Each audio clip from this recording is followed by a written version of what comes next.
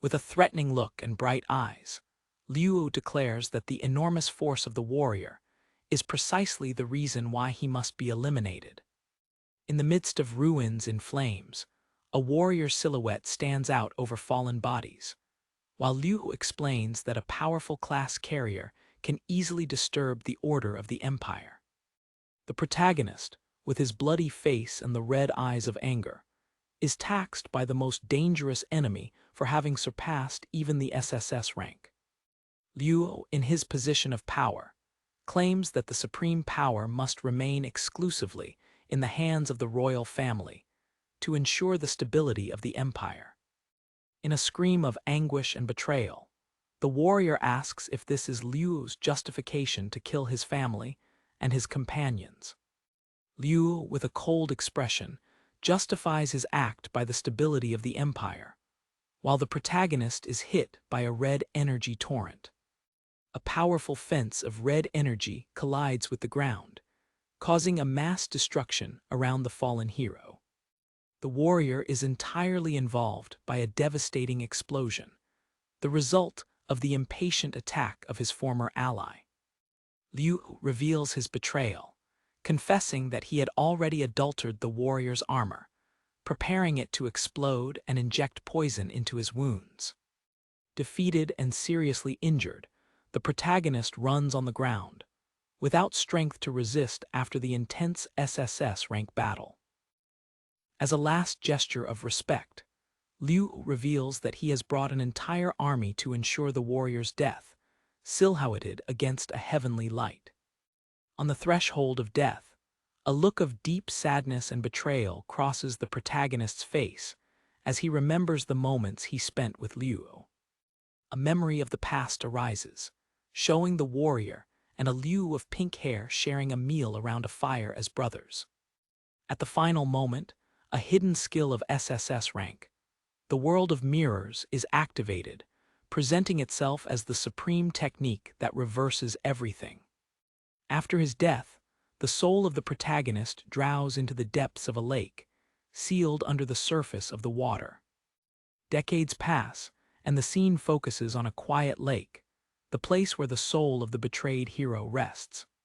A group of teenagers zombie a bound boy, hanging his head down on the lake, accusing him of pretending death. One of the aggressors, with a cruel expression, shakes the defended boy's stomach, irritated by his appearance. The boy is again immersed in the water, struggling to breathe and protesting that he was not pretending. The courageous laugh sadically, planning to extend the torture and hit him more, finding his expression fun. Under the water, the boy sweeps and coughs blood, reaching his physical limits. In despair, he asks himself why it is always he who has to suffer with this type of treatment. The silent scream of the tortured boy echoes in the depths, awakening the soul of the old warrior who rested there. A boy with glasses approaches and asks the aggressors to stop, warning that the victim is about to die. The leader of the courageous sees himself, surprised and angry with the interruption. With a smiling smile, the aggressor catches the boy with glasses, calling him a hypocrite because he has taken them to the victim. The mouth of the courageous turns into a rosnate of pure evil, while he intimidates the boy with glasses. Pressed, the brilliant boy tries to defend himself, saying he was forced, but the courage threatens him with the same fate. The hand of the aggressor strongly presses the garlic of the boy with glasses, ready for violence. The brave lifts the punch, ready to attack the brilliant boy for his courage. Suddenly, the aggressor, too, looking to the side with an expression of surprise and confusion. An intense and mysterious light begins to emerge from the lake, where the boy is still hanging, signaling the formation of a masmorra. Terrified, the courageous scream about the emergence of a secret kingdom and realize they need to escape immediately. As the aggressors flee, the brilliant boy runs towards the danger, determined to save the bound boy. The eye of the brilliant boy is fully focused on the boy who is still hanging, now on a bright portal. With urgency, he throws himself to unlock the wing and release the victim before it's too late. The lake is completely dry, revealing a sinister landscape of Masmora, and monsters begin to emerge from the shadows. While the brilliant boy fights with the wire node, monsters approach dangerously behind. A demon with a foice advances to attack the brilliant boy, who is distracted trying to release the other. In the last second, the boy who was bound, now possessed by the warrior, pulls the boy with glasses out of the path of the attack. The protagonist, now in the body of the young man, stretches his hand and conjures a skill, releasing a glacial energy. The system reports that a basic healing was used in the demon, but the operation failed, as the target's life was already full. Shocked and confused, the brilliant boy screams, without understanding why his colleague would be healing the monster. When the monster attacks again, the glass boy invokes an energy shield to protect himself from the blow. The protagonist accesses the character's information window and discovers he's in the body of Yun Chi, with the Chanter class. Feeling the energy of healing in his hands, Yun Chi confirms to himself that this is not his original body. It reflects on the rules of this world. By getting in touch with a Masmer, a person receives a random and immutable initial class. Through the exploitation of Masmoras, individuals gain power and skills corresponding to their class, becoming stronger over time. Yun Chi remembers his final moment, the use of the skill, the world of mirrors, and his long imprisonment until he is awake by the boy's scream. He finally understands the situation. His soul resurrected through the body of the young man who was dying. A certain smile arises on his face. He is grateful for this second chance to seek his revenge. The brilliant boy, while defending himself from several monsters, asks for help, saying he can only deal with 3 to a maximum. The protagonist evaluates the situation with a cold look, aware that his new body is extremely weak for the fight. Analyzing his new chanter skills, such as basic healing and control veil, he considers them completely useless for the battle. An illustration shows the role of a chanter as a support class, focused on healing, buffs, and control, in contrast to direct combat classes. He remembers how the chanter class has always been disregarded, surrounded by zombie shadows that represent the carriers of combat classes. Despite the weakness of the body, his veteran warrior instincts allow him to deviate from a monster attack with accuracy.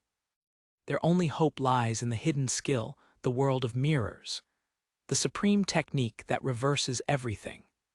He tries to use the skill in a demon that approaches, but still does not understand how to activate it properly.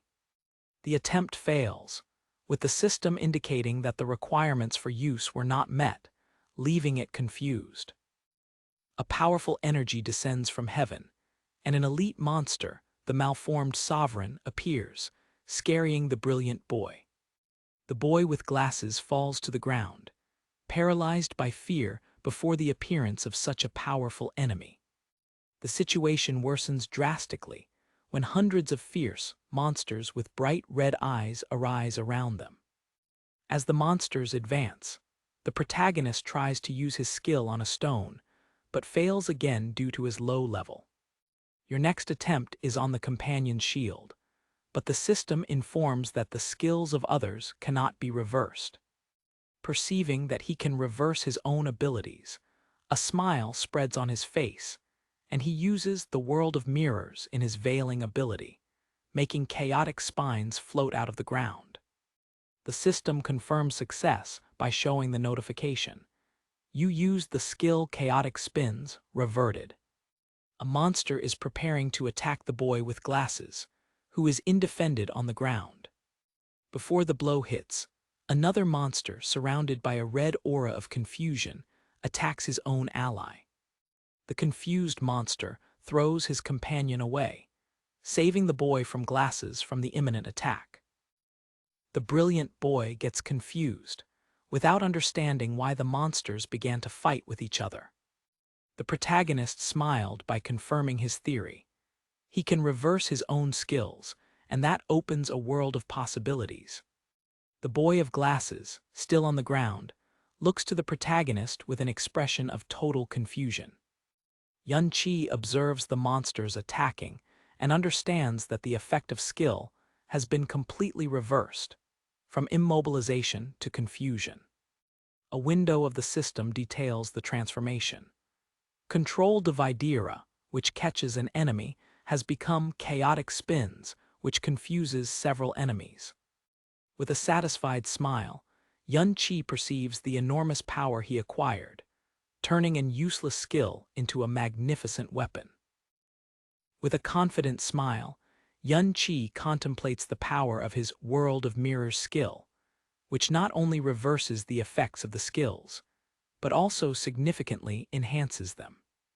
Encouraging a horde of dark monsters, the protagonist reflects on the duality of his skill, which goes beyond simply reversing the effects of his techniques. He emphasizes that if he had used the original version of the containment ability, the success rate would be low, and the duration of the effect would be only 1 or 2 seconds, maximum. With the sword in the midst of chaos, the young man concludes that the power of the original skill is not compared to his current level, leading him to consider what more could reverse. A system window details the basic attack line, a feature that costs 20 MP, lasts 30 seconds, and increases the attack power of a unit by 5%, disabled after using MP. With a gesture, he reaches the screen of his hidden skills, ready to explore the reversal potential of his other techniques. The system displays the reversed version.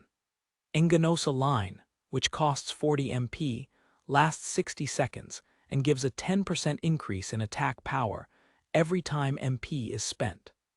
Emptying his sword now empty into a purple aura, the warrior activates the Enganosa line with a determined look.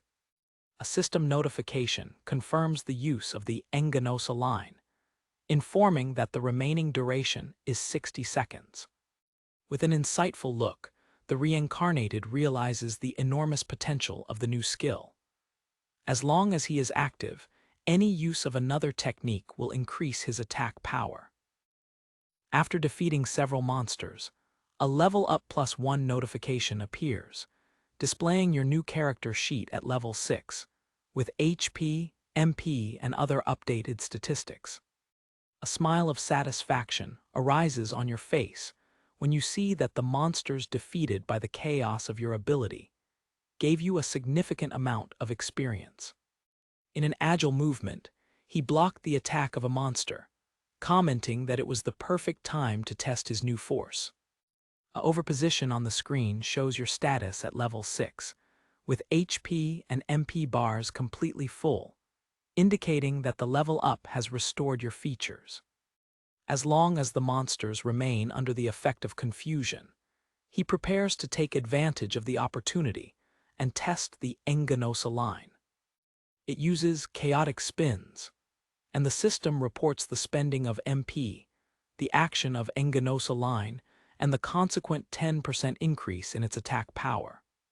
The protagonist continues to repeatedly use the skill, accumulating 10% increase in his attack power at each use, reaching a total bonus of 120% with the remaining 44 seconds. With his eyes shining with a purple energy, he focuses on a monster that approaches, aware of the overwhelming power he has accumulated. It deviates from the massive blow of Agro, and with superhuman agility, poses itself to a devastating counterattack. With a fast and precise movement, he takes a powerful blow, his slope brilliant intensely with the accumulated power. In a fluid sequence, he cuts the monster several times, demonstrating a speed and strength that leave a trace of energy and blood in the air. His companion of glasses looks at the scene, completely shocked and unable to process what is happening. With his eyes wrapped in shock, the boy asks if that is really Yun-Chi, wondered with his impressive agility.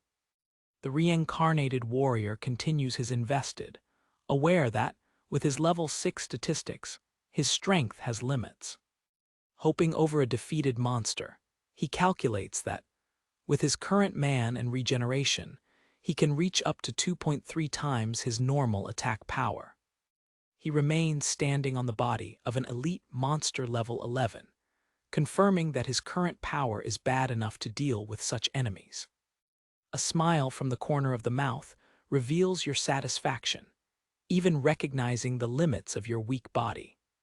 Suddenly, a giant hand emerges from the ground with a sinister red energy, breaking the earth and surprising the two young people. The hero's expression becomes serious as he observes the unexpected appearance of the new enemy. An imposing creature, the level 20 battlefield chimera, rises, with its status of power avassallators displayed by the system. Demonstrating its superior strength, the chimera effortlessly removes the smaller monsters that were still on the battlefield. In a single blow, the chief of the Masmer massacres the remaining goblins, cleaning the way to their true target. As his companion is in panic, the protagonist is surprised by the appearance of a hidden level 21 boss on a low-level Masmora. The chimera ferociously advances towards Yun Chi, ready to unleash a deadly attack. He tries to use chaotic spins in the chimera, but the skill is ineffective against the boss. A system notification reports that the operation failed, as the target is immune to the confusion effect. In the last moment, the glass boy plays in front of Yun Chi to protect him from the imminent attack. The young man invokes a golden energy shield, determined to block the blow of the powerful creature. Yun Chi's eyes are fit, surprised by his companion's courage and loyalty. A fugitive image of a blonde rider with shield arises in his mind, a remembrance of an old companion. The vision of the Loire rider represses him for risking himself, a painful memory of his past. The protagonist's look is deepened by recognizing the similarity between the act of his new friend and the actions of his deceased companion. The energy shield stumbles under the striking force of the chimera attack. The impact throws the boy of glasses violently on the ground, seriously injured. Seeing his ally in danger, the warrior runs in his direction, determined to save him. With his hand extended, he begins to channel his healing energy over his friend's wounded body. The system reports that basic healing has restored only 1 HP, but has activated the Enganosa Lamin effect. A critical remedies recover 5 HP, a value still insignificant, but that continues to accumulate power for your linen. He regrets the pathetic weakness of the Chanter class healing skill, while his companion is seriously injured. A notification shows that the attack power of the Enganosa line increased to plus 110%, with only 8 seconds left of duration. Analyzing the battlefield, he realizes that his current power is not yet enough to defeat the boss. Noting that the minor monsters are almost dead, he asks his companion to endure a little because it's time to finish the plan. The brilliant boy, still injured, looks at him with a confusing expression, without understanding his strategy. With an incredible speed, the protagonist advances and begins to remove the remaining monsters in a lame turbine. He continues to massacre the smaller creatures, taking advantage of the last seconds of the Enganosa line attack bonus. A system notification informs that your HP and MP have been fully restored, signaling another level up. He uses chaotic spins repeatedly, accumulating attack bonuses and calculating that he needs to conjurate the skill 40 times in 50 seconds. Continuing to conjurate the skill, he determines that he needs at least 400% attack increase to have a chance against the boss. Your goal is clear: to reach level 10 to have enough man to run your strategy.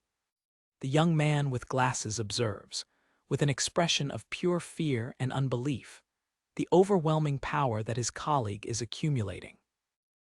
Multiple level-up notifications arise, showing their rapid progress by removing the remaining monsters.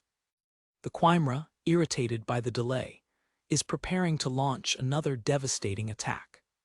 Involved in an aura of overwhelming power, the protagonist turns to face the boss, now ready for the real battle. His updated character sheet shows that he has reached level 12, with significantly greater statistics. The Enganosa line notification shows a plus 5-10% attack power bonus, with 9 seconds left. With a focused and determined look, he prepares to release all his accumulated power over the boss. He declares that his current strength is more than enough and advances, his hand glowing with a destructive energy. With a single precise and powerful blow, he amputes the arm of chimera, starting his final offensive. It folds a high-speed cutting torrent, involving the monster in a redemption of energy lights. In a brutal final sequence, he demolishes and completely destroys chimera before she can react. His companion, standing, observes the scene with the mouth open, completely atonized with the scattering victory. A bloody notification confirms that the level 21 boss was successfully removed. Unbelievably, the brilliant boy asks himself if he is dreaming of seeing a low-level chanter cleansing the mascara, while the protagonist rises more 3 levels at once. The final character sheet shows Yun-Chi at level 15, with even more improved statistics and 9 free attribute points. The system's final message confirms the boss's defeat and the successful conclusion of the Secret Kingdom. In the midst of the boss's remains, the two young people watch the bright items that fell as a reward for the victory. The system instructs you to collect the pulled, the fruits of your hard battle and bright strategy. He looks at his wounded companion and has sights of his past, remembering a lost friend who has sacrificed himself in a similar way. The image of the worried face of his new friend overlaps to the memory of his former crazy companion. The brilliant boy, still shocked, asks how he managed to become so strong suddenly. With a penetrating look, the protagonist internally questions the identity of his new companion's grandfather, surprised by the revelation. The reincarnated warrior looks at the young man with glasses, shocked to find that he is the direct descendant of Kaio Benben, a former companion. A memory of the past arises, showing the image of a younger Kaio Benben, whom the protagonist remembers as a small hunt. With a serious expression and bright purple eyes, the hero processes the surprising connection with his past through his new friend. The protagonist approaches his companion, cautiously asking about the fate of his grandfather, looking for news from an old friend. Visibly uncomfortable, the brilliant boy turned his eyes away, saying there is no need to answer if the question is uncomfortable. A close-up in the hero's eye reveals his intense concentration, as he thinks his friend's reluctance to talk about the past. In the midst of the destroys of the Masmorra, the young man of glasses confronts his savior, claiming with conviction that he was hiding his true strength all the time. Trying to change the subject, the brilliant boy catches his colleague's arm, insisting that they need to return to school for a visit to the memorial the next day. With a determined look, the protagonist agrees with the plan, although his mind is focused on discovering the truth about the past. Worried that your companion's curiosity can lead to suspicion, the reincarnated warrior decides to go together, thinking of being the best way to avoid more questions. With a thought profile, the hero sees the visit to the memorial as an opportunity to finally discover what happened to the world after his death. The scene moves to a modern and futuristic city, with an electric bond sliding through streets wrapped by a magnificent architecture, showing the progress of the world. Within public transport, uniformized students talk and laugh, thrilled on the way to the school excursion. In contrast to the agitation around, the protagonist and his friend sit in silence, each lost in their own thoughts. The warrior observes the landscape through the window, reflecting on how time actually advanced and the world has changed dramatically. He notices, with surprise, That technology has advanced to the point of using items from secret kingdoms to fuel vehicles such as the bonds. The view of the city reveals numerous innovations that he has never seen before, although some seem to him vaguely familiar with his exploration in past Masmoras. Accessing his system inventory, the hero questions the logic behind the rules of the new world, wondering if only monsters' items can be removed from the secret kingdoms. He equips the Chimera's bear ring, an epic level 14 item forged from the shore of the chief of the Masmora that just defeated. A historic picture depicts the devastation caused by dragons and monsters in a city, representing the era of the casters of the secret kingdom. A relief sculpture shows King Luo Wei leading his army on a horse, a monument to his leadership during the crisis. The artwork portrays a moment of betrayal, with a figure being punched, symbolizing the rebellion that followed the great victory. In the memorial hall, a teacher tells the story of a planned rebellion that took place in the same place. As he hears, the protagonist examines a book of skills in his inventory, realizing that now it is possible to market these items outside the Masmoras. The system screen shows the physical flexible ability, a reversed and permanent version that reduces the physical damage received. Leaving behind the Masmora that disappears in pixels, the hero reflects that any item not saved in the inventory should have disappeared along with the kingdom. With a thoughtful look, the reincarnated warrior tries to understand the new rules of the world and the events that took place after his death. The group of students reaches the magnificent Memorial Hall of Modern History, where an impressive statue of Luo Wei dominates the square. A teacher gesticulates for the students, indicating the beginning of the guided visit to the historic place. Students admire the statue of Emperor Luo Wei, acclaimed as the supreme ruler who put an end to the disasters of the secret kingdoms. As they climb the memorial stairs, the guide explains that, more than 50 years before, that place was the battlefield of a famous rebellion. Inside the hall, the teacher reveals that the brain behind the rebellion was Yun Qi, making the real hero hear his own name being defamed. In front of a wall that distorts the story, the protagonist closes the pins, feeling a silent anger for the Calunia. Involved by a dark aura, he remembers the truth. They were the ones who cleaned the SSS-level kingdom, only to be emboscaded later. The teacher, with a compounded expression, talks about the unimaginable pain of being betrayed in such a critical situation. With dramatic gestures, the instructor exalted the king's courage, who overcome the sadness and boldly struggled to suppress the rebellion. The mural portraits a hero called Ding Kun, credited for helping to suppress the rebellion, a name unknown to the protagonist. When he hears the name Ding Kun, the warrior's look stretches into curiosity and uncertainty because he has never heard of such a person. The hero turns his head, pressing the approach of unwanted figures from the recent past. The aggressors who tortured him in the lake arise, scared to see him alive, because they thought he had been swallowed by the newly formed secret kingdom. The courageous cajoled each other, concluding that a specialist must have cleaned the Masmer, and that the two survivors had a lot of luck. Other students gathered, curious with the conversation about the emergence of a new Masmora. The protagonist throws a cold look towards the aggressors, recognizing them as the responsible for the torture of the former owner of their body. The crowd of students is agitated, commenting on the rumors of a new secret kingdom and the danger that it represents. Two students are watching from a distance, expressing their surprise that Yun Qi and his friend have survived the incident.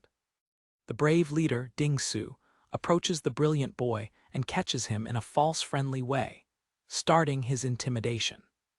The young man's face is filled with panic as the aggressor throws threats in his ear. With a cruel look, Ding Su accuses him of almost killing them by dragging them to the danger of the secret kingdom.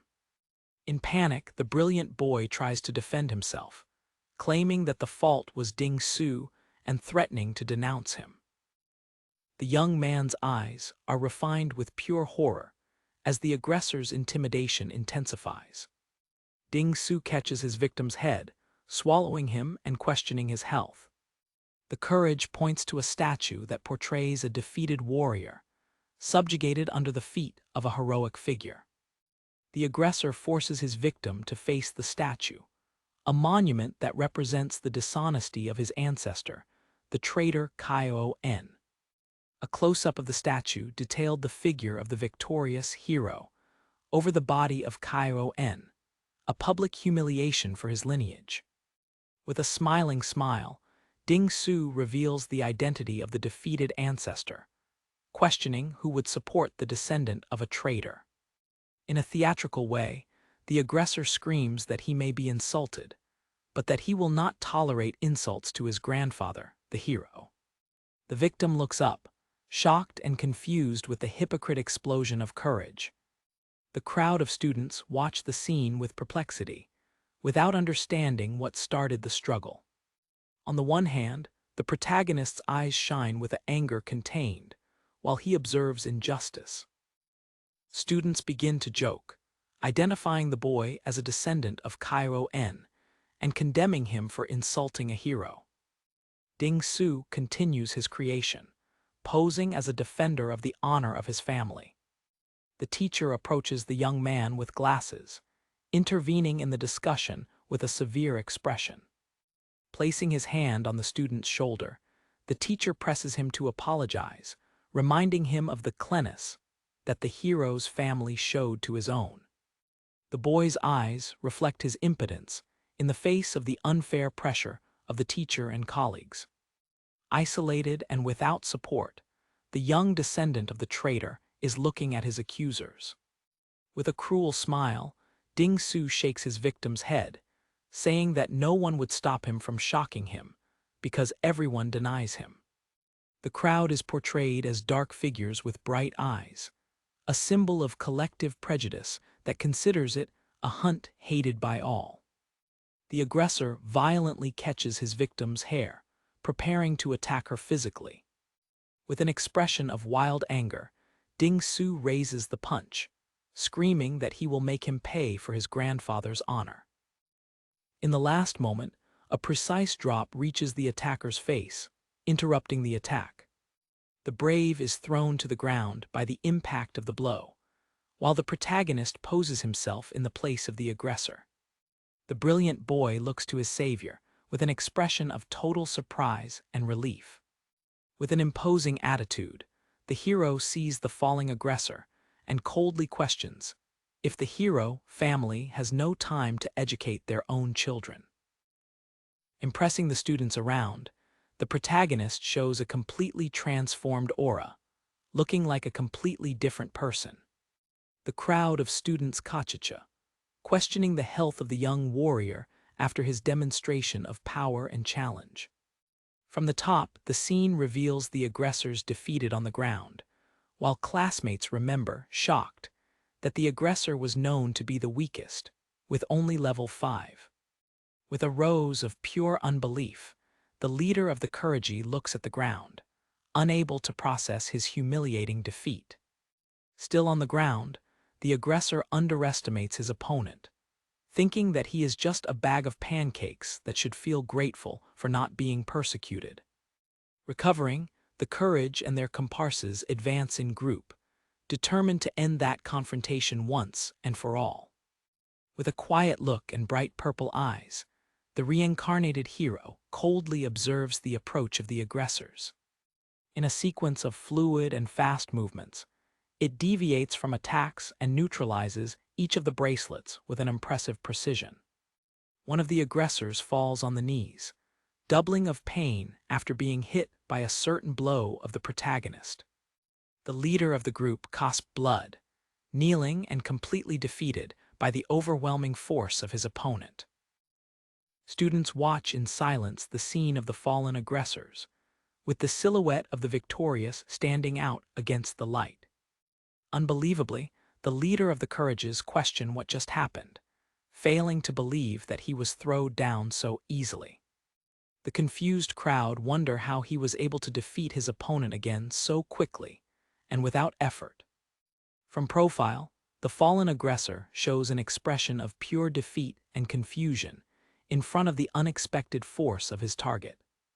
Angry by humiliation, Ding Su refuses to accept the defeat for a level 5 support and activates the Fury skill, increasing its attack power by 25%.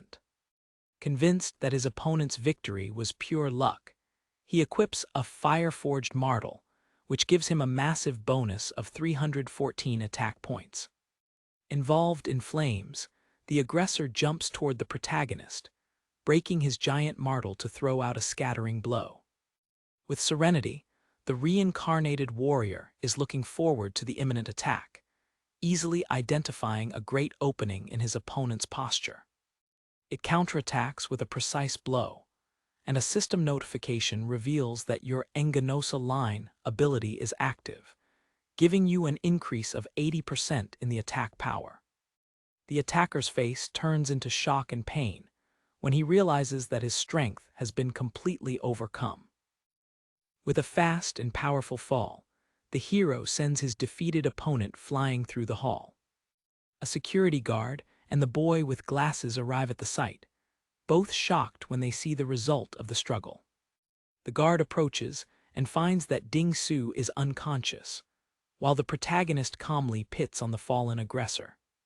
Students comment on the impressive speed of the struggle, even without believing that power belonged to a level 5 student.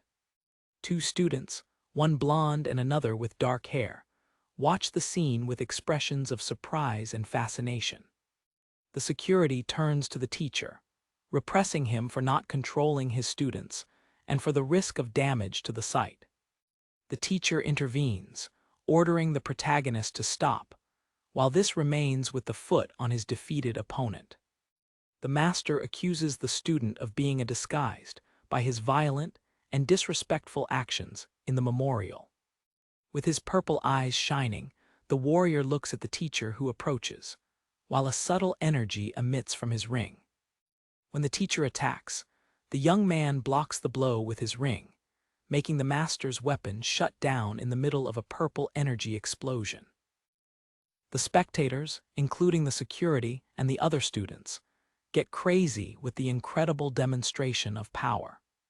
Involved by a purple aura, the protagonist confronts the teacher, questioning his alleged impartiality and accusing him of trying to please the hero family. The teacher, angry and sweating, screams for him to stop talking absurdly, vehement denying the accusation. Shocked, the master looks at the student's ring, without understanding what kind of powerful equipment would be able to do so.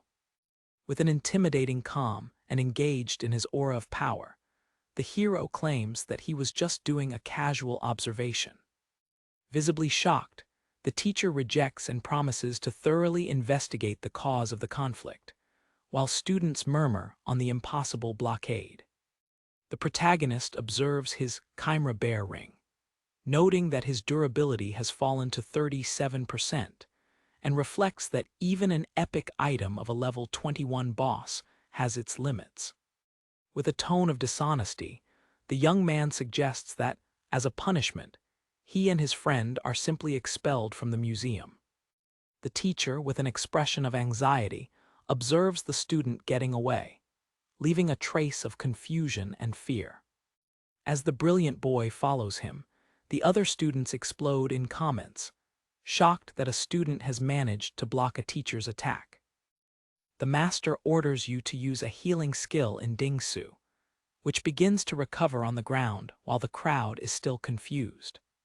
The two young men descend the stairs, leaving behind the memorial hall and the chaos they caused.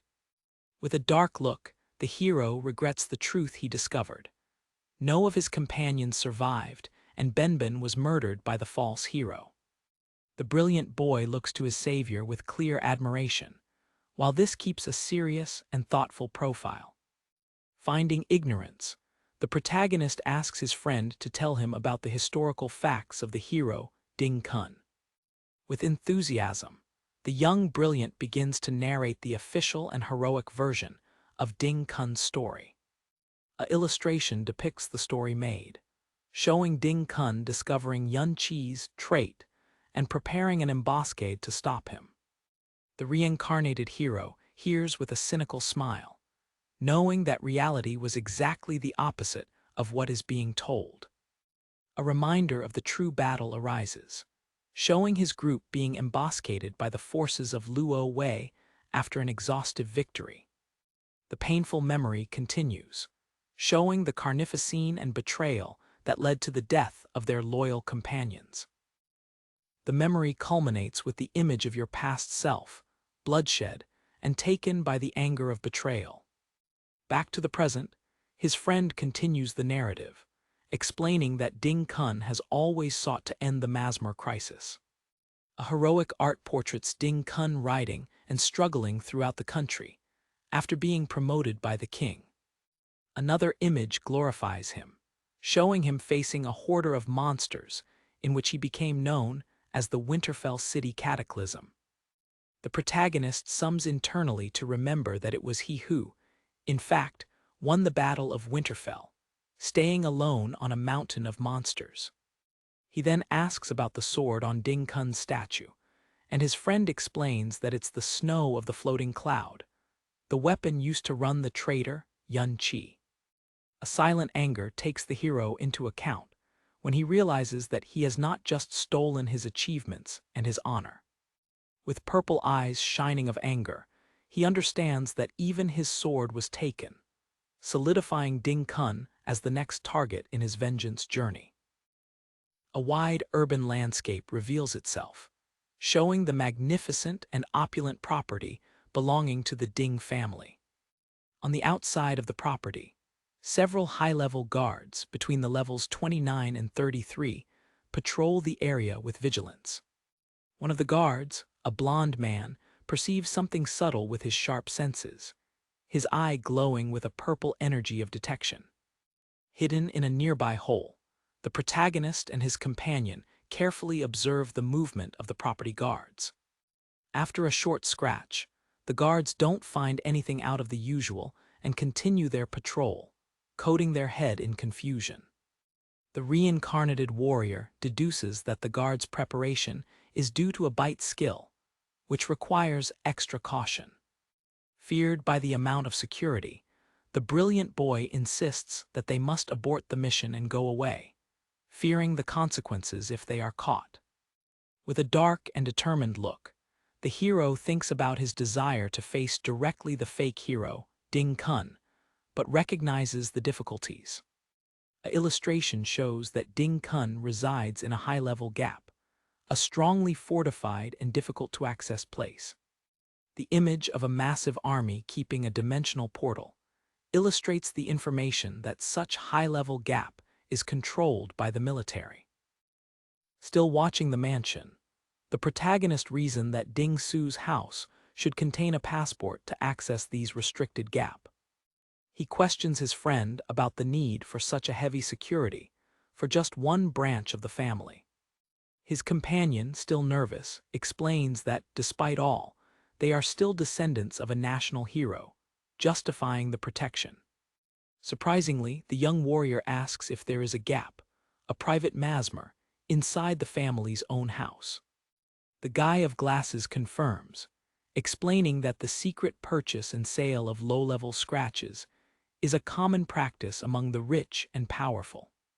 It adds with a resigned tone that, for people without power and influence, possessing such a resource is an irresistible dream. A contrasting image shows ordinary students training in rows, while your friend explains how privileged people can freely train in their private masmoras.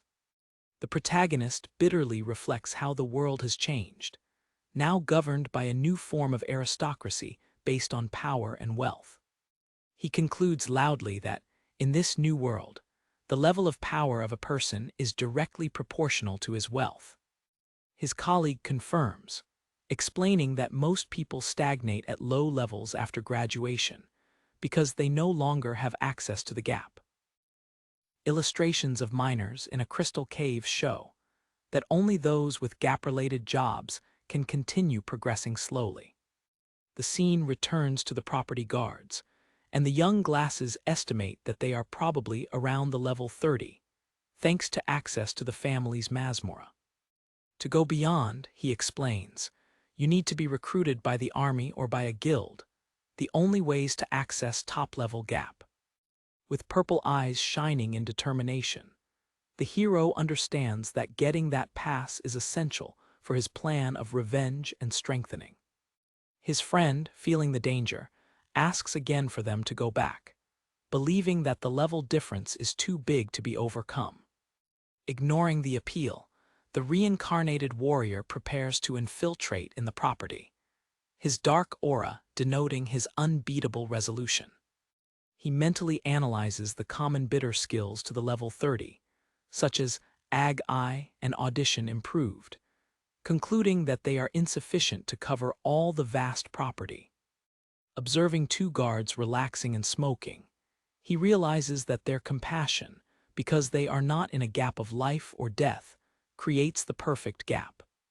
In a comic reaction, your companion becomes angry with the implication that he is crazy or scary. The protagonist looks at his friend and claims that, compared to the almost perfect patrol networks of the high-level Masmoras of his past life, the security here is much more relaxed. Getting his friend in panic by the shirt throat, the hero pulls him towards the wall, ready to invade. With a confident smile, he challenges him, questioning his desire to really want to change life. The brilliant boy admits that yes, but he planned to do it safely after joining a guild. The warrior confronts him with the hard reality, asking if he really believes that a guild would accept or change the fate of the traitor, Cayenne. Touched by the truth, your friend remains silent. The sweat runs through your face as the hard reality of your social stigma reaches you. With a decisive move, he pulls the boy over the wall, declaring that the fate can only be changed in the present, not with uncertain bets in the future. Within the property, the protagonist goes away, claiming that he will not let the opportunity of the gap pass, and leaves the decision to follow him to his companion. From profile, the hero asks himself if the descendant will make the same courageous choice that his ancestor did in the past. Breathing deeply, the young man with glasses raises his eyes. The hesitation in his face is being replaced by a new determination. Taking his decision, he climbs the stairs, choosing to follow his new and enigmatic ally on the dangerous path. The protagonist silences him, informing that he has not detected bitter skills of the type of invocation, which facilitates the infiltration. They observe from a high point the guards patrolling the courtyard, planning their route to avoid the vision lines. With agility and accuracy, the hero guides his companion over the roofs, moving through the shadows to avoid detection. In a fast and coordinated movement, they descend to the inner yard, managing to successfully infiltrate into the heart of the property. The boy with glasses looks around, surprised and relieved by having managed to enter without being detected. In front of them, a rose and unstable portal pulses with energy. The underground gap, the Ding family's private Masmor.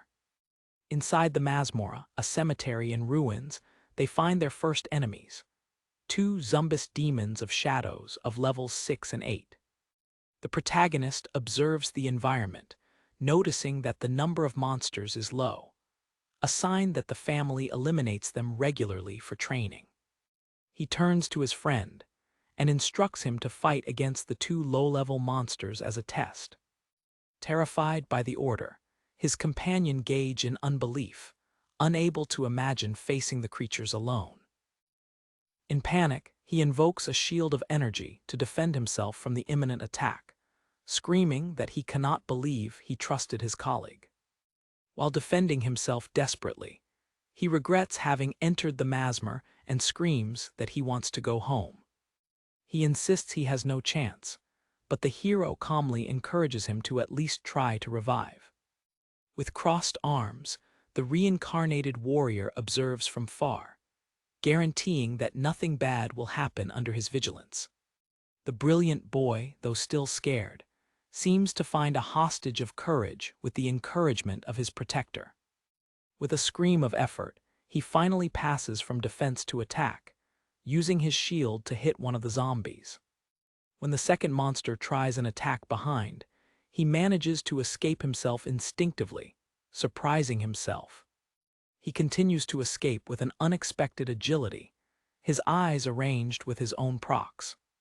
The protagonist observes with approval, recognizing the innate talent of his friend, overwhelmed only by his timidity and panic. Despite his lack of experience, the young man moves with a subconscious precision, defending himself from the attacks of monsters. Your spatial perception keeps you relatively safe, seeming to be in constant danger, but avoiding significant damage. However, the strength of the monsters is too much for him, and his energy shield begins to stumble under the strikes, making him scream that he doesn't stand anymore. At the moment his defense fails, the protagonist enters action. His laminate involves pure energy and destroys the two zombies in a bit of eye. In the midst of the defeated bodies, the glass boy looks at his status screen, shocked when he sees he has risen to level 7. The hero explains that the experience is divided on the basis of the contribution, and that he'd have earned a lot if he had not actively imbalanced the monsters. He now pushed the rancorous bone line, a sinister weapon forged from a foam bone with a significant attack bonus. Intrigued with the agility of his friend, the protagonist asks how he distributed his attribute points. It expresses its surprise, as shielders generally do not invest in agility, focusing on defense and resistance. His companion explains that at school, no one wants to wait for a slow tank, so he had to adapt to find a group. With a breath, the reincarnated warrior advises you to adopt a long-term perspective in his development. It uses the advanced class, Fortist Bastion, as an example, explaining that it has specific attributes pre-requirements that cannot be ignored. The brilliant boy argues that most people never pass the level 40, so planning for the level 60 class promotions, or S ranking, seems an exaggerate. Placing a firm hand on his shoulder, the protagonist looks at him seriously. With a confident smile, he declares that, from that moment, his friend can and should start thinking about achieving the S rank. His companion's eyes are shaken in shock when the hero adds, "No, far beyond the S rank."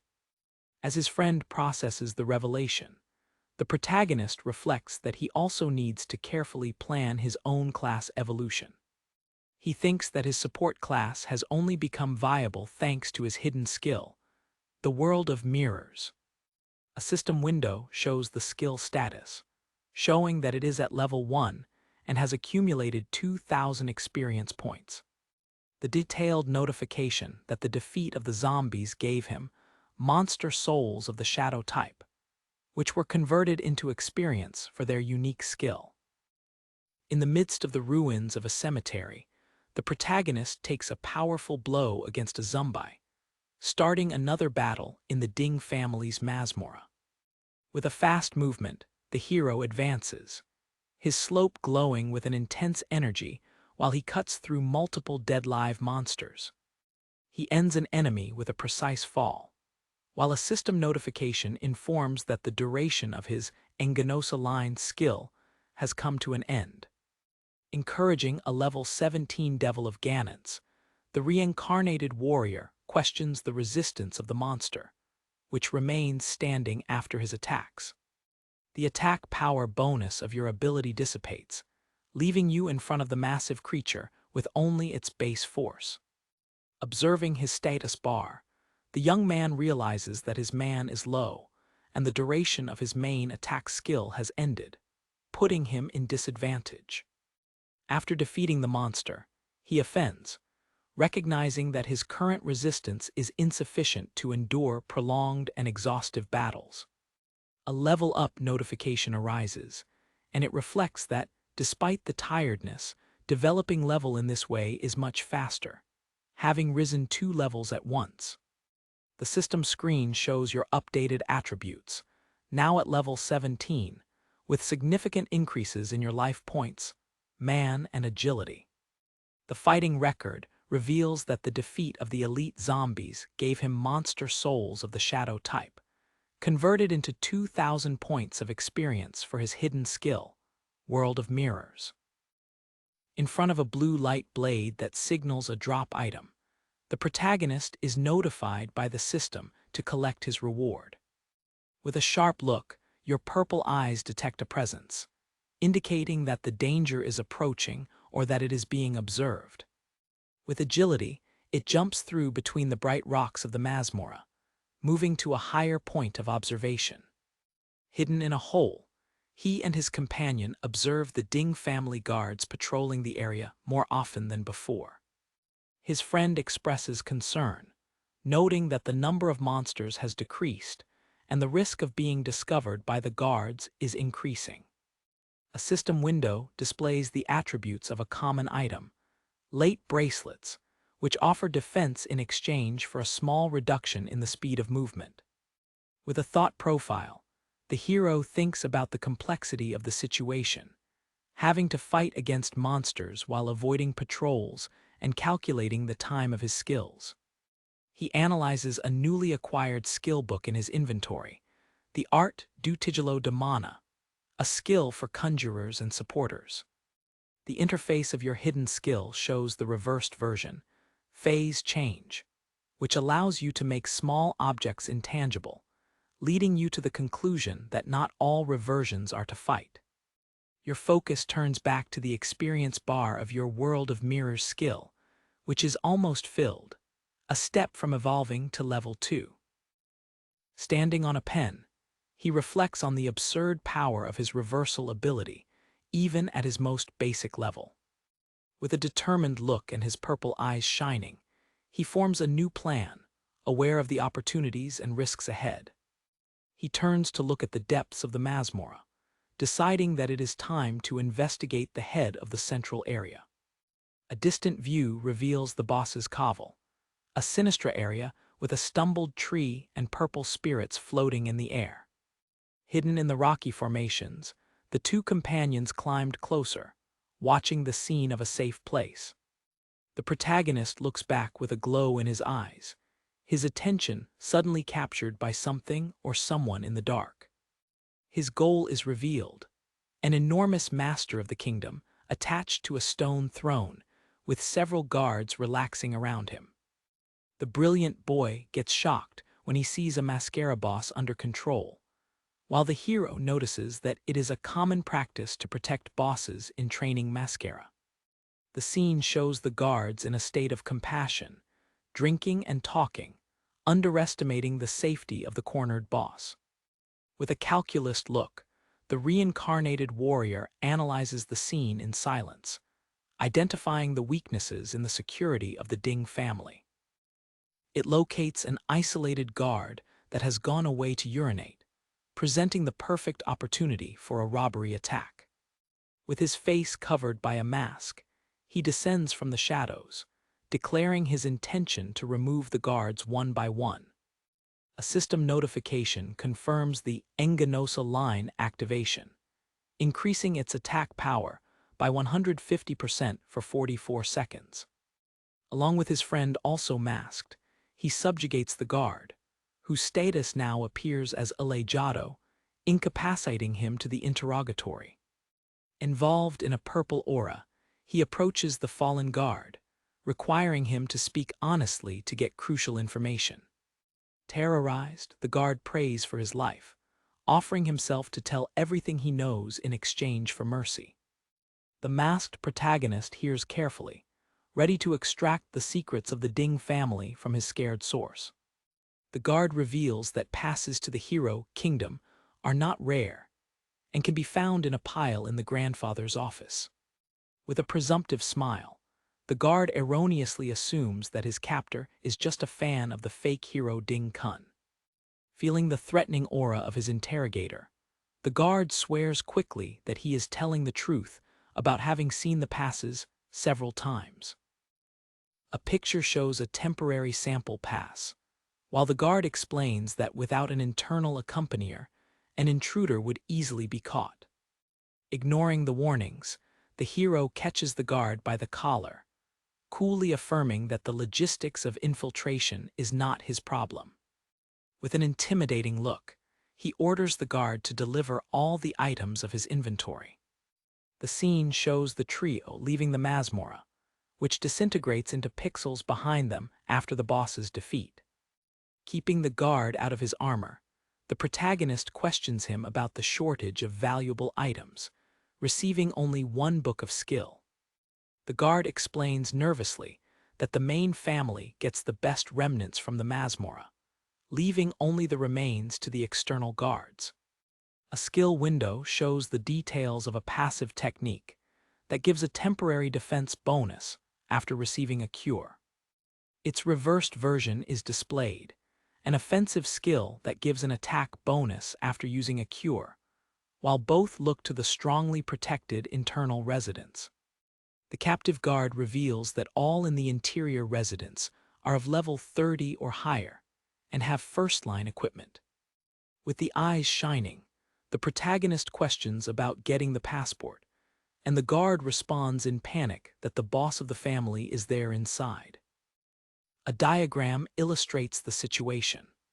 The head of level 42 in the internal residence, they in the courtyard, and the master of the kingdom imprisoned in the underground.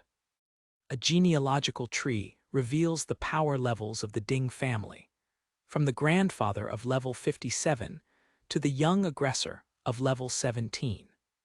The reincarnated warrior processes the information about the tremendous strength of the family leaders, their final targets. After leaving the guard unconscious, he turns to his friend, who now wears the guard's armor as a disguise.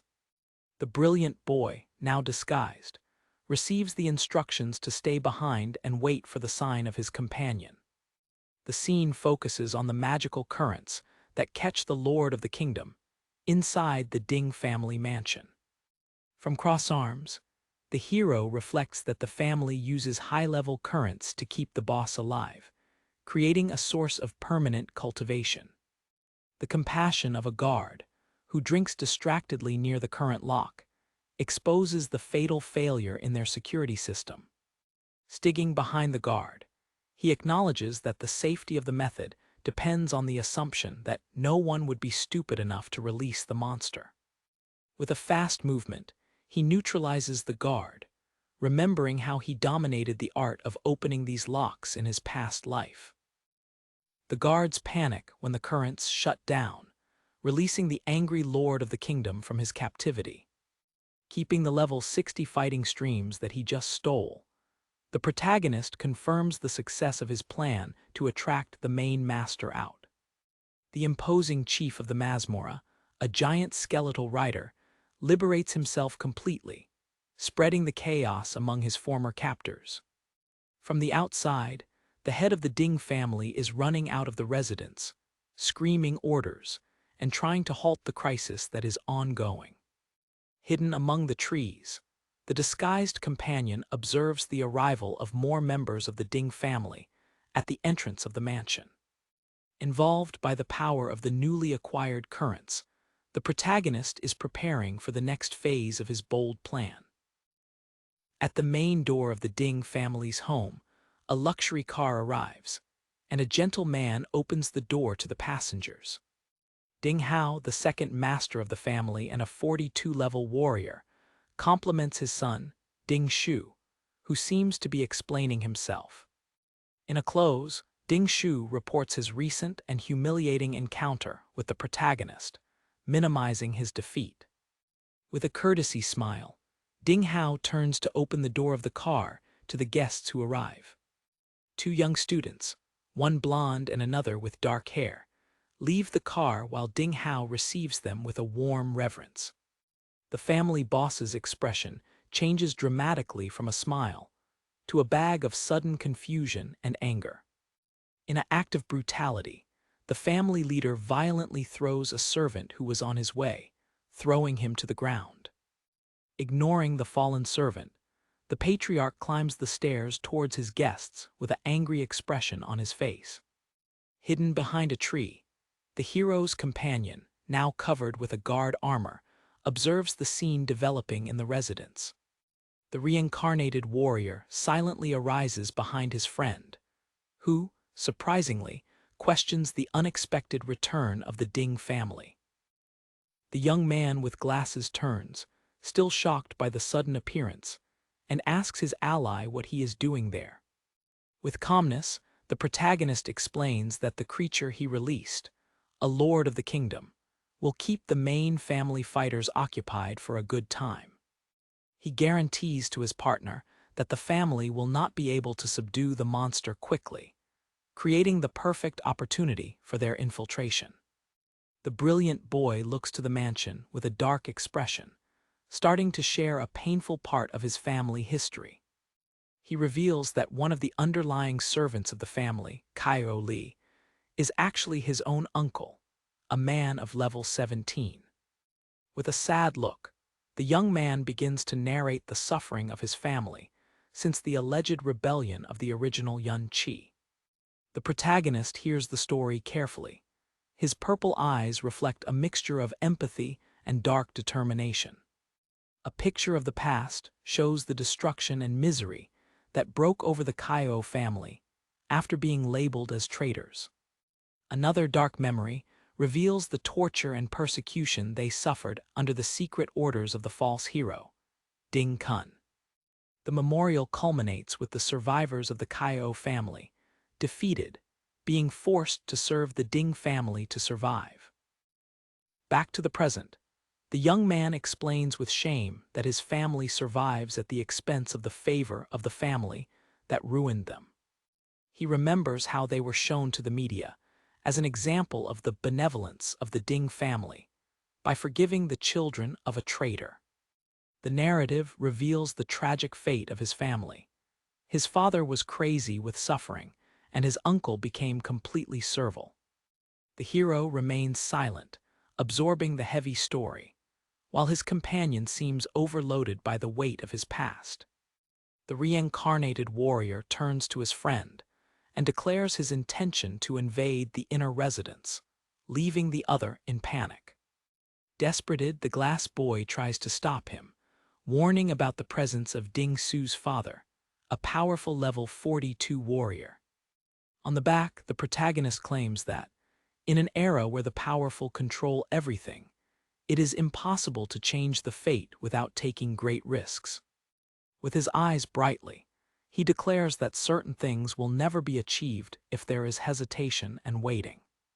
He looks at his ally and offers help to change his fate, but he points out that the decision to act must come from the younger himself. Still crazy, the boy argues that they are just two against an immensely powerful noble clan, questioning their chances. Ignoring the hesitation, the hero begins to walk towards the residence, leaving his companion behind. He reveals his final ambition. His true target is not only the Ding family, but the entire empire, leaving his friend attonite. Inside the mansion, Ding Hao relaxes on a sofa, calming himself about how the Masmer's boss managed to escape. The young blonde, one of the guests, educatedly offers to visit at another time due to the emergency ongoing.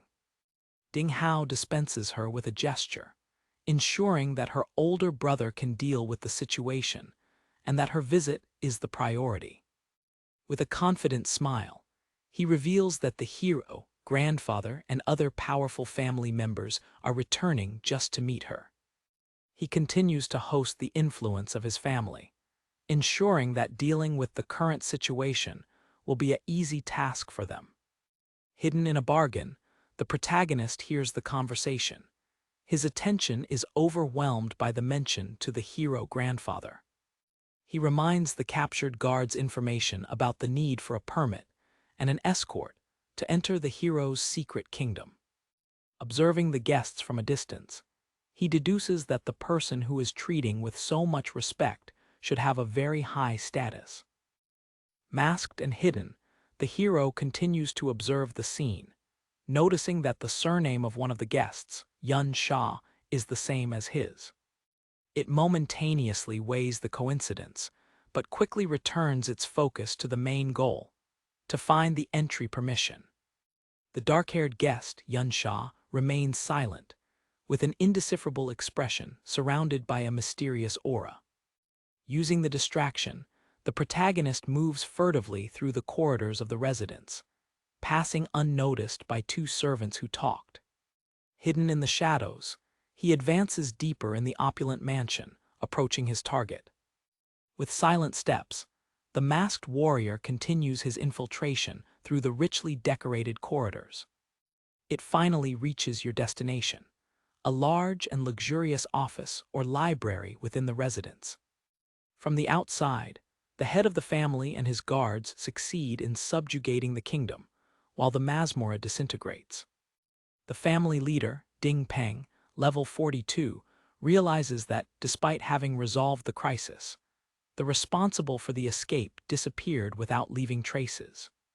Worried about the safety of his guest, he orders his men to completely isolate the inner residence. With a serious look, the patriarch emphasizes the need to protect the young man at any cost, without allowing anything to disturb her. Inside the office, the protagonist searches for the writer, but finds the empty boxes, feeling a point of frustration. Remembering one of his new skills, he activates the face shift, making his hand shine with energy. Her hand crosses the massive wood of the writer, revealing a secret compartment hidden inside her. A system notification details the phase shift ability, which allows to make objects of the size of roofs intangible for a short period of time. He opens the secret box and finds its content, a pile of diaries and valuable books. With a triumphal look, the masked hero examines the items he found in the family's hiding. Leaving a diary on the side, he discovers the real treasure, a collection of books of rare and powerful skills. One of the books contains the ability Low Light, a support magic capable of reducing the speed of all enemies in an area of 20 meters. An air view shows the inner residence now completely surrounded by dozens of guards in maximum warning. Hidden in the forest, the hero's companion observes the growing number of guards with panic, fearing that his friend will be captured. Terrified, he realizes that the situation has become extremely dangerous, and that if the protagonist does not leave soon, there will be no escape. Fear paralyzes you as painful memories of your family's suffering flood your mind, awakening your instinct to escape. A vivid picture of the past shows the persecution and torture that his family suffered in the hands of his oppressors. Dominated by fear, his first impulse is to escape and save himself, but he closes the hole in conflict. His hesitation is interrupted when a guard comes dangerously to his hiding, forcing him to make a decision. The words of your ally echo in your mind. I can help you change, but you have to make your choice first. Taking a brave decision, the young man releases a loud scream, deliberately attracting the attention of all the guards. Alerted by the noise, the guards looked in the direction of the sound, one of them with an expression of surprise and anger.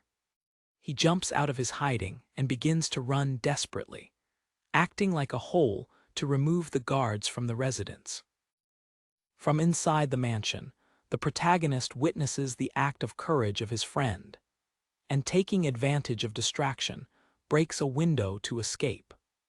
Landing from the outside side, he provokes the guards, announcing that he is with the stolen items and challenging them to catch him. Angry with the courage of the intruder, the guards leave their positions and begin to pursue him en masse. A system window displays the details of the slow light ability, which costs 50 manas to decrease the speed of the enemy in 20% for 60 seconds. Using the reversed version of the stolen skill, the protagonist accelerates his own and his friend's speed, leaving the persecutors behind.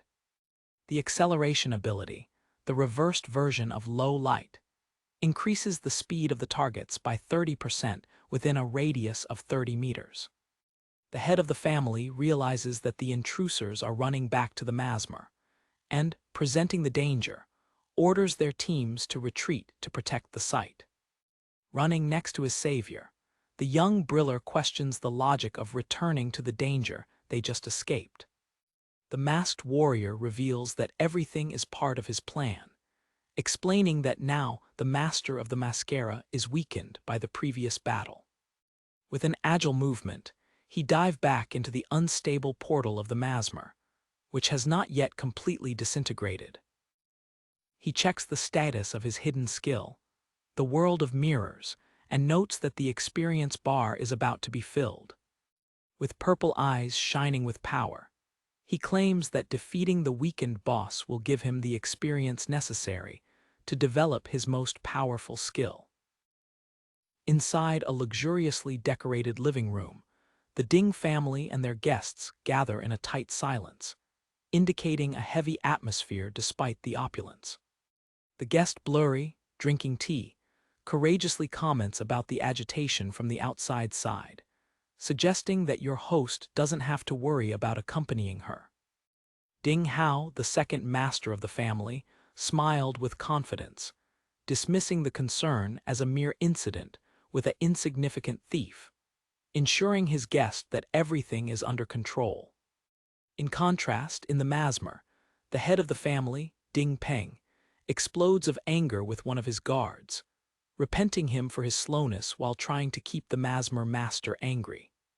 The masked protagonist moves with an incredible speed, overcoming the Ding family guards who desperately try to stop him inside the chaotic Masmer. With purple eyes shining in determination, the hero observes his surroundings as he approaches his target, the weakened Masmer head.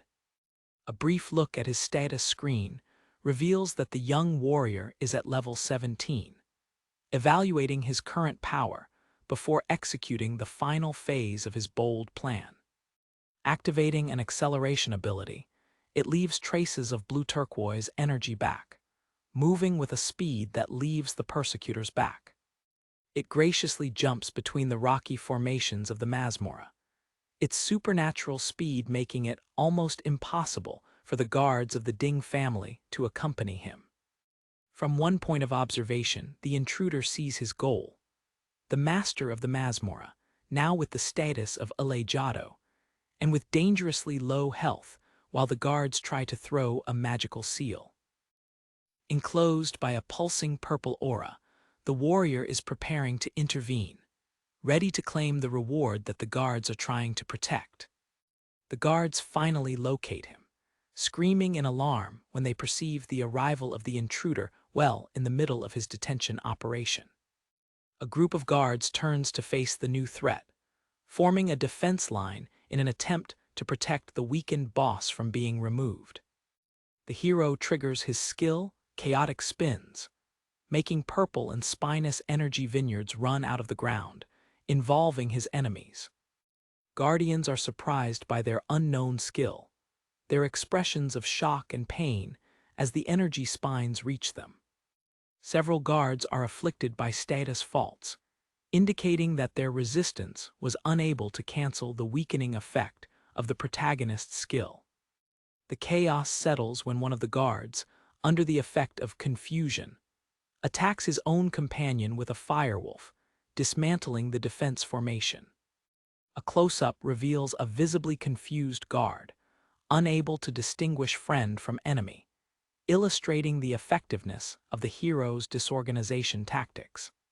Enjoying the disorder, the young man moves quickly through confusion, passing untouched by the unorganized defenses. With fluid agility, he stretches through the guards in panic, his way to the chief of the Masmora now completely free. The guards scream in frustration, questioning why their control skills and shields failed to stop the unpleasant advance of the only intruder. With a dishonest look, the masked warrior judges the lack of coordination of his opponents, considering them nothing more than a rail. A captain of the guards desperately tries to gather his men, ordering them to keep calm and focus on holding the only opponent. The protagonist advances with his bright slope, ready to break the final blow and claim the chief's valuable experience. The head of the Ding family comes to the scene, angrily ordering his men to delay him, preparing himself to deal personally with the intruder. Ding Peng, a level 42 warrior, engages in a fire aura and jumps in the air, preparing a devastating attack on the protagonist. An extreme close-up in the purple eyes of the hero shows his calmness and focus, fully prepared to face the frontal attack of the powerful boss of the family. The young man reveals his throne, pushing the level 60 fighting currents he previously stole to use as an improvised shield. He acknowledges that, although he cannot equip the currents due to the level difference, their inherent durability to a level item 60 is more than enough for what he planned. The magical currents collide with the flaming attack of Ding Peng, creating a massive energy explosion that illuminates the cave. Using the power of the impact in his favor, the protagonist is thrown back, breaking the seal circle that the guards tried to keep around the master of the Masmorra. He lands perfectly in front of the allayed boss, provoking the angry patriarch of the Ding family to give him a convenient corona. Ding Peng screams of anger, realizing that he was deceived and that his own attack was used to help the intruder reach his goal. Declaring his intention to steal the boss's experience, the hero takes a precise and powerful final blow, eliminating the weakened Masmor. The massive body of the Mascara Master explodes in a rain of blood and fragments, marking its final defeat in the hands of the intruder. A system notification confirms the success of the warrior, who jumps 3 levels at a time, reaching level 20 and gaining 9 attribute points. Immediately afterwards, another crucial notification appears, informing that his hidden skill, the World of Mirrors, has reached level 2. The system screen confirms that the experience of the glass world has been maximized, resulting in the evolution of the skill. With the face surrounded by anger for having the boss's death and the experience stolen, Ding Peng advances with his fist in flames. The protagonist remains quietly in front of the monster's body, while the remaining guards move forward to capture him. In the last second, Ding Peng's attack passes harmlessly through a residual image of the hero, which examines his new skill before he disappears. As the attack reaches the emptiness, the young man activates the newly acquired power of his level 2 skill, completely disappearing from everyone's sight. The guard stops in confusion, looking at the place where the intruder was now empty, unable to understand his sudden disappearance. The warrior finds himself in a completely new dimension, a crystal and etheric version of the Masmorra, the true World of Mirrors. He observes the ghostly and translucent forms of Ding Yi and the other guards, who are completely alien to his presence in this parallel dimension. A system temporizer informs that it can stay in this dimension with the walk in the mirror ability for 30 minutes, giving it time to explore its new power. The protagonist enters an etheric and crystalline dimension of blue-green color, the World of Mirrors, revealed by his newly evolved skill. Within the parallel dimension, the warrior observes the ghost-magoric and translucent forms of the Ding family guards, who remain completely alien to their presence. A system notification indicates that it can stay in this dimension for 30 minutes using the Walk in the Mirror ability, giving you time to explore your new power.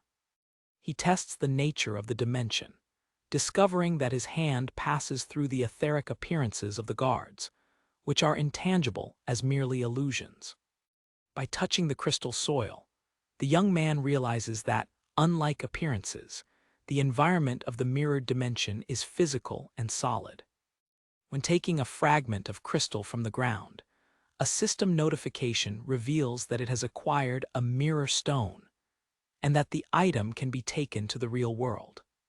Keeping the stone, the hero begins to understand the real magnitude of his evolved ability, which allows him to extract physical objects from the mirror size. A golden light emana from his hand as he accesses the interface of his ability to investigate the new features that have been unlocked. The system screen shows a long list of new skills, such as invisibility and force field gale, although most are marked as inactive. Intrigued, he points to the inactive status next to one of the skills, questioning why he cannot use them immediately. A system message clarifies the situation. The corresponding main body skills have not yet been learned in the real world. The boy understands that the list shows the reversed versions of all the skills he can learn, revealing the future potential of his power. With a certain look, he realizes that the reversal power of level 1 was just a small part of the real potential of his skill. Sliding through the extensive list, he sees that now he can strategically plan his path of evolution, knowing exactly what skills to obtain. As he thinks about his future, a sudden presence draws his attention, making him look back with a mixture of surprise and warning. In the crystalline landscape, he sees a weak and floating humanoid shape of blue-green color, which seems to be a soul stuck in this dimension. The young man asks if other souls would also be stuck in this strange world, intrigued with the unexpected discovery. Suddenly, the peaceful soul turns into a skeletal and aggressive creature, surrounded by green flames, which advances to attack him. Surprised by the attack, the reincarnated warrior disembowels his purple energy slope, preparing himself for the fight against the dead-live creature. With a single and fast blow of his linen, he easily cuts the skeletal creature, which does not show itself very resistant. After defeating the dead-live being, the protagonist is preparing to continue his exploration, but a new system notification interrupts him. His purple eyes fix on the window of the system that emerged after the monster's defeat, revealing a new and unexpected mechanics. The notification offers a death-live contract, allowing you to link the defeated soul so that she fights for it in the real world, with a limit of 20 contracts. The masked hero processes the new information, realizing that his skill now gives him power of necromancy. Keeping the mirror stone, he understands that the evolution of his ability allows him to bring not only items, but also an army of dead live from the mirror world. Observing the vast crystal landscape, the young man smiles, recognizing the enormous potential that the mirror size and its inhabitants offer. Back to the real world, the Ding family guards are in a state of shock and confusion, as the private Masmora disappeared after the boss's defeat. A captain questions how the intruder managed to disappear so completely, speculating whether it was a high-level robbery skill. A specialist of the Ladino class rejects the theory, explaining that furtivity has limits and would not allow such a perfect and instant disappearance. Frustrated by the lack of answers, another captain catches the expert by the collar, requiring to know how the invader escaped from so many guards. In the midst of the anger of the patriarch Ding Peng, who represses his men, the protagonist silently reappears in the same place where he had disappeared. The sudden reappearance of the intruder catches the head of the family and his subordinates of surprise, his faces turning into a mixture of shock and anger. Silently, the masked warrior notes that his time in the mirror dimension has ended, confirming that he returns to the exact point of his entry. Recovering from the shock, Patriarch Ding Peng rouge of anger, ordering his men to capture the bold invader. In front of the new invested, the hero raises the hand, from which a green light emits, and declares that, after being attacked, now is his turn to revive. Using his new power, he invokes a horde of skeletal warriors surrounded by green flames, who emerge to confront the guards. The soldiers of the Ding family fall back in terror in front of the army of living dead, questioning the nature of the ghost creatures. One of the captains tries to restore the order, screaming for his men not to panic, claiming that they are just common dead-live monsters. A guard is preparing for a difficult battle, blocking the attack of one of the skeletal warriors with his shield. For his surprise, a life bar reveals that the creature is only of level 20, the same level as the invoker. The patriarch's face turns out of anger when he sees the continued hesitation of his men, despite the apparent weakness of the enemies. To motivate them, the family leader promises an increase to everyone who will help capture the intruder, reacting the courage of the guards with the promise of reward. When the guards turn their attention to the invocator, they find that he has disappeared, having used his dead-live army as a distraction to escape. Observing the battle from far, the hero concludes that his current army is too weak to be decisive, requiring stronger souls. He imagines the power of the top-level dead-live, knowing that with them, the unorganized guards of the Ding family would not have the least chance. The boy thinks about his limitations. As he hired the 20 strongest souls available in the limited area he managed to explore. He remembers that he has reached an exploration barrier in the world of mirrors, realizing that he will need to enter the dimension of different places to find more powerful souls. His strategic thoughts are interrupted when he sees a new scene developing in the nearby forest. He sees his companion, who acted as an Iska, being hunted by 2 Ding family guards who found him hidden. Without hesitation, the protagonist jumps from the shadows to intervene, catching the face of one of the guards who threatened his friend.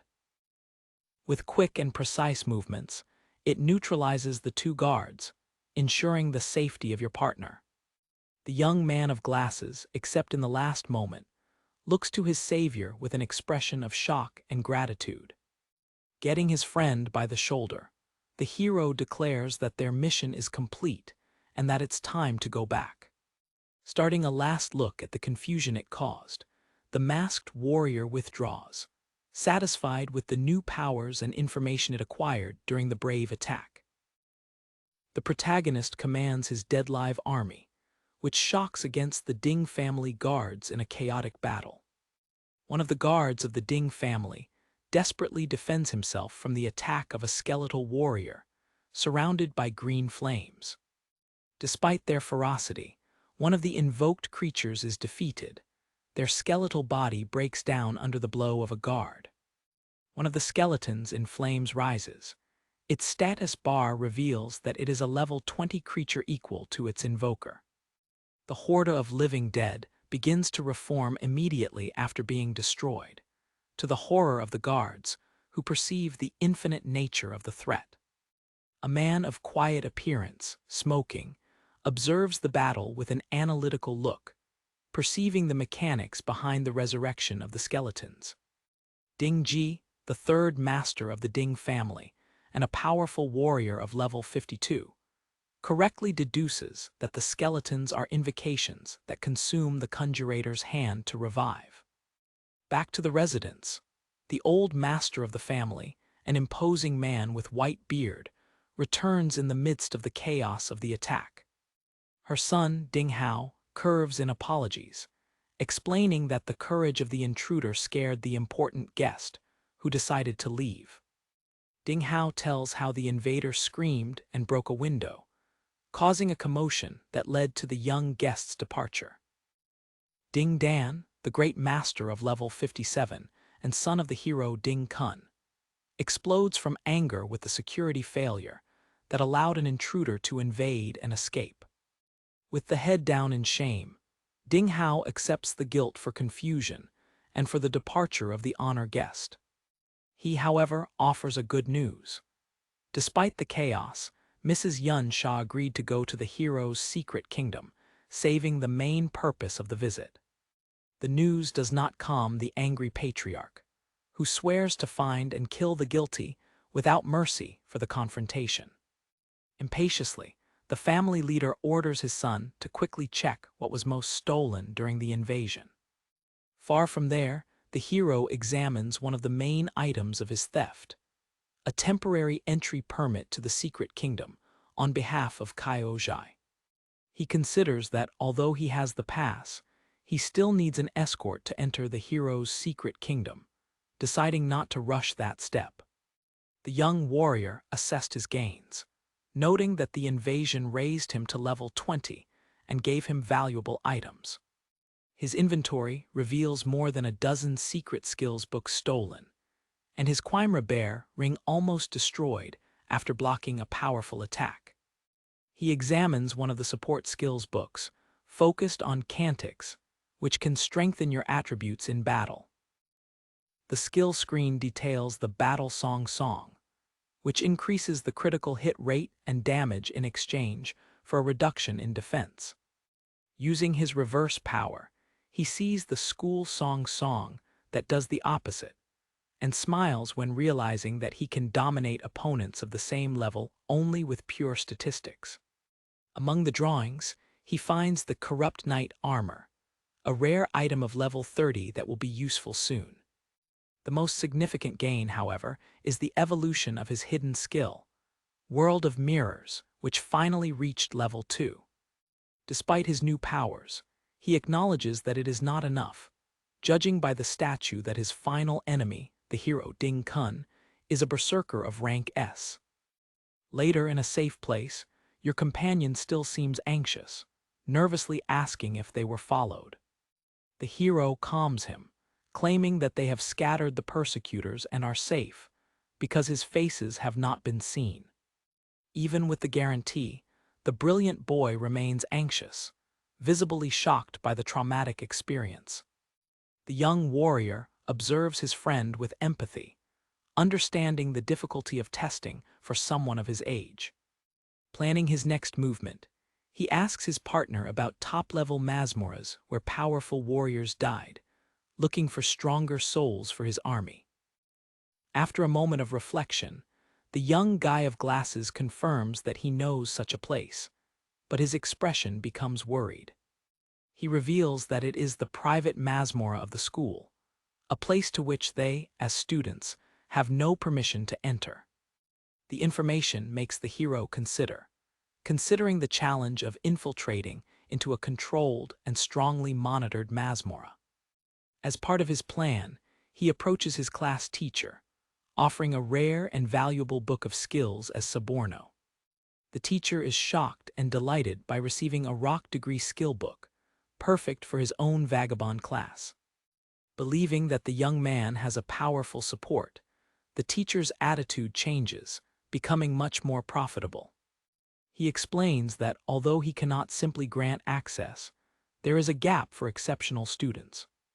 Convinced of the boy's potential, the teacher promises to use his influence to recommend the young and get him a vacation in the Masmora exploration team. The plan works, and the protagonist joins a group of students at the entrance of the school's Masmora, a bright pink portal. The other students are excited, some expressing gratitude for the hero gift that gave them the chance to enter the Masmora. By passing through the portal, the hero feels a strange discomfort, a feeling that something is fundamentally wrong with that Masmor. The teacher explains with enthusiasm that that is the place where the hero fought, and that traces of his power can still remain there. Alongside, his companion hears with a dark expression, recognizing the place by the fake history of the Empire. He realizes with horror that that is the Masmor where, according to propaganda, the hero Ding Kun killed his own grandfather, the traitor Cayenne. Knowing the dark truth, the young man of glasses hesitates, in conflict about whether or not to reveal the true and tragic story of the Masmora to his friend.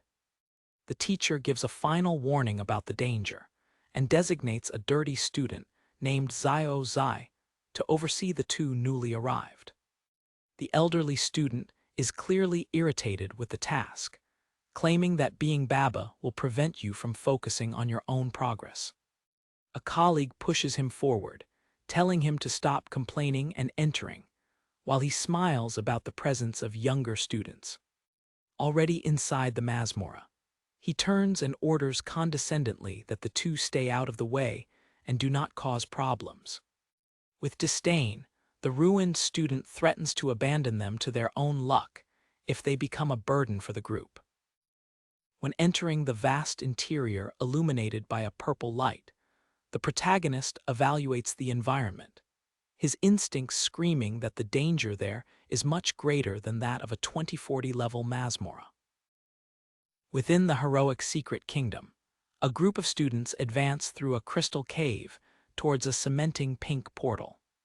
The protagonist, by entering the Masmora, perceives the presence of a family group of adventurers among the students. He is surprised to see Yunsha and Union, questioning how two lower series students got access to the site. The wicked student appointed as supervisor, Zio Zai, points with disdain to the hero and his friend, commenting on the presence of calories. In a distance, the same student imagines himself presumably, fantasiating about being in the group of girls to earn energy. A close-up reveals your foolish and convinced smile while dreaming awake. His fantasy is suddenly interrupted by a more serious team colleague, who warns you to stop dreaming, remembering that the girls are at a much higher level, above 30. Shameful, the dreaming student sinks his head, acknowledging that he is not even close to their level of power. A close-up in the hero's eyes reveals his careful and analytical observation of all the interaction. For the older student's surprise, the two girls ignore their group and walk in an unexpected direction.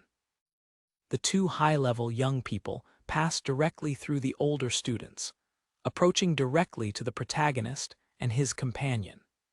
The young warrior observes the direct approach of Yunsha, feeling intrigued and cautious. With his eyes shining in purple, he remembers having seen her in the residence of the Ding family, which increases his suspicion of her intentions. With a confident smile, the young blonde presents herself, mentioning that she saw him in the memorial the previous day. The boy gets confused with the approach, imagining if she is just trying to start a casual conversation. Clinging, with the golden eyes shining, she reveals that she recognized his voice by the glass sound breaking during her escape from the Ding mansion. Shocked, the protagonist realizes, alarmed, that the powerful girl identified him as the invader based on only 2 phrases he screamed. After delivering her subtle message, Yunsha exchanges her school uniform for a white Meiji fighting costume, indicating that the conversation is over. Her companion, Union, does the same, wearing a dark green costume, and they announce that they will continue to explore the Masmora. With a subtle purple aura, the hero processes the meeting, noting that although she has recognized it, she has chosen not to expose it publicly. He reflects the dangerous possibility that his rival, Ding Shu, may also have recognized his voice during the previous confrontation. Despite the risk, the young man remains confident, believing that his fast leveling speed will soon make him strong enough to cope with any threat. As the two girls go away, he decides to give a warning in exchange for her discretion. He screams to the two, advising them to be careful, because their instincts indicate that the Masmer is strangely dangerous. Yunsha turns and turns, agreeing with his assessment and commenting with his friend that the place actually looks strange and annoying. With a smile of knowledge, she thanks for her reminder before she finally follows her path. The older students observe the interaction with unbelief, joking about why the generally distant Yunsha was so familiar with him. Moved by curiosity and jealousy, they surround the protagonist, demanding to know what their relationship with her is and asking for a presentation. Uninterested, the young man dispenses them, announcing that he and his friend will separate from the group to explore for themselves. The older students react with astonishment to their apparent arrogance, warning him that level 20 monsters would easily kill him. To surprise them, the appointed supervisor, Zio Zai, intervenes and tells others to let the double go. He reasons that, for someone as powerful as Yunsha to be friendly with him, his own level of power must be considerably high. Other members of the group protest, reminding him that the teacher taught them to take care of the heat. In his thoughts, Zio Zai's true and wicked motivation is revealed. He doesn't want to share the precious crystals of the Masmer with more people. He ends the discussion, telling the group to ignore them, arguing that they have help signals if they need. While watching the double get away, a look of jealousy and evil takes account of her face. He concludes with contempt that, if the protagonist is so self-confident, he deserves to die, while the scene changes to the entrance of the Masmorra. Two school officials oversee the bright pink portal that serves as an entrance to the secret kingdom. An angry and wounded Ding Zai comes and confronts aggressively one of the employees, requiring to know if a team has just entered. Their eyes shine with a red and venging anger, showing their unbeatable determination. In a flashback, it is shown that Ding Zai tried to report his suspicions to the family's elderly. He insisted that the protagonist and his friend were the invaders who invaded his house, but was released by his father. His uncle, Ding Ji, expressed skepticism, arguing that the invaders were too skilled to be merely students. He challenged Ding Zai, saying that unless he could prove to be stronger than the guards, his claim was not deserved. The family patriarch, Ding Dan, coldly ended the discussion, ordering him to be left in peace to deal with important matters. Back to the present, rejected by his own family, Ding Zai declares with mad determination that he will enter the secret kingdom to hunt them personally. Inside the Masmorra, a giant demonic creature, composed of sharp blue crystals, is brutally attacked with purple energy strikes. The protagonist, in the midst of the fight, takes a powerful blow against a crystal monster, while a user interface shows his level 20. A new and even stronger threat arises. A crystal demon with harsh eyes of level 30, whose core shines with a sinister light. The new creature throws a powerful man-ray, a purple energy torrent, towards its target. The young warrior is preparing for the imminent impact of the devastating attack. From a distance, his companion observes the scene scared, screaming his name in despair. In response, the glass boy activates a support skill, Circumdant Shield, which materializes golden and allied protectors around his friend, giving him a robust defense. He uses another support skill, a motivational scream that involves the hero in a golden aura, giving him the inspired status and increasing his power of attack and speed. A dark lame loaded with energy is thrown at high speed against the monster. Strengthened by his partner's buffs, the protagonist advances to unleash a striking attack against the crystal giant. With renewed strength, he hit the enormous crystal creature with an overwhelming force. With his active Laminate Enganosa skill, which increases his attack by 70%, he takes a final and decisive blow that destroys the 30th level monster. A system notification arises, announcing that it has risen to level 21 and received 3 new attribute points. His companion celebrates with enthusiasm, excluding that he has also risen from level again. The system screen confirms that your partner has reached level 11, also gaining 3 attribute points. The hero clarifies to his friend that the powerful support skills they just used are from the books they stole from the Ding family. Stopped over the remains of the defeated monster, the protagonist reflects on the remarkable improvement in the teamwork of the double. As the crystal caves enter, he remembers a comment from his teacher about a rare monster that dwells in that Masmorra. The rare creature, a Phira of Obsidiana, is shown in its imposing form. Defeating it can grant a valuable book of support skills.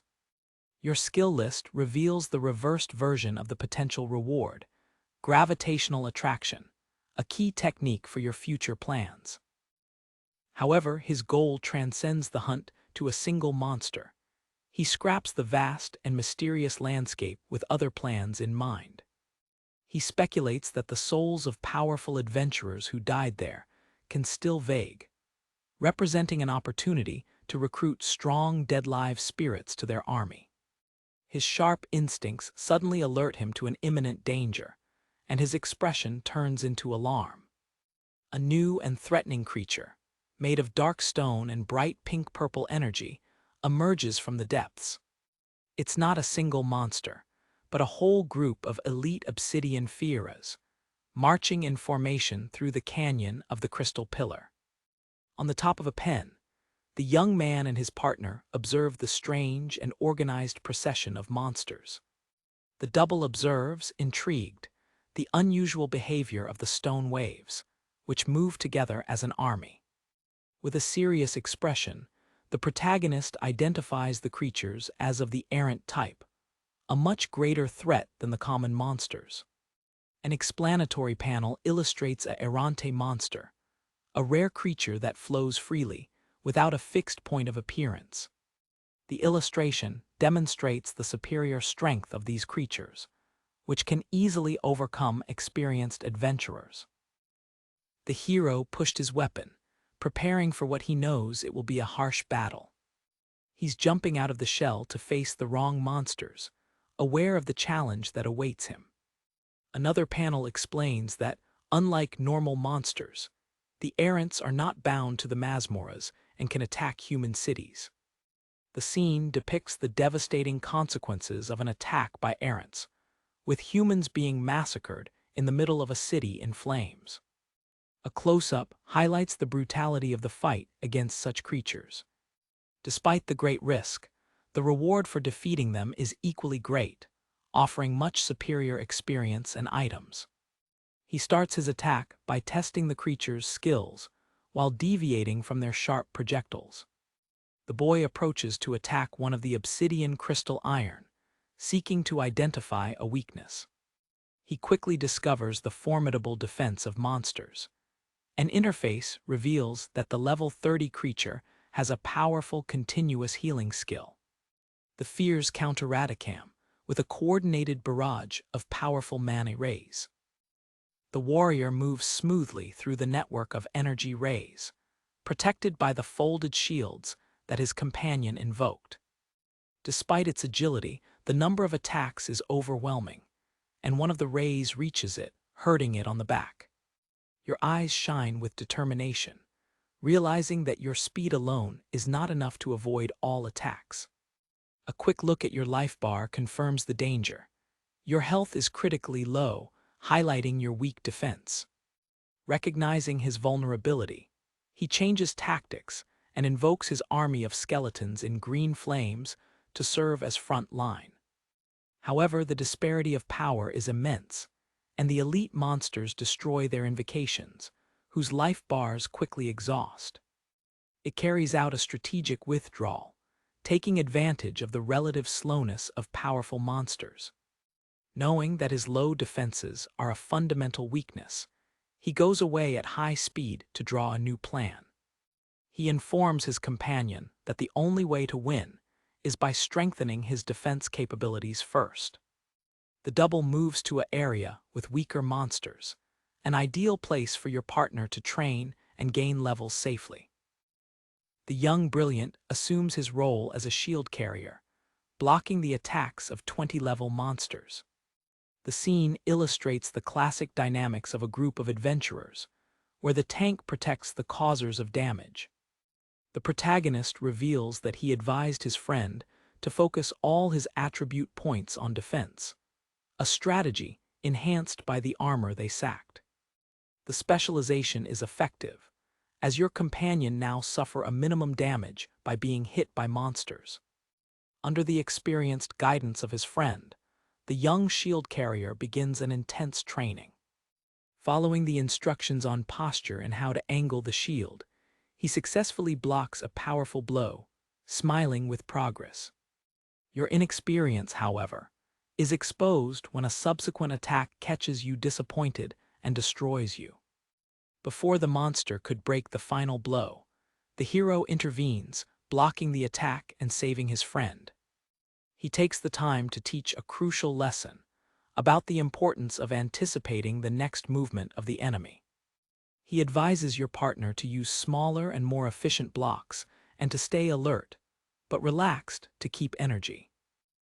With an encouraging tape on the shoulder arm, he encourages him to continue the good work. Located behind his friend, he teaches another fundamental principle for a tank: to be always aware of the companions he is protecting. A silent look of determination arises on the young shield carrier's face as he assimilates the lesson. They put the training into practice, fighting side by side, with the hero reminding him that when the attributes are similar, the skill determines the winner.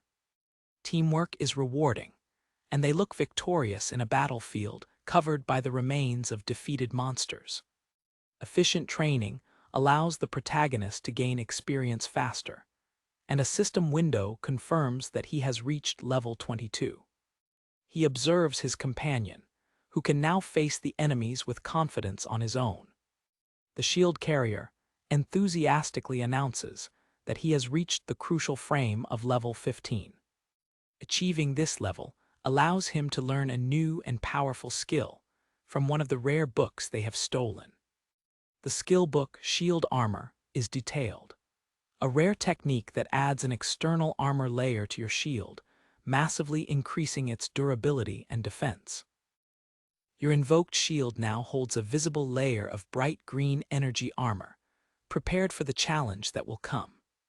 A close-up of a skeletal warrior threatening, signaling the return to the main threat. Back to the canyon of the crystal pillars, the horde of errant elite monsters remains. A group of 3 school teachers watch the same horde of a penhasco. Teachers, identified by their levels, agree that the monsters gathered are too dangerous for students. While discussing how these types of elite are much stronger than normal monsters, a rescue signal illuminates the sky. Forced to change plans, teachers prepare to follow in the direction of the sign and rescue students in danger. Before they leave, they express concern, knowing that any student who finds this horde will be in serious danger. The face of one of the teachers is dark, recognizing the serious threat that monsters represent. Another teacher offers himself to stay behind and watch the horde, while the others leave for the rescue. At the moment the leader is about to agree, the protagonist and his companion arrive, suggesting that they can watch the monsters. The young man calmly approaches the surprised teachers and exposes his proposal. After a short hesitation, the teachers agree, instructing the double to only observe from a secure distance. Teachers depart at high speed to respond to the emergency call, leaving both behind. As soon as the teachers leave, a confident and calculist expression takes into account the protagonist's face, revealing that his true intention is not to hide, but to fight. The teachers of the school rush toward the place from which a rescue signal was shot. With an expression of total confidence, the protagonist declares that the monsters are those who have no escape. One of the obsidian rays displays a concentrated man rays, targeting the young warrior's dead-live army. The companion of the hero, now a tremendous tank, activates simultaneously 2 skills, round shield and shield armor, to protect the front line. With his properly protected skeletons, the boy advances in the midst of the chaos of the battle to unleash his own attacks. Powerful purple energy, rays strike harmlessly against the green energy barriers that protect the skeletal warriors. The fighter takes a scratch of strikes against the body of one of the obsidian beasts. He focuses his strength on a devastating shock that cracks the crystal carpets of the elite monster. The warrior prepares the final blow as the living bar of the level 30 creature dangerously approaches 0. With a last and scattering impact, the elite monster is completely stalled into pieces. The victorious fighter observes as a column of purple light emerges from the remains of the creature, signaling the fall of valuable items. It reflects how you're adapting best to your new support class role, improving your battle synergy. Despite his rapid growth, he acknowledges that his current level of power is still much higher than he had in his past life. The combination of your reverse skills, the defense of your partner, and your dead-live army proves to be a formidable fighting strategy. The young man analyzes his new style of fighting, realizing how his unique skills dramatically increase his offensive ability. A system notification instructs you to collect the items left behind by the defeated elite flag. He approaches the valuable spoils of battle that the monster left fall. His eyes regain by surprise when he inspects one of the items he purchased. He discovers an incredibly powerful weapon, a crystal long sword that gives a massive bonus of plus 552 to his attack. A smile of satisfaction arises on his face as he equips the new and magnificent linen. Upon the now transformed and threatening sword, he feels sure that future battles will be considerably easier. He examines the second item, a book of skill, but his expression reveals disappointment for not being what he expected. Your attention is suddenly distracted by a bright red rescue signal that explodes in the remote sky. One of the teachers, when arriving at the signal site, evaluates the dangerous situation with a serious expression. With a dark look of determination, the instructor is preparing for a difficult confrontation against a scattering force. The group of teachers is shocked when they encounter a giant horde of misleading elite monsters gathered in one place. A panoramic view reveals the magnitude of the threat, with countless creatures surrounding the entrance of a cave. The protagonist, his friend, Yunsha and Union arrive at the site, equally confused with the enormous concentration of monsters. One of the teachers approaches the two powerful young people, explaining the terrible circumstances. He points to the entrance of the cave, informing that the rescue signal came from students hanging there inside. Another instructor reports his failed rescue attempt, admitting that they are in fewer numbers and unable to advance. A group of adventurers look with expectation to the two high-level young people, depositing their hopes in their help. Yunsha accepts the challenge with confidence, materializing a magical artifact in the form of a star while preparing for action. With a mild smile, the magician begins to channel an immense amount of magical energy into its catalyst. The powerful witch launches her mystic art of starlight, a massive area witch that creates a golden circle on the ground. The other fighters are bathed by a golden light that significantly increases their attack and mental power, leaving them amazed with the epic-level skill. After strengthening their allies, the skilled mages throw a magic of gravitational pressure, throwing out a large contingent of monsters. Her companion, Union, enters the battle, trying to eliminate an elite monster of level 30 with a single devastating attack. The other students and teachers watch wonderfully, realizing that rescue is now possible thanks to the incredible power of the double. The hero observes their first-line skills and equipment, concluding that the rescue mission will be successful even without their help. Considering that the main group is safe, he goes away to investigate the mystery behind the strange gathering of monsters. He instructs his friend to stay with the security rescue team while he explores the cave alone. By activating his spell walking ability, he disappears from reality and enters the parallel dimension of the mirror. Within the etheric and rock dimensions, he realizes that the crystal cavern offers numerous reflective surfaces, allowing him to use his ability at any time.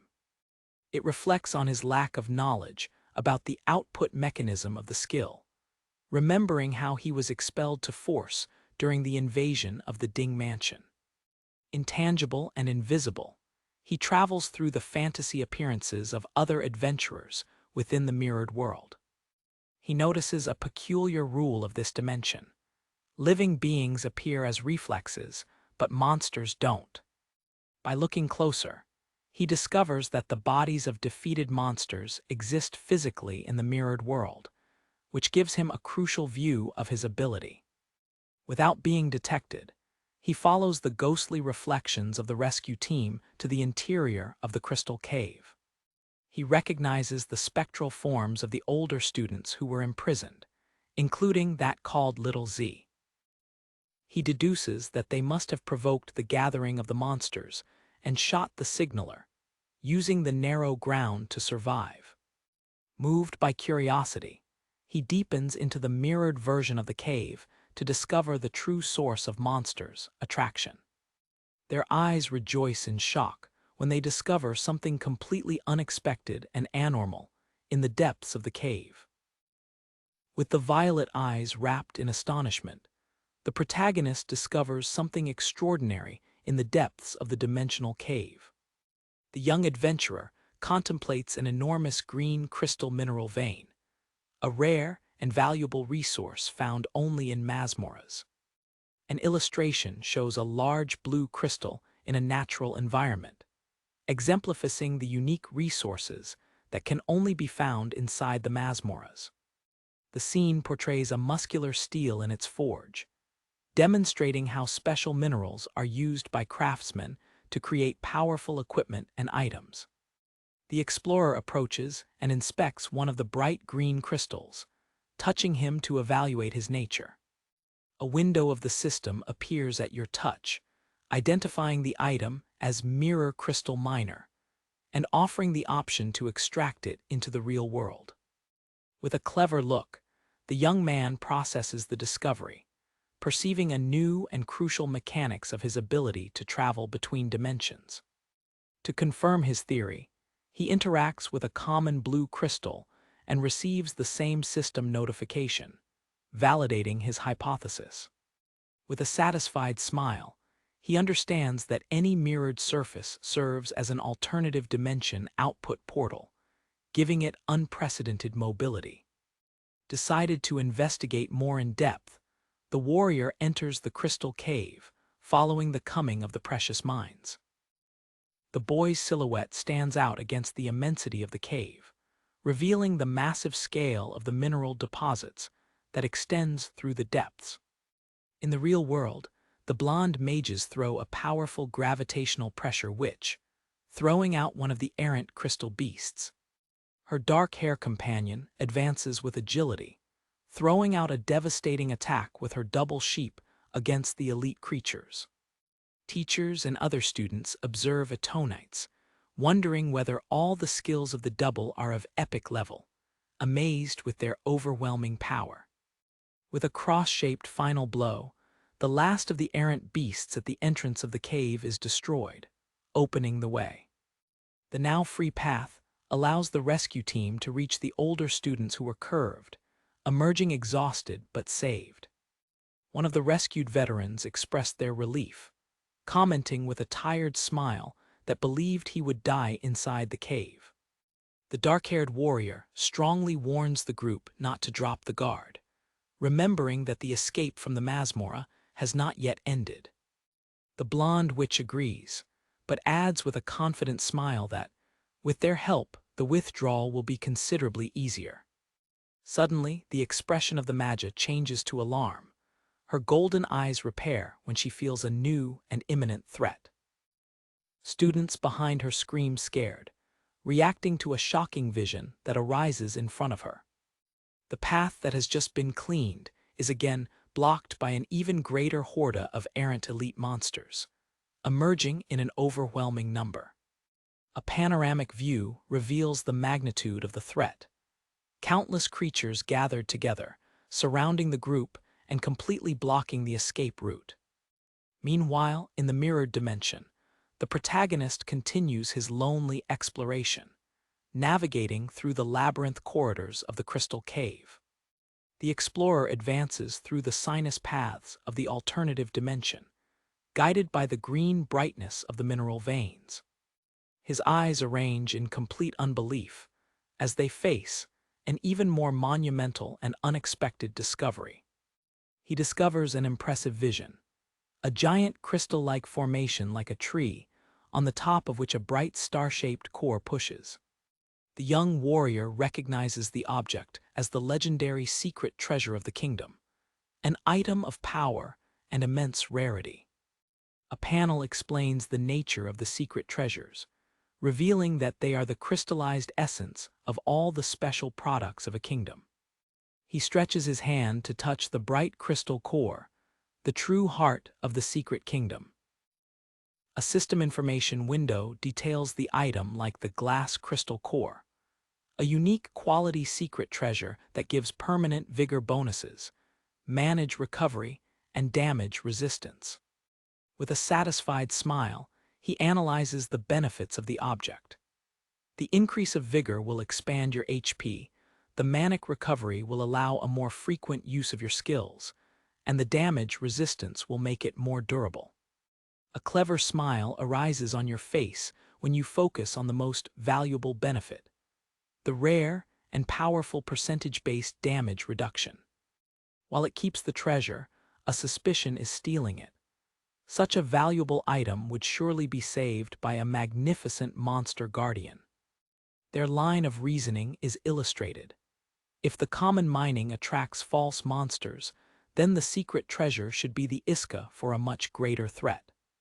The system offers the option to collect or use the core, but with an unexpected cost. Any of the actions will spend 10 minutes of the remaining time of your dimensional walking ability. In the real world, a deep and powerful trembling crushes the cave, and the group of adventurers looks up with expressions of pure horror. Even the powerful Yuncha and Union are paralyzed. Their expressions reveal shock and alarm in the face of the new disturbance. From the shadows of the cave emerges a new threat, a colossal monster, a much larger and more threatening version of the errant creatures. The terrible truth is revealed. They are in front of the Lord of the Wrongdoers, a hidden boss of the Masmer whose imposing presence and dark energy destroys all hope. In front of the adventurers, the imposing Lord Errante stands up, a rare hidden boss whose massive presence and dark purple energy dominate the landscape. From a high perspective, the group of students and teachers is seen completely surrounded by an apparently endless horde of crystal monsters. Encouraged, the fighters unite under a golden protective barrier, while enemy energy feeds cut the air around them. In the midst of chaos, a student expresses the group's panic, questioning the presence of such a powerful creature in that secret kingdom. Another fighter with the dark face verbalizes the growing despair, convinced that death is imminent to all of them.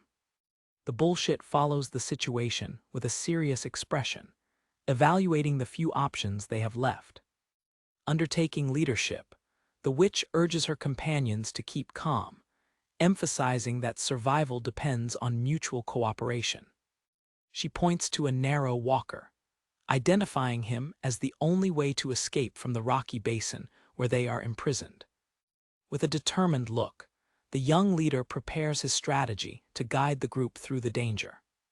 By channeling its power, the magician again conjures its mystical art of starlight, strengthening the allies and ordering a progress with total strength. Inspired by leadership, one of the teachers activates a defense skill, engaging in a gold electric energy aura. Declaring that he will open the way, the instructor courageously advances against the monsters, starting the group's desperate invest. The concentrated group advances, opening a passage through the enemy horde with a combination of powerful attacks. On the back lines, the members of the support class throw healing and protection witches on the front line warriors, keeping the impetus of advance. Despite their efforts, the group remains surrounded, struggling to maintain their defense training in the midst of the scattering circle. The Mr. Errante releases a rush and activates his ability Cry of War, call, which rises throughout the Masmora. In response to the chief's call, numerous crystal monsters, before inactive, rise up and begin to move towards the battle. The newly called horde converges to the parade, forming an untouchable wall of enemies that completely blocks the escape route. Adventurers watch, scared, while their only way out is sealed by an endless wave of enemy reinforcements. The situation becomes even more desperate when the group sees itself entirely embraced by the growing sea of monsters. The crystal colossal canals your energy, preparing to release a strengthening skill in the area. A red and sinister crystal aura expands, involving all the nearby monsters and giving them a 20% bonus in life, attack, and defense. The warriors on the front line are immediately subjugated by the sudden increase in power of the enemies, unable to contain the strengthened offensive. One of the teachers is hit by multiple rays of energy, his body stumbled by the overwhelming force of the attacks. Unable to resist massive damage, the instructor is consumed by the energy torrent, becoming the first low of the battle. A young student screams in horror when witnessing the death of his teacher. The panic rapidly spreads across the rows. The magician desperately tries to reorganize the defense, screaming orders to shielders and healers in an attempt to stabilize the formation. One of the teachers, exhausted and demoralized, declares that resistance is useless and that they cannot continue fighting. In an act of jealousy, the same teacher activates a skill of robbery, leaving his companions to try a lonely escape. With an expression of despair and selfishness, he prepares to leave the group behind, determined to save only himself. The leader of the teacher's team screams a warning to the deserter, warning that his escape attempt is useless. The warning proves true when the teacher's escape attempt is suddenly interrupted. A crystal-shaped creature emerges from the ground, blocking the way to the desert and sealing its destiny. The man, too, frozen by terror, when he realizes that his betrayal will not take him to safety.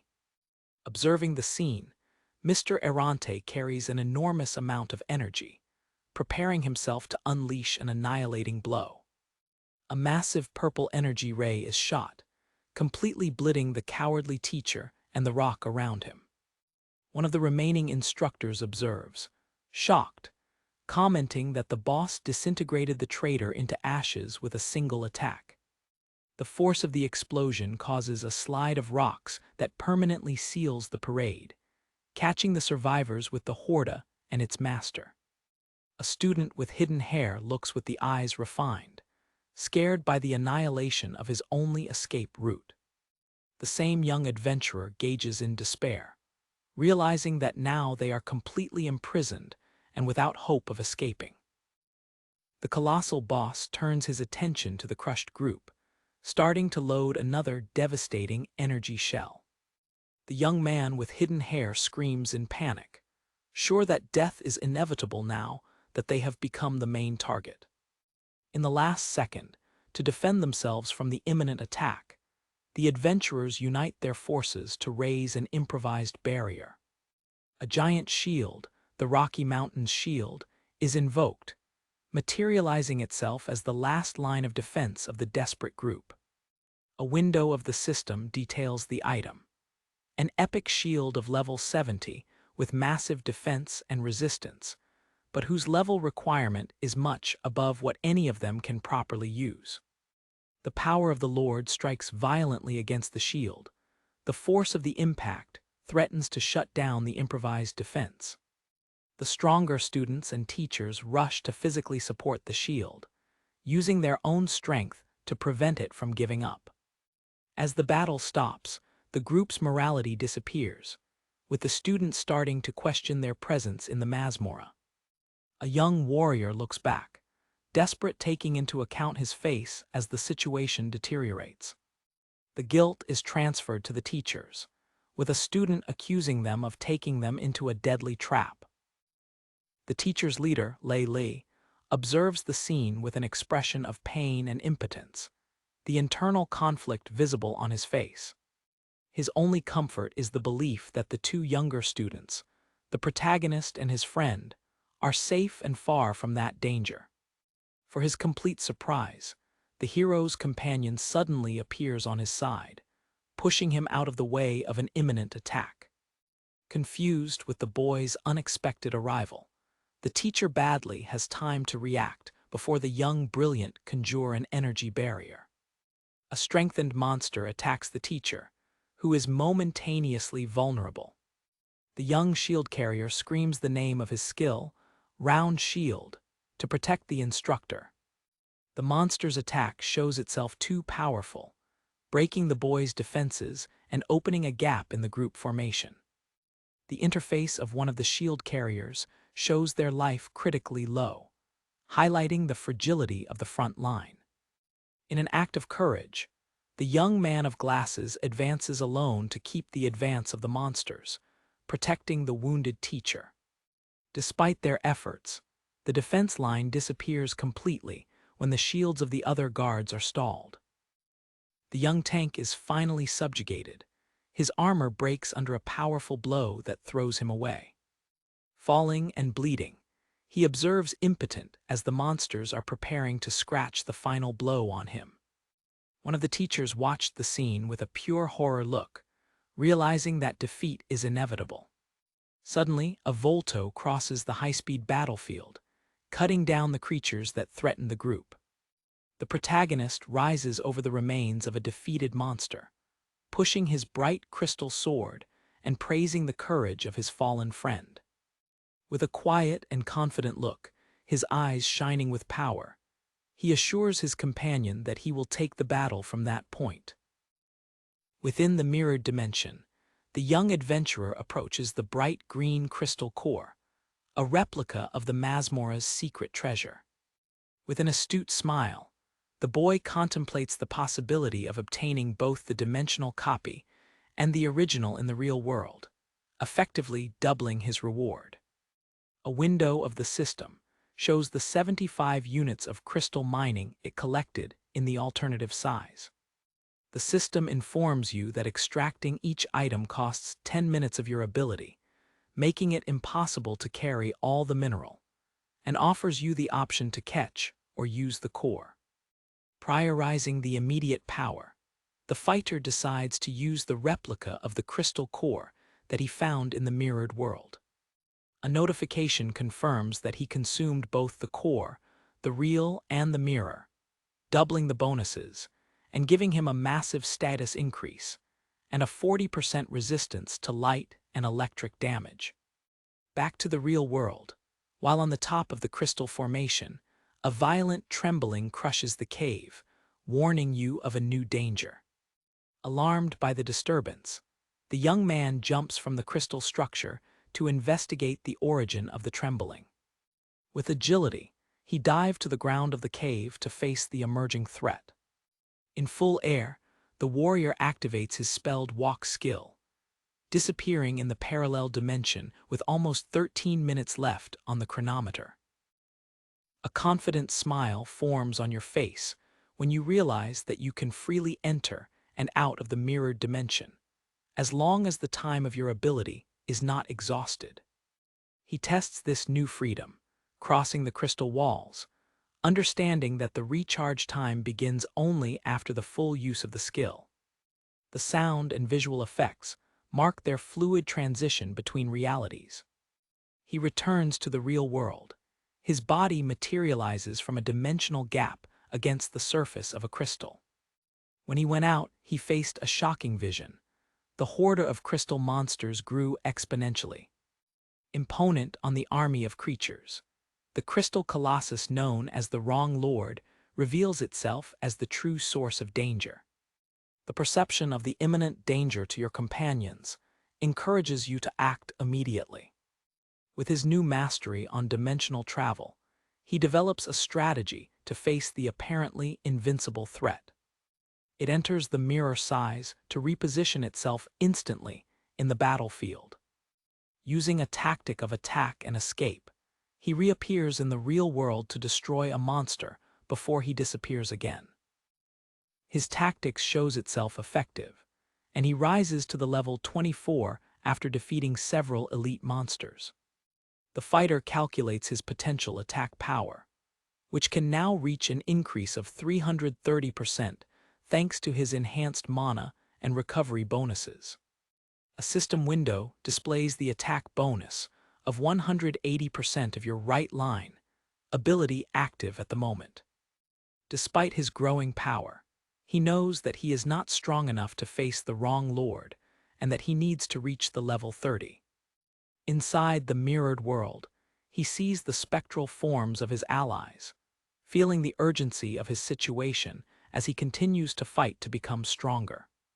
Spectral images of the students in danger reinforce the terrible situation that is developing in the real world. The scene recapitulates his dramatic entry into the battle, coming out of the mirrored dimension to eradicate a group of monsters and save their companions. Standing on the remains of a defeated creature, the hero praises the courage of his wounded friend. His companion, covered with wounds, points to him with an expression of relief and admiration. A dynamic assembly shows you entering and out of the mirrored dimension, moving like a ghost through the battlefield and decimating the horde. A close-up reveals the intensity in his bright eyes as he continues his implacable attack. The Mag Yunsha throws a strengthening magic, involving him in a golden light to increase his power. His partner, Kaiojai, also contributes by activating his shield arm's ability to strengthen the defense of the protagonist. Strengthened by the wizards of his allies, the warrior becomes a hurricane of purple energy, cutting the monsters with even more ferociousness. It confidently reflects on its new defenses, knowing that its extended life and 40% damage resistance make it extremely durable. Its movements are so fast and unpredictable that the attacks of monsters become useless, as indicated by the immune notifications. The other students and teachers watch the scene with expressions of total surprise. They question in a loud voice how a support class user can possess such devastating attack power and such a mysterious teletransport ability. The teacher's leader, Lei Li, holds his wounded arm, wondered with the incredible strength of the young man he underestimated. The solitary fighter continues to throw down the enemy rows, his body a wrap of movement and destructive energy. It rises from level again, an aura of power involving him briefly. The powerful magician observes from a distance. His vision of the young man changes dramatically. With an expression of admiration, she acknowledges to herself that his strength greatly exceeds her initial imagination. Her companion, Union, is equally passive, without words before the incredible demonstration of power. The skilled warrior continues to alternate between dimensions, turning the battlefield into a unilateral massacre. A cascade of level-up notifications appears, showing its rapid progress to the level 28. La Li, the teacher, hardly can believe that the fighter who is changing the direction of the battle is one of his students. Other students, including the veteran Little Z, get crazy, unable to understand how a colleague can be so powerful. The colossal Mr. Errante channels energy, preparing to launch another of his annihilating attacks. The group of observers shouted in alarm when they saw the boss preparing to shoot again. The giant crystal monarch displays a massive purple energy fence, targeting the battlefield. With a serious look, the hero acknowledges that, despite his improvements, a direct blow from that attack would be fatal. The wrong lord advances as he throws his rays, pressing the wicked group. Adventurers shelter behind their massive shields, knowing that their improvised defense will not resist for much longer. The teacher's leader, seeing an opportunity, screams for everyone to escape now that the number of smaller monsters has decreased. He insists that they escape quickly, believing it's the only chance to survive before the boss comes too close. A panicked student points the failure in the plan. The shields that protect them are too heavy to move, and leaving them would mean total exposure. One student confirms that the shields are too large and heavy to load, unless they are stored in an inventory, which is impossible for them. As the group discusses in despair, they saw themselves in an impasse, without a viable escape route. The protagonist intervened, engaged in his aura of power, offering himself to solve the dilemma. With a shocked expression, Professor Lei Li asks what will happen to the young man if all the others go back. The warrior explains the catastrophic nature of the wrong lords, claiming that the creature must be eliminated before it escapes from the Masmorra. A sinister image illustrates the mass destruction that an errant lord could inflict on a city if it reached the outside world. With unbeatable determination, he prepares himself to face the colossal monster alone, his sword crumbling with energy. A system notification shows that its Lamine Artillera skill has reached a peak of 350% of the attack bonus. Another window shows the remaining time of your scrolled walk, more than 5 minutes, your main tactical advantage for the nearby struggle. Professor Lei Li commands the withdrawal, convinced that no matter how powerful the young warrior is, he will inevitably succeed to the devastating force of the errante lord and his horde. With a determined expression, the instructor leads the escape, interpreting the protagonist's courage as a brave necessary to ensure the group's survival. The doubt settles among the survivors in flight, with a student questioning the bold promise of the fighter to defeat the colossal monster alone. The hero's friend, Kyo Jai, looks back with an expression of anxiety, feeling useless and impotent for having to leave his companion in such a dangerous situation. Meanwhile, the solitary warrior takes advantage of the opportunity to face the smaller monsters, accumulating experience and power quickly, resulting in an increase in level. The imposing Mr. Errante retaliates, shooting another of his devastating purple energy feeds against the challenger. Using his scrolled walk skill accurately, the adventurer emerges from the parallel dimension, avoiding himself by a trick of the annihilating attack. Located behind the crystal giant, he throws a fast counterattack, craving his bright slope on the back of the enemy. The coup, however, reveals a hard reality. The massive defense and the rapid regeneration of the Lord cancel almost all the damage, frustrating their offensive. In front of the colossal opponent, the fighter identifies the crystal core in the head of the creature as its only weak point, a tremendous target. A close-up reveals the pulsing crystal on the head of the golem, confirming it as the heart of the creature and the key to its defeat. The creature revives with a powerful blow that pulls the warrior away, proving that a direct confrontation is still beyond its capabilities. A status window shows that he has reached level 29, but the strengthening effects granted by his allies begin to disappear. With a serious expression, he realizes that power bonuses are exhausting, and that his time to act is becoming limited. Decided, the strategist changes his focus, choosing to remove the remaining minor monsters to gain the power needed for the final confrontation. His violet eyes stand up by noticing the peculiar brightness of light, recognizing its nature and potential importance. Demonstrating a surprising intelligence, the wrong lord also perceives the light and throws his energy radius directly into the rocky gap. To escape the imminent explosion, the young man dives into the safety of the mirrored dimension, disappearing from reality. When he reappears, he is surprised to see that the astute monster has anticipated his movement, looking at the attack exactly at his output point. Engaged by the continuous attack, he is bombed by an energy torrent, and his life points begin to fall drastically. Prisoned in the energy fence, he assesses that using the scrolled walk to escape would be a waste of the little time he has left. The situation becomes critical, as he needs to endure the attack without spending his most valuable throne on mobility. The system chronometer confirms the danger, indicating that you have less than 4 minutes of your dimensional travel ability. As the last defensive resource, he is preparing to invoke his dead-live servants to absorb the devastating damage. The army of skeletons materializes itself to form a barrier, but the cost in man would leave it vulnerable and without resources for a counterattack. At the decisive moment, a powerful explosion of magic intercepts the Lord's rays, interrupting the attack and saving him from annihilation.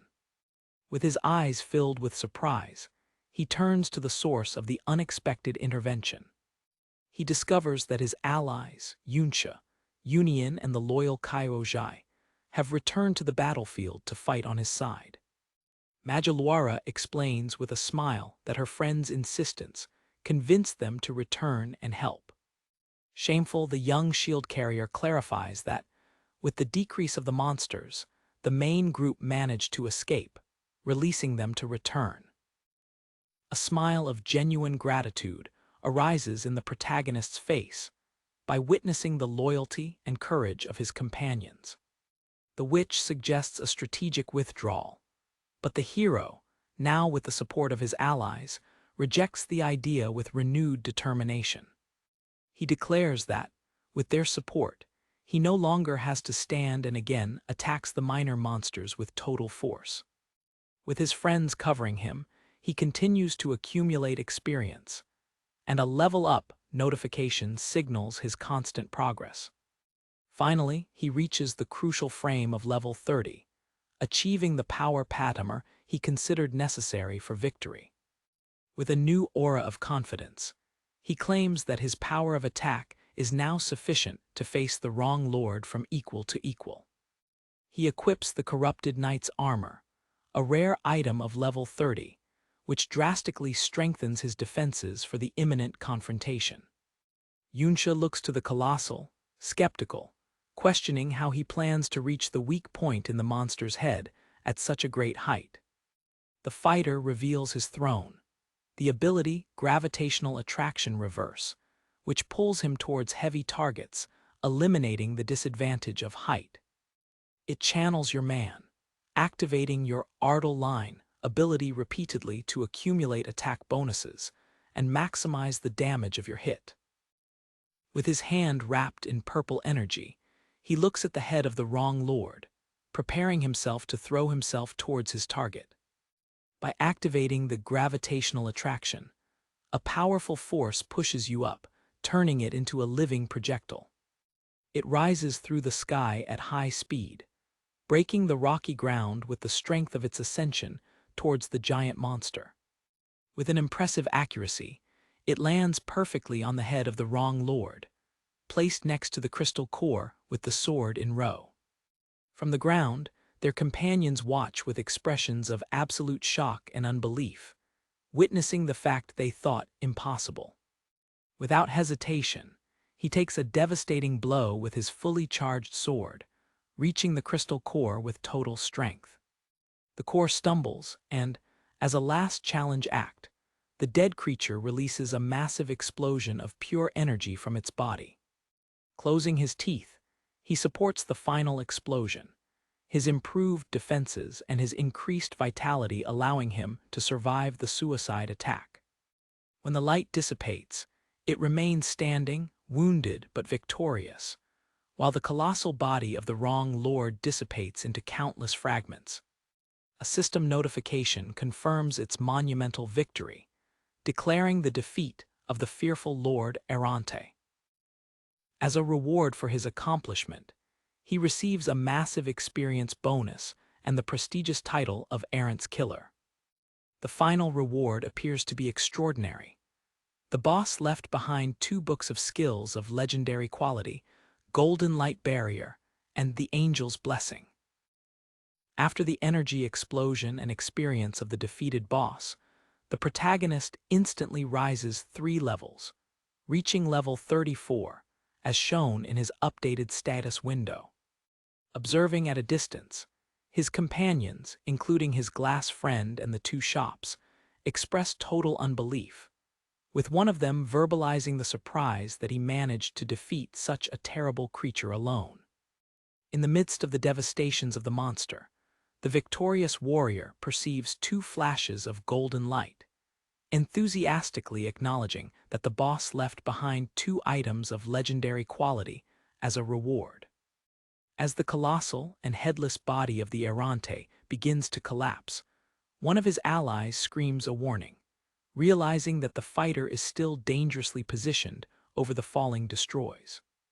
With impressive agility, the young hero skillfully jumps between the fragments of the monster that collapse, navigating through the fall to reach the safety of the ground. Executing a series of precise leapings, he pushes himself from one piece of crystal to another, landing safely in the cave's soil as the battle dust begins to sit. After landing, he turns and notices that the fall of the crystal giant reveals a new and vast opening on the side of the mountain, a dark and mysterious cave. The camera focuses inside the dark mountain, revealing a cavernous and dark cave, filled with crystal formations and an atmosphere of desolation. A more careful look at the inside of the hot mountain reveals an ancient battlefield, the ground covered by countless skeletal remains of monsters and possibly humans. Analyzing the disappointing scene, the fighter deduces that an even older and powerful Mr. Errante must have emerged in that place for a long time, explaining the intense signs of battle. His look runs through the old battlefield and fixes himself on a lonely figure at the top of a lot of crystals, a silhouette that draws his attention. The figure reveals to be the remains of a warrior in complete arms, his great sword folded on the ground in a final and challenging pose, frozen in time. A system notification arises, confirming the identity of the fallen warrior as Cayenne, a name that shocks the protagonist and his friend. With an aura of purple energy still around him, the young adventurer is on the base of the crystal mountain, looking up in unbelief to the remains of his old companion. The ponchous hat mag approaches, recognizing the figure and identifying it loudly as the infamous traitor Cayenne, also known for its name, Kaio Benben. She says that although she knew that this was the place where the hero Ding Kun defeated him, the scene of a last and heroic resistance does not match the story she knew. With an analytical look, the witch observes the devastation around, concluding that the scenario is clearly the result of a desperate battle against a horde of monsters and people. It contrasts the current scene with the historical representation, which shows the traitor being easily subjugated and puzzled, an image that now seems completely dissonant from reality. The protagonist remains silent, his face a mask of sadness, while contemplating the remains of his fallen friend and the injustice of his story. Breaking the silence, the young briller turns to his companion, preparing to share a theory that he kept long ago about his ancestor. With a new conviction, the boy expresses his belief that his grandfather, Cayenne, may not have been the evil figure that the story painted. He begins to explain that, since his childhood, he has researched the historical records of his ancestor, but always found the descriptions of his frustratingly empty experiences. A picture of his youth shows him surrounded by pillars of books and documents, dedicating himself untouchably to discover the truth about the past of his family. Back to the present, he continues his story, his serious expression as he connects the pieces of the historic breakthrough he has mounted. He raises the central question of his research. Why would a rank S professional with more than level 60 adventure in a low-level mascara like that? He himself provides the answer, pointing to the ceiling of the cave and explaining that that was one of the few masmoras capable of generating an errante lord. A sinister illustration shows the threat that such creature represents, a portal to the outside world from which a horde of monsters is invoked, causing a catastrophe. He describes a past era in which governments had not enough armies, depending on powerful and responsible heroes to contain these threats. With a great gesture towards the remains of his ancestor, he declares with pride that his grandfather was one of those heroes who came to that masmora to prevent an imminent disaster. The hero and the two magazines hear the revelation in silence, processing the new and shocking perspective on the story they knew. The young shield carrier's confidence fails, and he admits with an expression of doubt that others probably think he's just inventing stories to comfort himself. He shuts the punch in frustration, remembering that even his own family disbelieved his theories, seeing them as a form of denial. At the moment of your doubt, a gentle hand puts on your shoulder, a support gesture coming from your closest companion. With a gentle and comprehensive smile, the protagonist offers the words that his friend most needed to hear. "I believe in you." The two stores watch the scene with expressions of surprise and admiration, touched by the demonstration of loyalty and confidence between the two friends. Completely dominated by the emotion, the young man with glasses remains without words, his eyes arranged with the sincere validation of his friend. Engaged by a gentle aura, the warrior loses himself in a torrent of memories of his fellow friend and companion, remembering who he really was. The first memory is of his friend's youthful arrogance, proudly declaring that he didn't need a master and that his natural talent was enough. With a convinced smile, the young man points to his master, vanguarding that it would not take much time for him to overcome him in power. The next memory contradicts drastically, showing the same young man surrounded by monsters, screaming in panic for his master to save him. After being rescued, he is seen with the wounded pride, tremendously denying that he needed help while receiving care for his wounds. Another remembrance reveals him hardly training in secret, surprised by being discovered by his master, trying to hide his effort. With a smiling smile, he admits his habit of struggling in secret, to then be able to show his new strength in front of others. The memory returns to a conversation about his class choice, questioning why he chose the class, the sword guard, considered the weakest. With a serious expression, he explains that no other shield class was fast enough to accompany his master's unconscious and advanced fighting style. He is remembered in battle, always on the front line, protecting others while repressing his master for his imprudence. Even covered with wounds, a tired smile arises on his face while he gives scratched excuses forever appear to help, pretending disinterest. Back to the present, with the eyes glowing with a new determination and a desire for revenge, the hero promises to fit the accounts with those who made the legacy of his friend. In the residence of the Ding family, one of the clan leaders hears with a skeptical expression the story of his nephew about the events in the Masmora.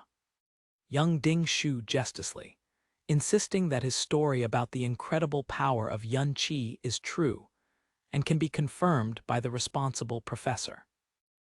He reports how he was initially blocked at the entrance of the Masmora by its low level, forced to wait from the outside side until the survivors emerged. The scene goes back to the students coming out of the Masmora, amazed to have witnessed at a distance the fall of the colossal Mr. Errante. The survivors comment on the magnitude of the fact, impressed that someone has managed to defeat alone a hidden boss of level above 40. Hearing the conversation, Ding Shu discovers that the name of the hero responsible for the facade is Yun Qi, the same young man he hated. He reflects, shocked, that there is a student even more powerful than the known miracles, and begins to question the true identity and origin of the boy. Back to the present, the leaders of the Ding family process the report in silence, sitting in their opulent meeting room. After a moment of deliberation, one of the leaders stands up and gives a cold order to call the family guards and accompany him to the betrayal. His brother interrupts him, remembering a crucial detail of the report on the invaders of the residence. With a sinister look in his bright eyes, he adds a new instruction: bring also members of the Kaio family to the Masmora. Interrupting his brother, one of the leaders of the Ding family suggests that they wait a moment, a new idea forming in their minds. With a sinister smile and eyes shining with evilness, he adds a new order: bring the members of the Kaio family with them to the Masmora. In the Crystal Cave, the victorious warrior examines one of his rewards, a legendary skill book called Golden Light Bar. Without hesitation, he offers the precious book to his friend, Kaio Zhai, highlighting that the skill has no level requirements and is perfect for him. The Mag Yunsha observes the scene, shocked with the ease with which he delivers an item of such immense power. The fighter explains that, because it is an exclusive skill for shielders, it is useless for him, and suggests that his friend's ancestor may have used it in the past. With an atmosphere of admiration, the brilliant Hat Witch comments that, unlike her partner, the protagonist doesn't lack powerful skills. The mention of living dead triggers a sudden and shocking perception in the young man, and his eyes shine with a new possibility. His expression turns into shock and hope by connecting the points about the nature of his powers. He vividly remembers that his invocations of living dead are created from the souls he finds in the mirrored world. With a wave of anticipation, he considers the possibility that the soul of his fallen friend can also reside in the parallel dimension. A system notification confirms that your mirror walk ability is ready, and it activates it, entering the alternative dimension with almost 30 minutes available. Within the strange mirrored world, the adventurer approaches the remains of Kaio En, looking for a sign from his former companion. In front of him, an etheric and blinded figure materializes, confirming his hopes. The soul of his friend was there all the time. Back to the real world, Union reminds Yunsha that they need to go for an important ceremony. Yunsha agrees with repentance, admitting that the events in the Masmorra were much more captivating than expected. The two stores and Kaio Zhai watch the place where the protagonist disappeared, questioning what he could be doing for so long.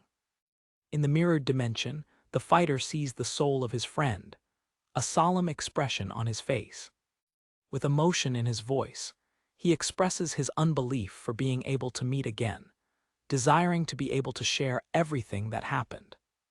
The face of the quiet spirit turns into a silent agony as corruption spreads through its shape. The soul turns into a monstrous dead-live creature, releasing a mud rug while being consumed by a dark and violet energy. Forgetting from a wild attack, the warrior accepts with sadness that his friend has become an irrational being, moved only by instinct. He jumps back to avoid a powerful energy blow, preparing himself for the inevitable battle against the corrupt shape of his companion.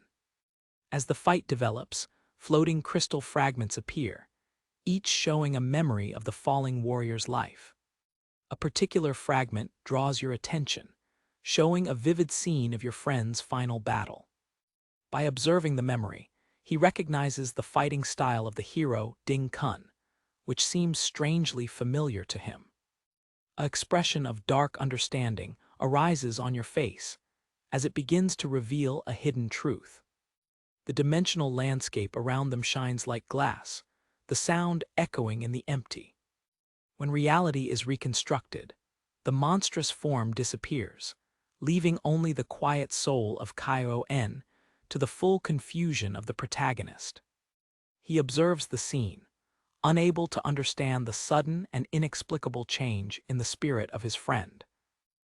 Without warning, the soul explodes again in its corrupt form, advancing with a renewed anger. The two warriors shock in a frenetic battle. Their purple energy lights collide with immense force. With a certain expression, the young man defends himself, knowing that the struggle is inevitable. He tries to go back, but a system notification informs him that it is impossible to get out of the mirrored world of that area, catching him in the battle. With a breath of resignation, he accepts his destiny and prepares to fight with all his forces. In the real world, Kaio Zhai remains alone, the punch closed with an expression of new and shocking determination. The Ding family comes in large numbers, with their leader wondering why the young man is alone and where is his powerful companion. One of the Kapangas speculates that the hero must have perceived their approach and fled with fear. The Ding family leader, Ding Ji, looks at the lonely young man with an arrogant and condescending smile. Kaio Zhai, visibly nervous, tries to pretend ignorance about the situation, his face sweat cold. While the boy tries to deny his involvement, the young master Ding Shu tends and threatens him, claiming that he will recognize his screams anywhere. The veiled threat causes the young man to impalize, the fear taking into account his expression. With a disgusting gesture, Ding Ji disclaims the subject, announcing with a cruel smile that brought a little gift to him. With a lazy smile, the Ding family leader faces the young Kaio Zhai, accusing him of complicity in the steal of his residence. The Ding family's heir, Ding Shu, approaches with a striking threat, saying he will recognize the boy's screams anywhere, while Kaio Zhai tries to deny nervously. The young man's face of glasses turns into panic and cold sweat in front of direct intimidation, the fear clearly printed in his expression. Patriarch Ding disdained the situation, claiming that the accusation is not important and that he brought a present to the boy. Kaio Zhai's eyes are arranged in pure horror and shock with the sinister mention of a gift, anticipating the worst. The present is revealed. The Kaio Zhai family, seeming exhausted and defeated, is brought to force by the Ding family guards. A close-up on the younger's mother's face reveals the signs of tiredness and defeat, his look transmitting a deep despair. One of the elderly of the Kaio family explodes in anger, screaming for his nephew to kneel immediately before his oppressors. While his uncle asks for an excuse to Ding Shu, the boy remains standing, with the look low but still challenging. The elder continues his angry reflection, questioning the honor of his relative and ordering again that he kneel before the Ding family. Finally, the young man explodes, his voice loaded by years of anger contained, questioning whether his family is intended to be the Ding family supportive for generations. His relatives react with expressions of shock and horror to his unprecedented act of rebellion. Another relative consents vigorously with the elderly, declaring that, as descendants of sinners, servitude is all they deserve. A relative increases the pressure, questioning whether the younger's attitude will lead to the death of the whole family. She tries to manipulate him with guilt, mentioning his mother's sacrifice since his father was crazy, in an attempt to break his resistance. For a moment, the boy remains silent, a lonely figure immersed in conflict and despair. With a new determination, he points to the skeletal remains of his ancestor in the mountain, declaring that his grandfather entered the domination to prevent a disaster. A silhouette illustrates her long and lonely quest for the truth, collecting information about her heroic ancestor. With the closed punch and conviction in the eyes, he proclaims that the proof of his grandfather's innocence is right before them. In front of his shocked family, he claims that his grandfather's story is completely different from the official propaganda. With his teeth closed of anger, he continues his passionate speech, determined to expose the truth. With fair anger, he screams that his relatives shouldn't have died for a lie, and that the Ding family has no right to treat them like that. His passionate statement is received with a zombie throat from the Ding family leader, who considers his childish and fun courage. With a repentant calm, Patriarch Ding walks towards the young man and confirms that everything he said is, in fact, the truth. The brilliant boy gets paralyzed, in shock, while the antagonist is preparing to reveal an even darker detail. With a sadistic smile, Leader Ding tends and confesses that his own grandfather, the acclaimed hero Ding Kun, was the one who orchestrated the ambuscade that killed Kaio En. In a scary close-up, he declares that, regardless of the truth, the official story that marks Kaio En as a traitor is the only thing that matters. With open arms before his guards, the wicked questions sarcastically whether the foolishness of the young man's father or the death of his relatives really matter, claiming that they deserve his destiny. He points to the Kaio family, cruelly revealing that they knew the truth all the time, implying that the previous deaths went to silence them. A dark transition panel prepares the scenario for the next submission scene. The faces of the members of the Kaio family are overwhelmed by horror, as they are exposed as complices of silence. The young man's face reflects the deepest betrayal and disbelief when he realizes that his own family knew the truth. With a presumptive smile, the leader of the Ding family adjusts his cravat and gives the cold and final order so that everyone knees. Immediately and without protest, the whole Kaio family, from the youngest to the oldest, knees in complete submission. Killed, the boy's mother calls him by his name, praying for him to give up the struggle and submit himself. With her face bathed in tears, she confesses her fear of losing him too, after having already lost her husband for madness. The silhouette of the young man remains immobile, surrounded in shadows of despair, while his mother's appeal weighs on him. In a moment of internal conflict, a visionary female figure stretches the hand to him, encouraging him not to hear his oppressors and to believe in himself. Ding Shu, the young master of the Ding family, with the face covered with healing from his last encounter with the protagonist, smiled with disdain.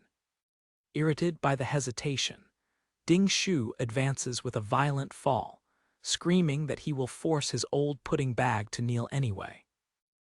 For everyone's surprise, the young man's eyes shine with a newly discovered power as he blocks the fall without effort with his forearm. With a rage of anger, he catches his aggressor's leg and threw him violently against the ground, breaking the rocks with the impact. Standing in the midst of the ruins, he sees his something falling with a newly discovered and unbeatable determination. With the face surrounded by anger and humiliation, the young Master Ding strives to get up, offended. Angry, Ding Shu invokes a huge, bright crystal martel, screaming unbelief that his former victim dare to revive. He advances to the attack, promising to remind your target what is your right place while balancing your massive weapon. In a light light, the boy turns, now wearing a complete armor and pushing a shield that materializes in time to block the devastating blow. The heir of the Ding family ranges his teeth in pure disbelief when he sees his strongest attack being completely neutralized. Now an imposing protector, the young man poses himself between the aggressor and his family, looking at his mother before he returns to the struggle. With a powerful blow, he sends his enemy scratching back, proudly declaring that they are descendants of a true hero, not of a traitor. The newly fortified Kaiozhai gets an angry shock, making his long-lasting guy, Ding Shu, find unbelievers. The patriarch of the Ding family observes the sudden reversal of the events with a severe and surprising expression, unable to understand the newly discovered force of the young guard. Falling on the rocky ground, the heir of the Ding clan struggles to rise, murmuring, "Impossible." He deals with his humiliating defeat. With anger and confusion distorting his face, the young Ding questions loudly how his old pants bag could suddenly become so strong.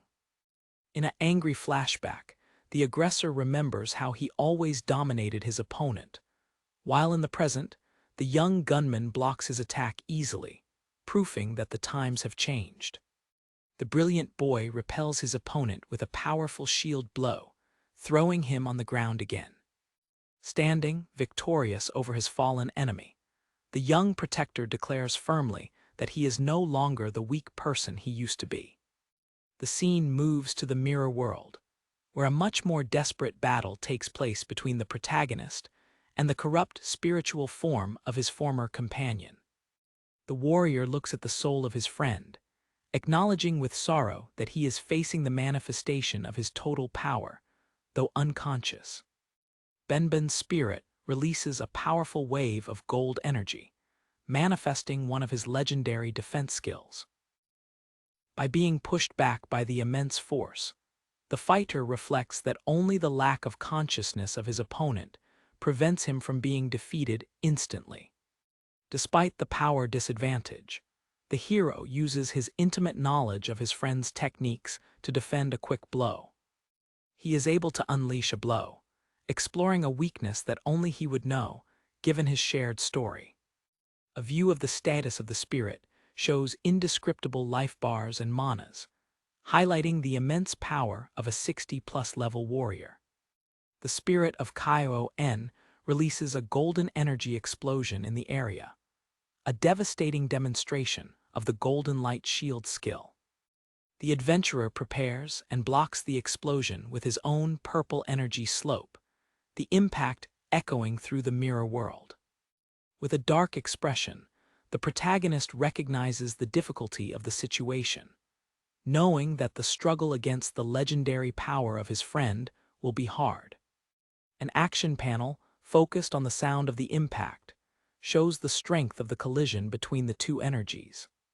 Back to the real world, a humiliated Ding Shu attacks again, invoking a skill called the Chaotic Mountains Martel in a desperate attempt to recover his honor. The young protector not only blocks the attack, but also counterattacks with a powerful blow that sends his aggressor through the air. With a rotating shield blow, the brilliant boy turns his opponent's legs, throwing him to the ground in front of his respective families. Observing the pathetic exhibition, the Ding family leader rejects his nephew for failing to win the Kaio family's pillar. Deciding to intervene personally, Patriarch Ding advances towards the young gunman, promising to discount his nephew's anger on him. The devil's attack is suddenly interrupted by an enormous barrier of golden light, which he recognizes with surprise, while the protected young man remains firm on the other side. In the mirror world, the protagonist launches a series of untouchable attacks against the same golden barrier, conjured by the soul of his friend. The fighter analyzes the skill, remembering that, as a legendary technique, its defense does not depend only on user statistics. He continues to consider the mechanics of the skill while executing his attacks, looking for a way to overcome it. Perceiving his main weakness, he focuses on multiple attacks, knowing that the barrier is a consumable skill that is exhausted with each blow. A precise cut of energy reaches the barrier, draining even more its power. In the real world, the barrier that protects the young man from glasses ends up under the implacable attack, and leader Ding laughs with disdain. With a dark and evil expression, the patriarch worries that he has never cared about the skill, even when the Cayenne's waste used it. Keeping his enemy defeated by the collar, the young protector courageously recruits that if his grandfather was present, the leader Ding would be on the knees praying for mercy. Angry by the challenge, the villain releases a red energy wave that throws everyone back with an overwhelming force. The antagonist approaches the falling young man, shaking his ancestor as an useless fool who died in a low-level masmorra. With a staircase on the ground, he activates a powerful skill, preparing himself to shake the boy's resistance. The soil violently ruins into a wave of rock and force shock. The ability gravity smoothing is manifesting. The young gunman is hit in full by the devastating attack, gushing blood, but miraculously manages to stand. Impressed by the boy's resistance, leader Ding invokes a bright crystal mask, sadically asking how long he will stand after having his legs cut. At the moment the wicked lifts his machete to the final blow, the young man's mother plays in front of him, hopelessly asking him to save him. With her face swallowed in tears, the mother offers herself in return for her son's life, asking the master to do what she wants to do with her. The mother's desperate appeal inspires a new and cruel idea in the antagonist's mind, who smiled with evilness. A close-up on the bloody and horrifying face of the young briller reveals his panic as he perceives the ultimate hedioned of his enemy. Losing patience, the leader of the Ding family decides to execute his threat, swallowing his machete towards the indefensive mother. The boy screams for him to wait, his determination finally broke, But before he can surrender, an enormous dust explosion and debris runs out of the ground. The young man with glasses looks shocked, while the dust and the floating crystals dark the scene. The dust cloud spreads, revealing a new presence in the battlefield. The Kaio family and the Ding family guards look in silence to the figure that appeared. The patriarch Ding, with the machado still in the air, looks at the figure that emerged with total discretion.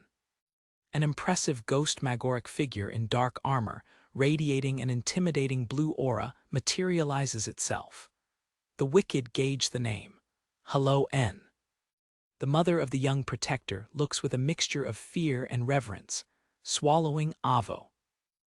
The guards of the Ding family panic, questioning loudly how a dead man could have resurrected. One of the elderly of the Kaio family, however, recognizes the spectral form for what it is, identifying it as a dead-live creature. The protagonist calmly emerges from the dust, staying next to the formidable dead-live warrior, and declares with a cold smile that it is natural that Kaio N returns from hell to fit the accounts. In front of the magnificent dead-live warrior, the patriarch of the Ding family and his guards prepare for the confrontation, underestimating the threat before them. With an arrogant smile, the leader of the Ding zombies the exhibition of power, believing it's just a facade. He orders his men to attack, and a guard squad advances towards the spectral figure. The dead-live hero demonstrates an extraordinary fighting ability, without effort blocking the simultaneous attacks of multiple opponents with his sword and shield. In a demonstration of mastery, the ghost-magoric creature easily neutralizes the coordinated attack of the Ding clan guards. One of the elderly of the Kaio family observes the scene with surprise, wondered with the immense strength displayed by the spirit. Kaio Zhai, the young briller, is also impressed with the blocking technique of his ancestor, who is able to contain so many skilled guards at the same time. Recognizing the invocation of the invasion before his home, the leader of the Ding family discharges her as a waste, preparing to go into the struggle with his flaming machete. Noting that the creature is only of level 33, the antagonist attacks with his fist in flames, sure of an easy victory. For the aggressor's surprise, his devastating blow is intercepted and held by the naked hand of the dead-live warrior. Patriarch Ding is momentaneously shocked with the unexpected force he found his attack. With a surprising force, the spectral entity rejects the blow, creating a shock wave between the two fighters. The wicked questioned the blocking technique, but quickly dismissed it, his hand glowing with a sinister red energy. Declaring that the technique is useless against absolute power, it defeats an attack loaded with overwhelming energy. In the last second, the spirit invokes the Golden Light Shield, a bright energy barrier that materializes itself to intercept the blow. The powerful attack strikes against the legendary barrier, being completely neutralized, to the visible frustration of the patriarch. At a distance, the protagonist calmly observes while his invocation defends himself successfully. Perceiving the strength of the barrier, the leader of the Ding family orders all his men to attack together to exhaust their energy. The attack plan is frustrated when a horde of skeletal warriors, surrounded by a green aura, arises from the ground to face the guards.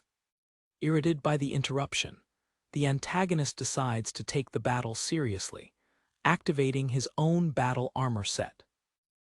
Involved by flames of anger that increase his power, he declares that the true target is the invoker, not his creations. Ignoring the living dead, he throws a massive blow of pressed energy directly in the direction of the protagonist. With an expression of pure evil, the devil focuses on his attack, confident that he will eliminate the source of the problem. The massive attack is intercepted by a single and precise coup of purple energy, which cuts it to the middle, to the unbelief of the aggressor. The patriarch of the Ding family is shocked to see his powerful attack, be so easily defeated. Enjoying the opening, the young warrior triggers a torrent of red energy cuts, a skill called Dilacerante Gara, which completely cancels the enemy's attack. Confused with the sudden reversal, the antagonist loses his opponent of sight for an instant. In a touch of eyes, the protagonist reappears behind his opponent, craving his slope on his back. In a desperate maneuver, the armor fighter releases an energy shock wave to repel the surprising attack. In perfect synchronicity, the young hero uses the extended sword of his spectral ally as a launch platform. Impulsing himself in the air with immense strength, he positions himself for a devastating air attack. With a powerful rotating cut, he reaches his enemy, sending the leader of the Ding family flying through the air. As the wounded wicked plagues of anger, the fighter looks at him with cold and focused eyes, preparing himself to continue the attack. The hero releases an implacable barrage of purple energy projectiles, completely overloading his opponent. One of the cuts touches the arm of Patriarch Ding, who screams of pain with the deep wound. Taking his bloody arm, the wounded leader desperately screams for a healer to help him. The protagonist appears instantly behind him again, his dark and threatening presence. Reacting by instinct, the antagonist strikes with the punch on the ground, triggering a gravitational impact to remove his aggressor. With an unthinkable ease, the dark-haired young man is teletransported out of the reach of the attack, reappearing unclean at a short distance. With a higher smile, he provokes his angry enemy, asking if he is afraid. The panic takes into account the Patriarch Ding, who screams again for a healer who will not come. The reason for their abandonment becomes clear. Their elite guards are being systematically eliminated by the army of skeletons. The living dead horde, now shining with a sinister green aura, completely dominates the remaining guards of the Ding family. Standing in the midst of his spectral army, the protagonist zombies his opponent, wondering if he really thought his dead lives were still weak. The source of his new power is revealed, a legendary skill that gives all his invocations an enormous bonus of attack and defense, as well as an aura that causes continuous damage to the nearest enemies. The perception of the desperate situation is stumbled in the face of the Ding family leader, who now shows an expression of pure terror. With his defeated army and his own useless power, the patriarch makes a desperate choice. He turns and runs to save his life. His escape attempt is suddenly interrupted when the dead-live warrior crushes his sword on the ground with strondious force. The impact causes the soil to tremble and dissolve under the feet of the evil in flight. The unstable ground forced to stop, its escape route blocked by the earth's convulsion. From the broken ground, a prison of enormous ghost-magoric swords arises, completely surrounding the terrifying Patriarch Ding. From the outside of the energy cage, the protagonist, now with white hair and an aura of immense power, names the technique as the exclusive skill of the Sword Guard class. He provokes his imprisoned enemy, informing him that no one below the S-class has ever escaped from that training, and challenges him to try the luck. In a last act of disappointment, the curved leader raises his manopla, which shines with a wild red energy, revealing a Vasio bomb. It threatens to detonate the powerful S-class artifacts, saying that the explosion will be enough to kill everyone on the site. The hero remains completely impassible, his face a mask of calm, almost tired in front of the desperate threat. With a single and regrettable word, he calls the bluff of his opponent, telling him to activate the pump. Surprised, the antagonist hesitates, trying to recover the compound, claiming that, with its high vitality, he will survive the explosion. The protagonist dismantles his bluff, calmly explaining that he can simply resurrect his dead-live servant if he is destroyed. Appearing like a ghost behind his enemy imprisoned, the young white-haired man continues his counter-threat. He reveals the final card, claiming that while the bomb can kill others, he himself will get out completely unclean of the explosion. Before the devil can process the claim, the hero moves with incredible speed, cutting the arm that holds the bomb. The disappointed arm and the dangerous weapon fall unnecessarily to the ground with a dirty hole. Now completely unarmed and indefended, the protagonist, still glowing with power, gives a single cold order. As compelled by an invisible force, the ground around the patriotic Ding's legs stalled, and the forced to a knee position. While Kyojai smiles with pride and relief, the humiliated Ding Shu is seen crying inside the sword prison, witnessing his uncle's defeat. The young warrior approaches his defeated enemy, his bright sword ready to defeat the final blow. With a cold and determined expression, he looks at the man who caused so much suffering, weighing his final value. After the confrontation, the protagonist examined the items obtained from his defeated opponent, noticing a large amount of potions of life in the middle of the pool. A screen of information details the effectiveness of potions, revealing that they restore 100 life points in 10 seconds, but their effects are not cumulative. Thinking about the battle, the dark-haired young man concludes that the slow recovery of the potions would have been useless against his attacks, sealing the fate of his enemy. On his side, the soul of the antagonist manifests itself as his new dead-live servant. A picture of the battle shows the white-haired warrior throwing a fatal blow on his opponent. In the mirror world, the soul of Patriarch Ding materializes itself, now a spectral entity in the service of the hero. With a dark expression, the invocator thinks about the dark possibility of expanding his army of elite dead-live by defeating powerful human opponents. The unconscious body of Ding Shu is on the rocky ground, a silent reminder of the brutal battle that took place. As the Kaio family discusses their uncertain future, the protagonist looks from a distance, while one of the elderly looks at him with an expression of surprise. The elderly observes with admiration as Kyojai comforts his mother, recognizing the young warrior's positive influence in strengthening his nephew's spirit. Terrified with the retaliation perspective, members of the Kaio family express their fear, sure that the Ding family will seek a terrible revenge for the death of their leader. One of the relatives expresses despair, convinced that not even the powerful young man has a chance against the legendary hero, Ding Kun, whose threatening silhouette flows in his mind. The fighter hears the concerns of the family, silently agree that once the news spreads, the time to strengthen will be dangerously short. With a renewed determination to overcome his final enemy, the protagonist is surprised by a system notification, questioning whether one of his skills has risen from level. In a distant rave, a green and etheric aura signals the activity of its dead-live lakyas. The hero smiles satisfied by reflecting on his strategy of sending his skeletal warriors to fight monsters and accumulate experience independently. With its new equipment and levels, its dead-live army, led by the Kaio N Spectrum, easily dominates the Masmer monsters. The horde of living dead advances through a rocky landscape, demonstrating its overwhelming power.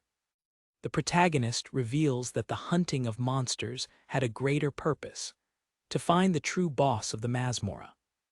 The search is successful when your spectral servant finds the Lord of the Secret Kingdom, a gigantic eye demon of level 41. The dead-live warrior begins to attack, realizing that this boss is the key to the whole Masmora, unlike a hidden boss like the Errante Lord. With a powerful blow, the ghost creature attacks the giant monster, knowing that their defeat will result in the collapse of the entire Secret Kingdom. The young strategist thinks about the entrance of the Masmora, still kept by the teacher and the other students, who witnessed the arrival of the Ding family. The short scene for the students and the teacher at the entrance of the Masmora alien to the plan that develops within them. Suddenly, the masmer begins to disintegrate into pixels, to the shock and alarm of everyone at the entrance. The hero's plan is realized. By defeating the Lord of the Kingdom, the resulting chaos will provide the perfect coverage for the flight of the Kaio family and hide the death of the leader Ding. A system notification confirms the success of the mission. The Lord of the Secret Kingdom was defeated and the Masmora was completed. Members of the Kaio family look in shock as the world around them breaks into digital fragments. The protagonist appears quietly before them, explaining that he caused the collapse by defeating the boss of the Masmora. He instructs them to take advantage of confusion to escape, ensuring that they will be safe for a while. With a serious look, he gives them a last and crucial instruction. If they are captured, they must put all guilt in him to protect themselves. Members of the Kaio family listen with expressions of concern and gratitude, processing the gravity of their words. As the kingdom disappears, the invoker begins to gather his dead-live servants, a golden light shining in his hand. An unexpected notification appears, showing that his hidden skill, Mirrored World, gained 5,000 experience points. An important revelation arises for the young man of dark hair. The only way to increase the level of his most powerful skill is by defeating the Lords of Kings, opening a clear way to an immense power. In a private Masmora, a bigod guard disdained the need for vigilance, without perceiving the dark figure of the protagonist materializing silently behind him. The guard questions the seriousness of his work, alien to the imminent threat. While the guard suggests a card game, the hero passes through it like a bull, infiltrating into the masmer without being detected. The guard feels a sudden repentance, a fugitive feeling that something is wrong. He turns, but does not see anything, discarding the strange feeling as the fruit of his imagination. Observing the shadows, the protagonist assesses that the level 30 guards are an insignificant defense for him. An assembly of your implacable campaign begins, showing you quickly passing through private mascots and leaving surprising guards behind. He moves like a ghost through another place saved, his speed and furtivity leaving the defenders scared and confused. Their progress continues, a shield of movement and energy that passes through the Masmer defenses after Masmer. A close-up reveals the burning anger in his eyes as he focuses on his final goal, becoming strong enough to kill Ding Kun. He faces a monstrous lord of the Water Kingdom, reminding himself to keep calm as a level rise notification appears. Your journey leads you to a forest where you defeat reptilian monsters, your mind focused on avoiding errors as another level notification arises. In another Masmora, he faces a giant demon with a horse body, his immeasurable determination, and rises from level again. Now wearing a new and powerful armor and surrounded by a storm of purple energy, he concludes another Masmora, his power growing by every victory. The news of your actions spreads, and each completed Masmora gives you additional 5,000 experience points for your Spiegeled World skill. The media begins to report about the mysterious Smurf Vandal, while the points of experience continue to accumulate. The headlines generate panic, but for the protagonist, each represents a step closer to his goal. A set of notifications shows the rapid progress of your skills, with thousands of experience points being added to each achievement. The authorities are starting a high-level investigation, with the newspapers publishing images of their invocations as the only clue about the guilty. In a secure cave, a member of the Kaio family reads the news, unbelieving the scale of the young warrior's actions. The elderly of the Kaio family also read about the incidents, his face binding of concern. With a sudden perception, the old man's look is overwhelmed by understanding the true purpose behind the chaos. He realizes that the hero is deliberately attracting the attention of the Ding family to himself, sacrificing his own safety to ensure the escape of them. Gathered in their shelter, the Kaio family reflects on the new life that was given to them, far from the influence of the Ding family. For a short moment, they allow themselves to feel hope and relief, believing that they are finally saved and free from the control of their oppressors. Your hope is violently stolen when a massive explosion destroys your hiding. From the flames and smoke, a threatening silhouette emerges, shaking out of its escape attempt. The invader reveals himself as Ding Hao, the second head of the Ding family, level 42. A system notification confirms its identity and level of power, highlighting the new threat that the Kaio family faces. With a cruel smile and eyes shining with malicious intention, Ding Hao declares that dare to escape is already a crime worthy of punishment.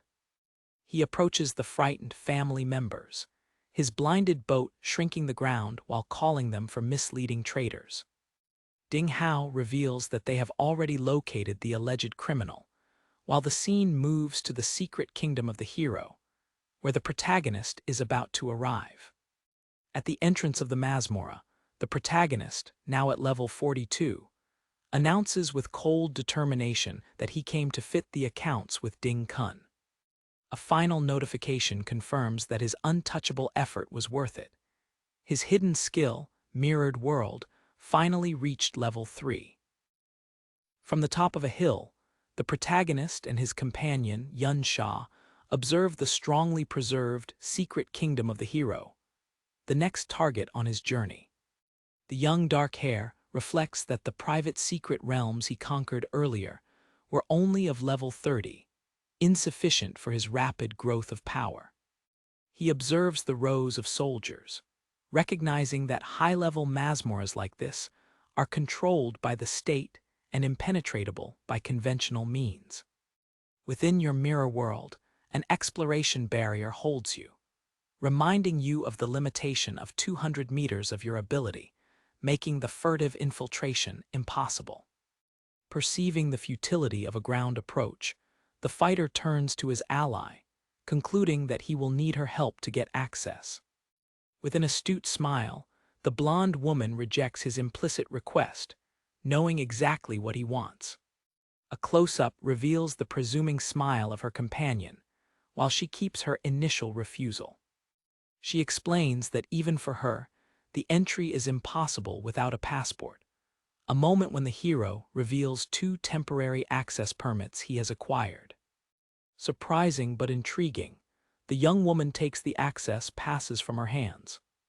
Examining the passes, she warns that a temporary permit will still require an official escort to pass through the rigorous inspection.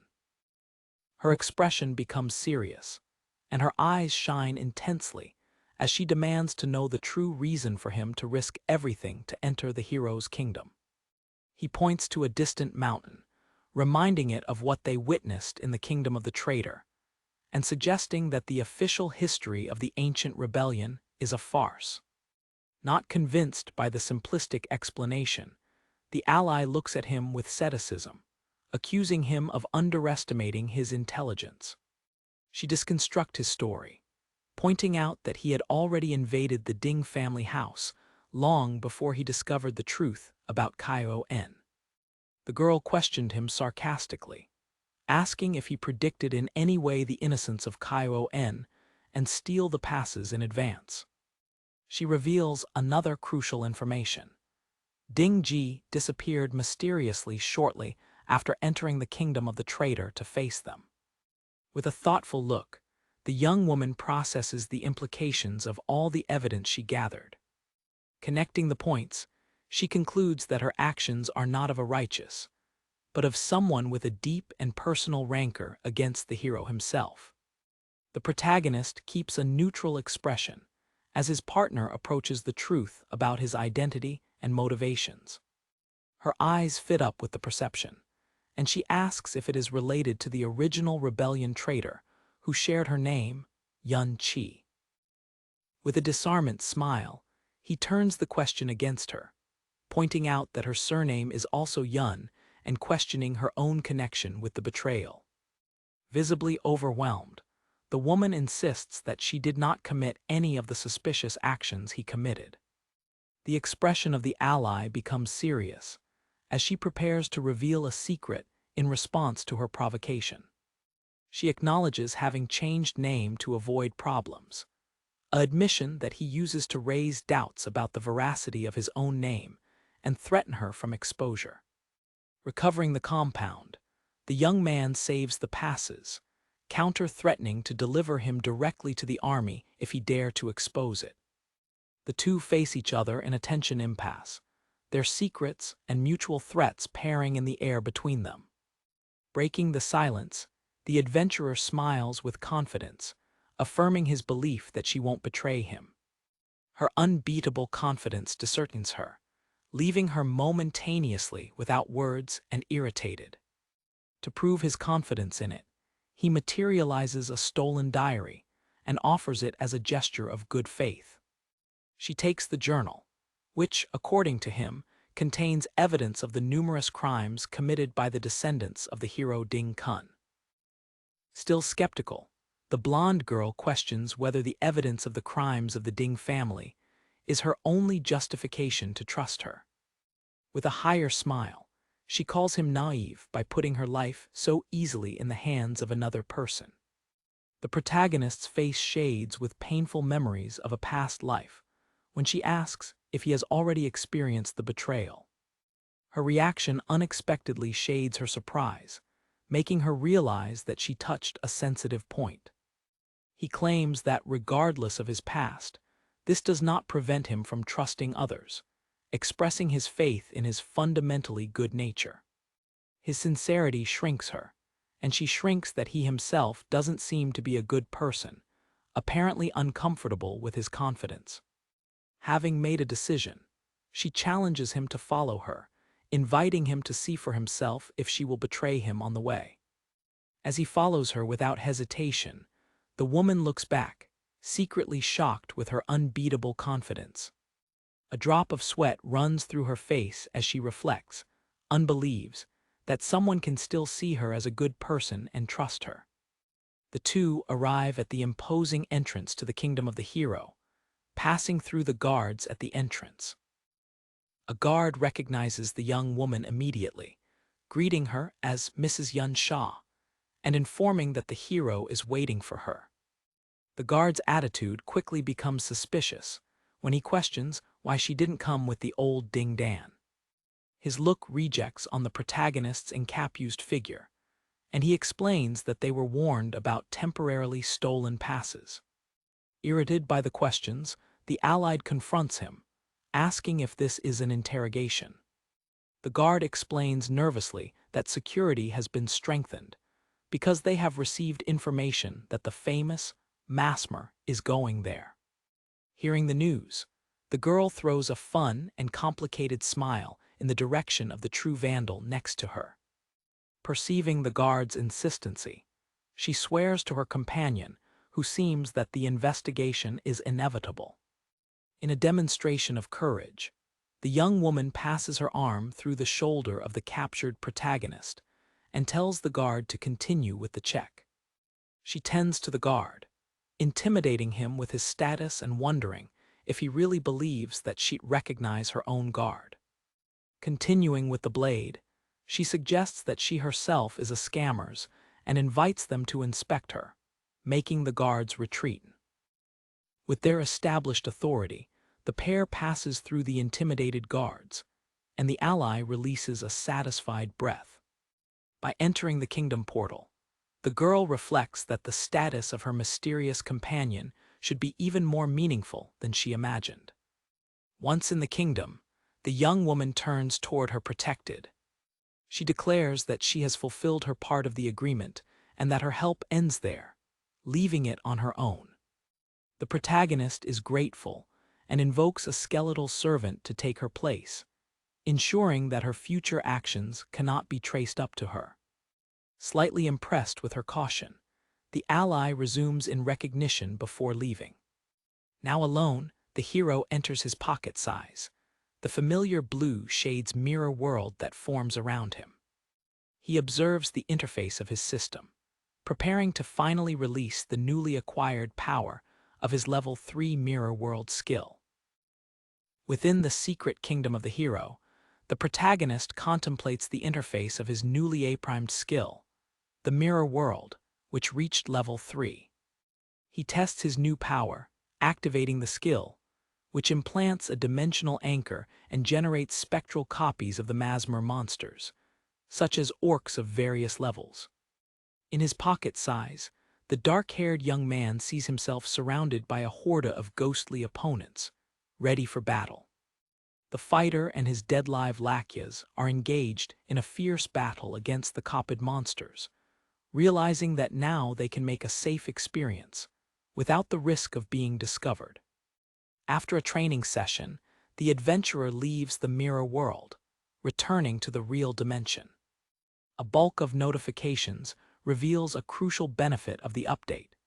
Your skeletal servers can stay in the mirror size, accumulating experience for it continuously. Along with his spectral companion, the hero observes from a vast castle city built within the secret kingdom, a place that he can now carefully investigate. As he advances through a forest, he remembers the Ding family's daily, concluding that the city ahead is the covel of his final enemy, about which he knows very little. With a thoughtful expression, the young man thinks about the mysterious rise of Ding Kun, a S-class warrior on which he has no records of his past life. In his mind, he visualizes an imposing figure in front of a crowd, reflecting on how the so-called hero seems to have emerged from nothing, unlike all the other elite warriors he knew. Looking for a clue, the invoker turns to the revived soul of his old friend, calling him by his surname, Benben, in the hope that he knows something. However, the spectral entity only tends its head into confusion, unable to provide any information, demonstrating the limits of its recovered consciousness. Unfortunately, the protagonist regrets that his attempt to communicate with the spirit of his friend is still unnecessary. It reflects that although the rise of the level of your skilled world skill has significantly improved the intelligence of all your dead-live servants, there is still a long way to go. The improvement in consciousness was more noticeable in the spirit of your companion, but frustration remains. The soul of his friend has not yet recovered enough of himself to be able to communicate consistently. While watching the castle city, the young man holds himself up with the hope that, with more levels, his friend can eventually recover more from his old consciousness. In a large hall in the castle, Ding Dan reports to his father, informing with concern that his third child is still missing. He addresses an imposing figure on a throne, Ding Kun, the hero of the empire, expressing his anger for a criminal having dared to approach his domination. The blinded hero rises from his throne, his presence filling the room with an aura of threatening power. Ding Dan argues that the opponent must be of Class S, and urges his father to intervene personally to deal with the threat. Ding Kun's response is shocking and brutal. In a bit of eye, he crosses the son's own chest with a shadows, which looks at him with unbelief. Keeping his dead son, the monstrous warrior represses him for his incompetence, shaking out how bad he survived a single blow, despite having reached the S-class. He coolly reveals that the only reason he kept Ding Dan close was to take care of his favorite grandson. The antagonist continues his cruel speech, blaming the child not only for losing his grandson, but also for waiting for him to clean up the foolishness. The horror spreads through Ding Dan's face when he realizes the horrible truth. His father regrets the loss of a blood-related, because it will cost him several years of his own life. Far from there, on the streets of the city, another descendant of the hero, the sadic Ding Yan, enjoys using a man hit as his living throne. It encourages hungry citizens to fight for food remains, a chaos scene aggravated by cruel wolves that attack the crowd. A little child is crying of terror as one of the wild wolves approaches, ready to attack. A 60-level servant named Nan Si approaches Ding Yan, cruelty suggesting that his master's pets, the man in which he sits, don't eat meat for days. Observing the horrible scene from far away, the protagonist and his dead-live Lakyo realize that the cruelty shown here makes the actions of the other branch of the Ding family look almost brands. A rose fury aura begins to form around the young fighter as he contemplates to intervene in the depraved exhibition of power. Your attention is turned away when your friend's spirit explodes in a blue and black energy wave, releasing an angry rug in response to injustice. The hero looks to his companion with a sad expression, acknowledging that, even in his current state, his friend's innate desire to help those in need remains strong. The reaction triggered a memory of his shared past, when he met his friend and another boy, Lan Cayenne, as poor children in the favelas. He remembers the courage of the boys in facing a slave trafficking, an act that inspired him to take them as his disciples. A picture of the two young people as their students appears, a time when he hoped they would become strong enough to help others in the future. Back to the present, the protagonist is consumed for guilt, blaming himself for transforming his friend into a dead-live spectrum. Suddenly, the spirit can articulate a broken name, Lan, by Cayenne, a shocking sign of your consciousness returning. Averted, the invocator catches his spectral friend, desperately asking if his mind has returned and if he can speak. Fighting against a blue energy explosion, your friend's soul gathers its forces to reveal a terrible truth. Lan Cayenne and Ding Kun are the same person. The revelation reaches the protagonist with the strength of a physical blow. His eyes arrange into shock and absolute understanding. Back to the throne room, the blinded devil cleans the blood of his son from his manopla, his act of complete patricidity. He thinks loudly about the name, Yun Chi, asking if someone is trying to provoke him using a name so similar to that of his former enemy. With a dark expression, the antagonist reflects how many years have passed since he last heard that name. A sinister smile spreads through his face as he turns to his absent master, declaring that he will find out who dare pass through him and revealing his own shocking identity as the former student, Lan Cayenne. In the streets of a castle city, the sadic Ding Yan praises his brutal Lakyo's orcs after a massacre. A close-up reveals the cruel smile of the young blonde hair, while he delights with the chaos he has created. The descendant of the hero manically throws over a square full of wounded and scared citizens. A child is crying next to a fallen man, a puzzling picture of Ding Yan's carnival. With an expression of madness, the fool announces that he's bored with his human joys. Following their order, the orcs monsters advance to devour the indefended child. Before the creature can attack, a handful of energy sheets cut it into pieces. The protagonist lands in the middle of the square, surrounded by a powerful violet aura. His eyes shine with a cold anger, fixed on the responsible for atrocity. The hand of the dark hair warrior rests on the cable of his sword, which pulses with purple energy.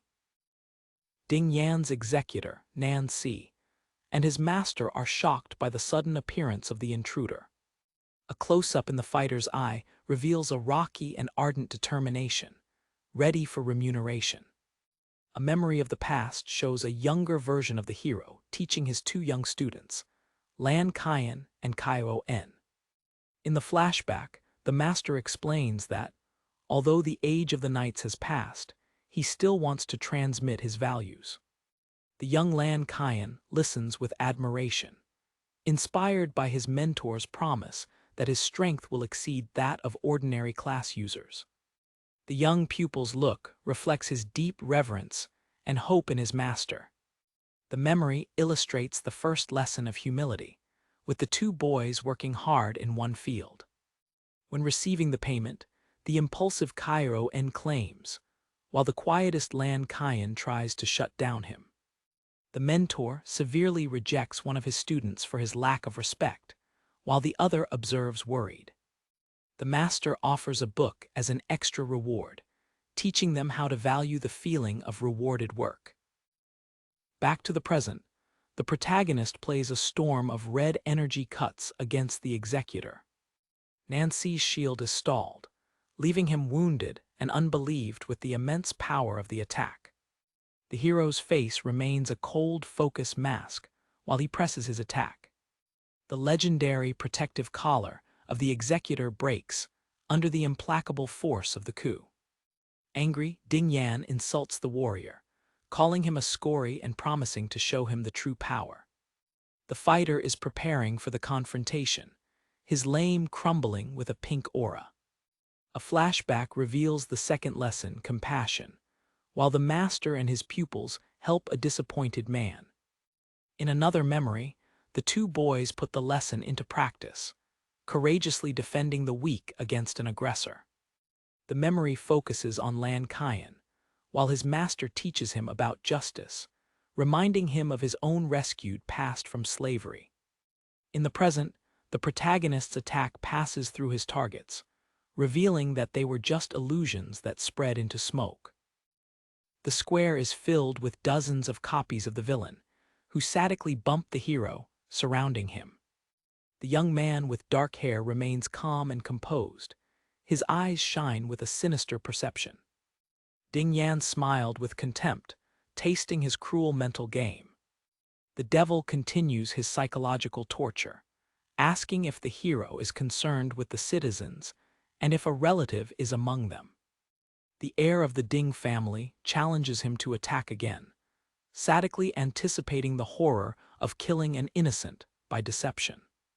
A divided vision shows the secret of the protagonist. His skilled world skill allows him to see the real targets in the midst of illusions and civilians. Ignoring the iskas, the warrior moves with incredible speed, his red eyes fixed on the real enemies. Their blow reaches the true Ding Yan and Nancy, who get shocked when they realize that their trick has been revealed.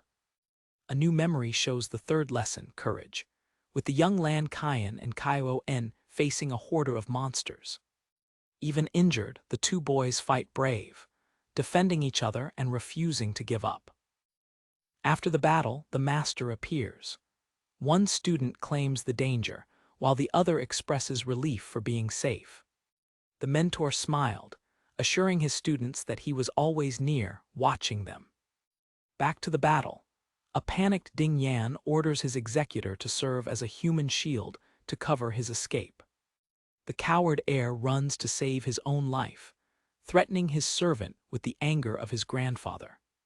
Abandoned, the scared Nancy prepares magic, regretting his disadvantage without the use of illusions. The wizard looks around in panic, realizing that the protagonist suddenly disappeared from his front. The hero reappears instantly behind his target. His slope is ready to defeat the final blow. With a cold expression, the fighter executes the servant without hesitation. In his last moments, the executor prays for mercy, claiming to be just a mercenary and trying to blame his master. The protagonist ignores the calls and ends the wizard with a silent and fast blow. Ding Yan's escape is interrupted by Kyo-en's spectral figure.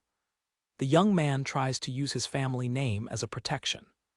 The hero invokes a dark creature, as a system interface forcefully removes all the items of Ding Yan. A smile of contempt arises on the protagonist's face as he witnesses the defeat of his enemy. A flashback assembly highlights more of the principles taught to young students: honesty and justice. The memory reminds another virtue that the master tried to incubate in his disciples. The assembly ends with the final principles of honor and soul, strongly contrasting with the current deprivation. The dark creature attacks, triggering a rain of dark energy lights over the city. Ding Yan's lifeless body is on the ground. His short reign of horror has reached a brutal end. Observing the devastation, The protagonist reflects on how his former student, Lan Cayenne, ignored all his teachings. The warrior's sadness turns into anger as he screams the painful question, why? The blinded and dark silhouette of Ding Kun, the Lan Cayenne himself, silently arises behind him. The antagonist interrupts his old master's regret with a devastating blow on his back. The impact throws the hero against a castle, causing a massive explosion of stone and dust. The dust is low, revealing a crater and the destruction caused by the powerful attack. In the ruins, the protagonist heals quickly as an interface shows his new and powerful equipment. Blowing but resolved, the young warrior emerges from the ruins, his face a mask of determination. The system identifies the opponent as Lan Cayenne, also known as Ding Kun, a 71-level S-class berserker. The hero throws a scratch of mirror fragments, using them as a tactical distraction. Lan Cayenne blocks the fragments easily, intriguing and questioning the nature of the attack. Using the fragments as portals, the protagonist instantly teleports behind his former student. With his bright lame, the fighter takes a powerful blow, screaming the question that has shocked him for years. Why have you betrayed us? The antagonist's impenetrating Elmi stumbles, revealing cakes and red energy particles after the protagonist's powerful blow. Under the broken Elmi, Lan Cayenne's familiar face is revealed with a presumptuous smile. He comments, impressed, about the speed and power of an abnormal attack of his former master. An extreme close-up in the protagonist's eye shows his pupil shine with an intense violet anger. Involved in a purple aura, the dark-haired warrior roots the name of his former student, Lan Cayenne. I am angry to confirm the identity of the traitor. The black armor fighter runs himself on his giant sword, which disintegrates into red pixels and demands the accusation of betrayal. The old pupil's face turns into contempt, questioning whether his old master has sent him. The antagonist advances aggressively, the fast movement distorting the air around him while he continues to question his opponent.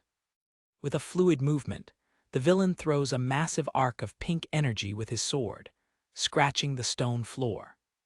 The white-haired warrior looks back with a smiling smile, shaking the attempt to pass through his master, calling her a sick taste. Consumed by anger, the protagonist dives from the top, his punch glowing with a bright pink light while he screams again the question, I asked why you betrayed. The traitor dismisses the question, calling his former mentor a simple tool, and declaring that the conversation ended as his body explodes in a red aura. The impact of their confrontation causes a cataclysmic explosion, creating a large crater and spraying the stone layers of the square. With a dark smile on his bloody face, the hero reveals a new tactic, invoking the spirit of his dead friend, a warrior of blue skin with sword and shield. Ignoring his old master, the villain directly attacks the blue spectrum, catching the head of appearance with anger. The scary smile of the antagonist disappears, replaced by an expression of pure anger by recognizing the spectral presence of his former companion. With a cry of animal anger, he smashes the head of his old companion's spirit against the ground, requiring to know how that was possible. The impact of Lan Cayenne's brutality creates another crater on the ground, leaving him upset and shocked with the appearance of the spirit.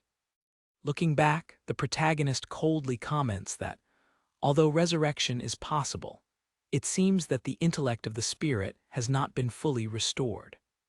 The battle is interrupted by the arrival of the three sons of Lan Cayenne on a nearby roof, who offer themselves to deal with the intruders. Without turning, the invocator calls his army of living dead with a mental command, ordering them to keep the newly arrived occupied. Benben's spirit, now revived, looks at his former companion with a melancholic expression, observing that he really died.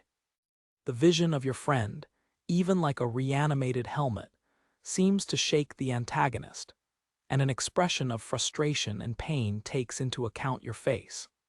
His red eyes arrange with a febrile interest, and he requires the spirit to prove that he is his true master. The former student attacks again, no longer with arrogance, but with a febrile despair, praying for answers. In a frenetic exchange of strikes, the traitor implores that his former mentor doesn't hide and reveal everything. Injured and bleeding, the protagonist looks at his old pupil with a cold determination, supporting the shrink of attacks. While a system interface shows its growing attack power, the hero releases a massive cut of red energy, declaring the madness of his opponent.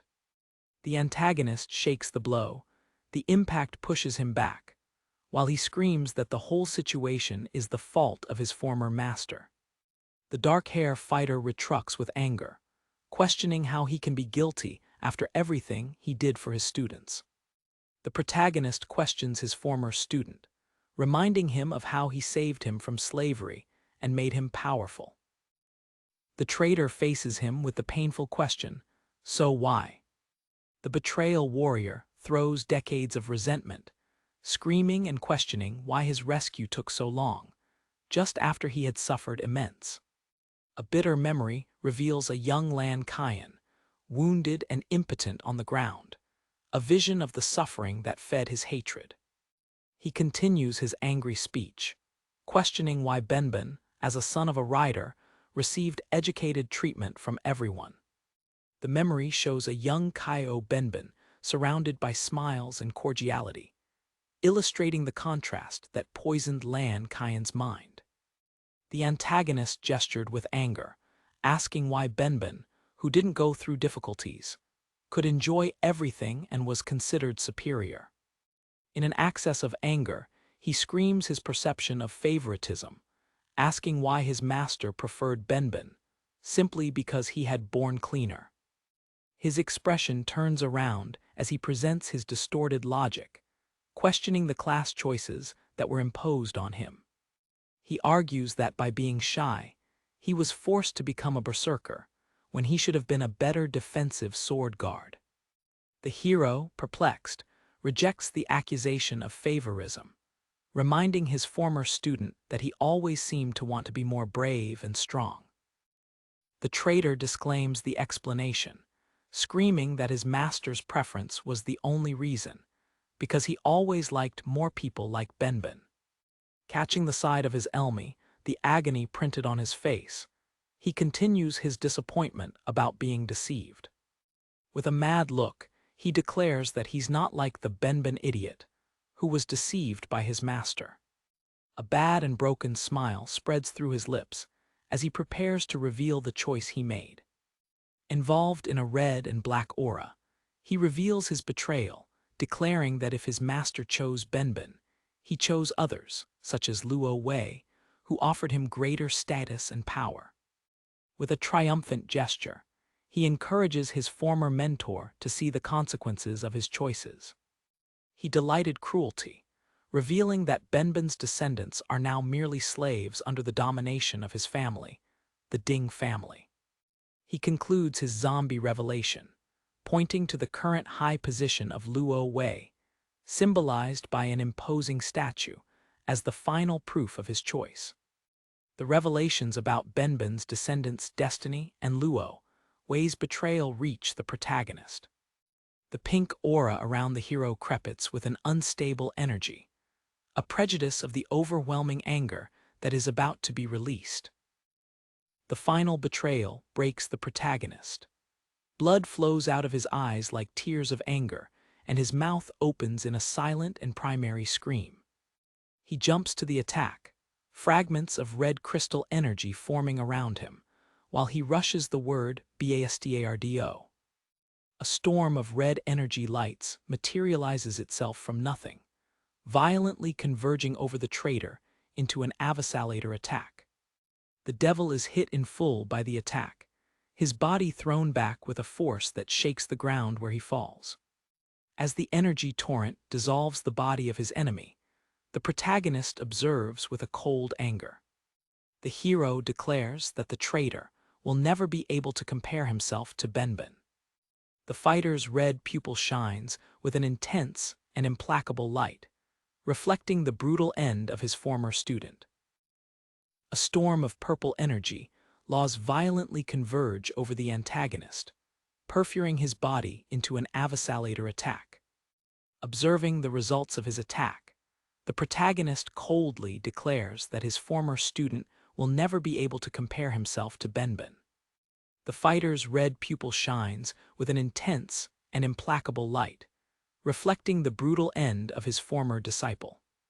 The mutilated body of the betrayer violently collides with the stones of the ground, stealing them with the force of the final impact. Resurrecting without his armor, the wicked manically laughs as a system notification announces the activation of his skill berserker's body. A system interface shows the enormous bonuses of your activated ability. An increase of 300% in attack power and 200% in speed. With his newly discovered power, the white hair warrior accuses his former master of being a hypocrite for favoring Benben. An information window details the unique skill of Berserker, Furia, which drastically increases the offensive attributes in exchange for intelligence and defense. The protagonist's face is blurred with blood, but his pink eye remains fixed on his opponent, showing an unbeatable determination. The former student advances like a red dwarf, throwing out a devastating blow with his Karmasin energy slope. The villain's attack, the blood-furious explosion line, explodes with cataclysmic force, devastating the battlefield. In the midst of the destruction caused by the explosion, the hero recognizes himself, facing the imposing figure of his former disciple. The antagonist activates his ability, Blood Storm, shaking his opponent for no longer being able to hide without his mirrors. Red energy feeds fall from heaven, stealing the ground as the traitor challenges his old master to a direct confrontation. The dark hair warrior supports the Blood Storm, with notifications of continuous damage appearing as his life decreases. The berserker delights with the pain, laughing while his passive ability increases his power of attack and speed at each injury suffered. Impulsed by his anger, the white-haired fighter jumps towards his opponent to unleash a devastating attack. The protagonist blocks a powerful red energy blow, while his old pupil accuses him of talking about compassion without having experienced his pain. With the tight and sweating face, the hero struggles to contain the overwhelming force of the attack of his opponent. The devil releases another massive attack, shaking down the ingenuity of his master by believing in the loyalty of friends and learners. The force of the explosion reaches the protagonist in full, stealing his defense and throwing him back. The impact of the attack, blood-furious explosion line, spreads the ground, creating an explosion of rocks and waste. Armed against the ruins, the fighter falls on his knees, his life bar swimming into a state of almost death. In a critical state, the young warrior quickly uses a potion of healing and basic magic to restore his life, exhausting his hand. The berserker, a colossus of muscles and scars, approaches his old fallen master with an air of superiority. Gathering his last forces, the hero throws a desperate attack on his triumphant opponent. With a wild smile, the traitor to the linen of his opponent with the naked hand, shaking out of his apparent weakness. The villain of red eyes delights with his imminent victory, declaring that the current situation is the price of the ingenuity of his opponent. Using his free hand, the former student materializes a red energy shell, a copy of the weapon of his former master. With a mad look, the antagonist declares his distorted philosophy that growth can only be achieved through betrayal. The white-haired warrior attacks with the copied energy shell, seeking to evade the final blow. The hero is able to block the blow of the adaga, the two lights of energy colliding with a blast explosion. The two fighters face in an impasse, with their lights of energy trapped in a struggle of force. Drawing his opponent back, the protagonist offends that, seeking power through betrayal, his former student has become disregarded. With a last effort, the hero pushes the betrayer back, making him scratch in the middle of an energy explosion. Although his life is dangerously low and under constant attack, the protagonist remains standing, determined to continue the struggle. The antagonist approaches, his sword in punch, declaring that the only chance of survival of his opponent is in his hands. With an arrogant smile, the villain offers an ultimate: to admit his mistake and pray for mercy to be saved as a pet. A mild and mysterious smile arises in the lips of the protagonist, suggesting that the battle has not yet ended. To the surprise of his opponent, the hero calmly acknowledges that he was wrong. The warrior reveals his true intention by materializing a couple of curved and translucent lanes, the Hell's Lanes, changing the direction of the battle. Involved in a golden aura, he declares that his mistake was to rescue his pupil from slavery and trust in lobes like him. Seeing the sudden change in his opponent, the antagonist smiled with scary, questioning whether his status was restored. A system interface shows one of your reverse class skills, acceleration radiation, which increases the speed of the allied units. The system interface shows the level 46 of the protagonist, and his life bars and manages recovering as his power explodes. Another reverse skill, Posse Maligna, is displayed, giving bonus of attack and defense and causing continuous damage to enemies. With his now white-blue hair, the hero activates a series of reverse class skills in rapid succession, increasing his attack power. With his bright hair and a certain smile, the protagonist's face reveals the terrible extension of his newly awake power. Declaring his duty to eradicate evil, the transformed fighter advances, becoming a steel and light vendible. A torrent of countless cuts reaches the traitor, throwing him into the air and scattering him implacably. Even in the midst of the swallow of attacks, the berserker laughs maniacally, blocking the strikes as possible. The wicked zombies his old master while defending himself, showing his confidence even under pressure. He provokes it, claiming that using an unfamiliar fighting style of two weapons in a real fight is a suicide act. Enjoying a gap in defending his opponent, the hero suddenly disappears, leaving the traitor surprised. The white-haired fighter reappears instantly behind his enemy, putting him on his back with one of his sheep. The antagonist coughed blood, shocked and confused with the sudden attack and the reappearance of his opponent. Unbelievably, the wounded warrior questions how the teleport was possible, since all his mirrors were destroyed. The hero reveals the secret of his tactics. He can use any reflective surface to teleport himself, including the blood pockets on the ground. Desperated, the traitor begins to gather blood energy for a last and powerful attack, discovering a gap in his opponent's tactics. With a cry of anger, the berserker is preparing to release his final attack, Blood Anger. Before he can release his attack, black shadow temptations push him back, interrupting his concentration. The author of the fatal coup is revealed, the invoked spirit of Benben, who appeared silently behind his former companion. Back to his original shape, the protagonist stretches his hand and calls his dead-live army to surround the fallen enemy. From a hole of broken rocks, the invocator and his army of living dead watch the defeated traitor and bleeding on the ground. With a cold and implacable look, the hero makes the final judgment, expressing his desire to see his dead enemy. The transformed protagonist rejects a blow from the opponent, who claims not to be able to accompany his current force.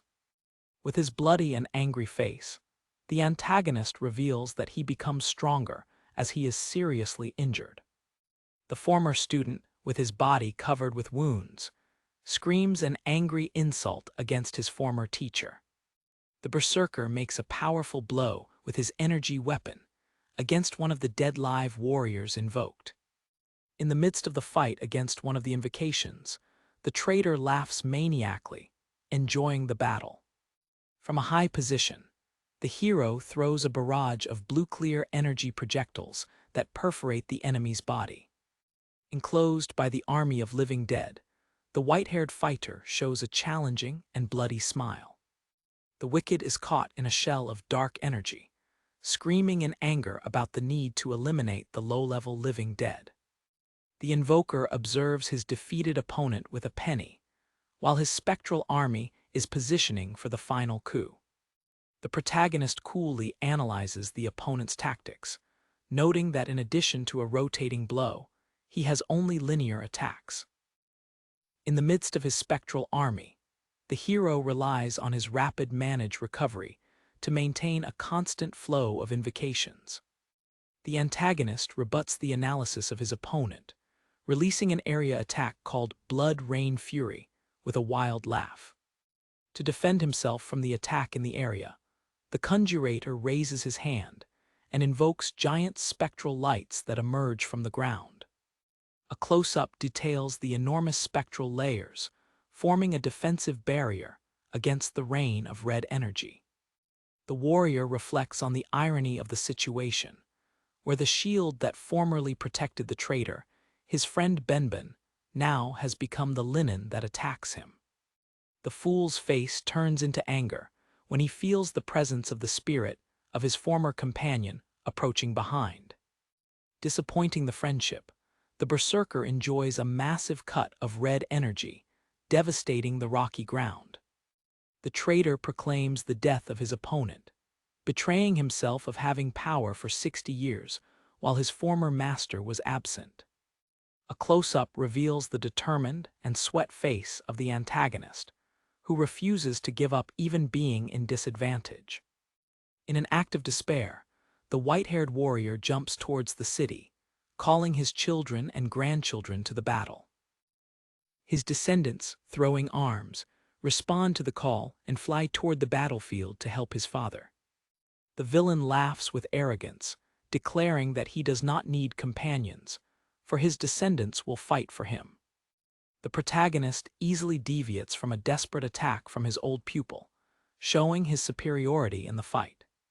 Moving with incredible speed, the blue-haired warrior counterattacks with his sheep, overcoming the enemy's offensive. One of the sons of the traitor, throwing an elmi, is swallowed by a spectral shot and screams for his father in agony. A close-up in the child's eyes reveals his horror and disbelief when being hit fatally. The antagonist's face turns into a mask of anger and despair as he witnesses the fall of his descendant.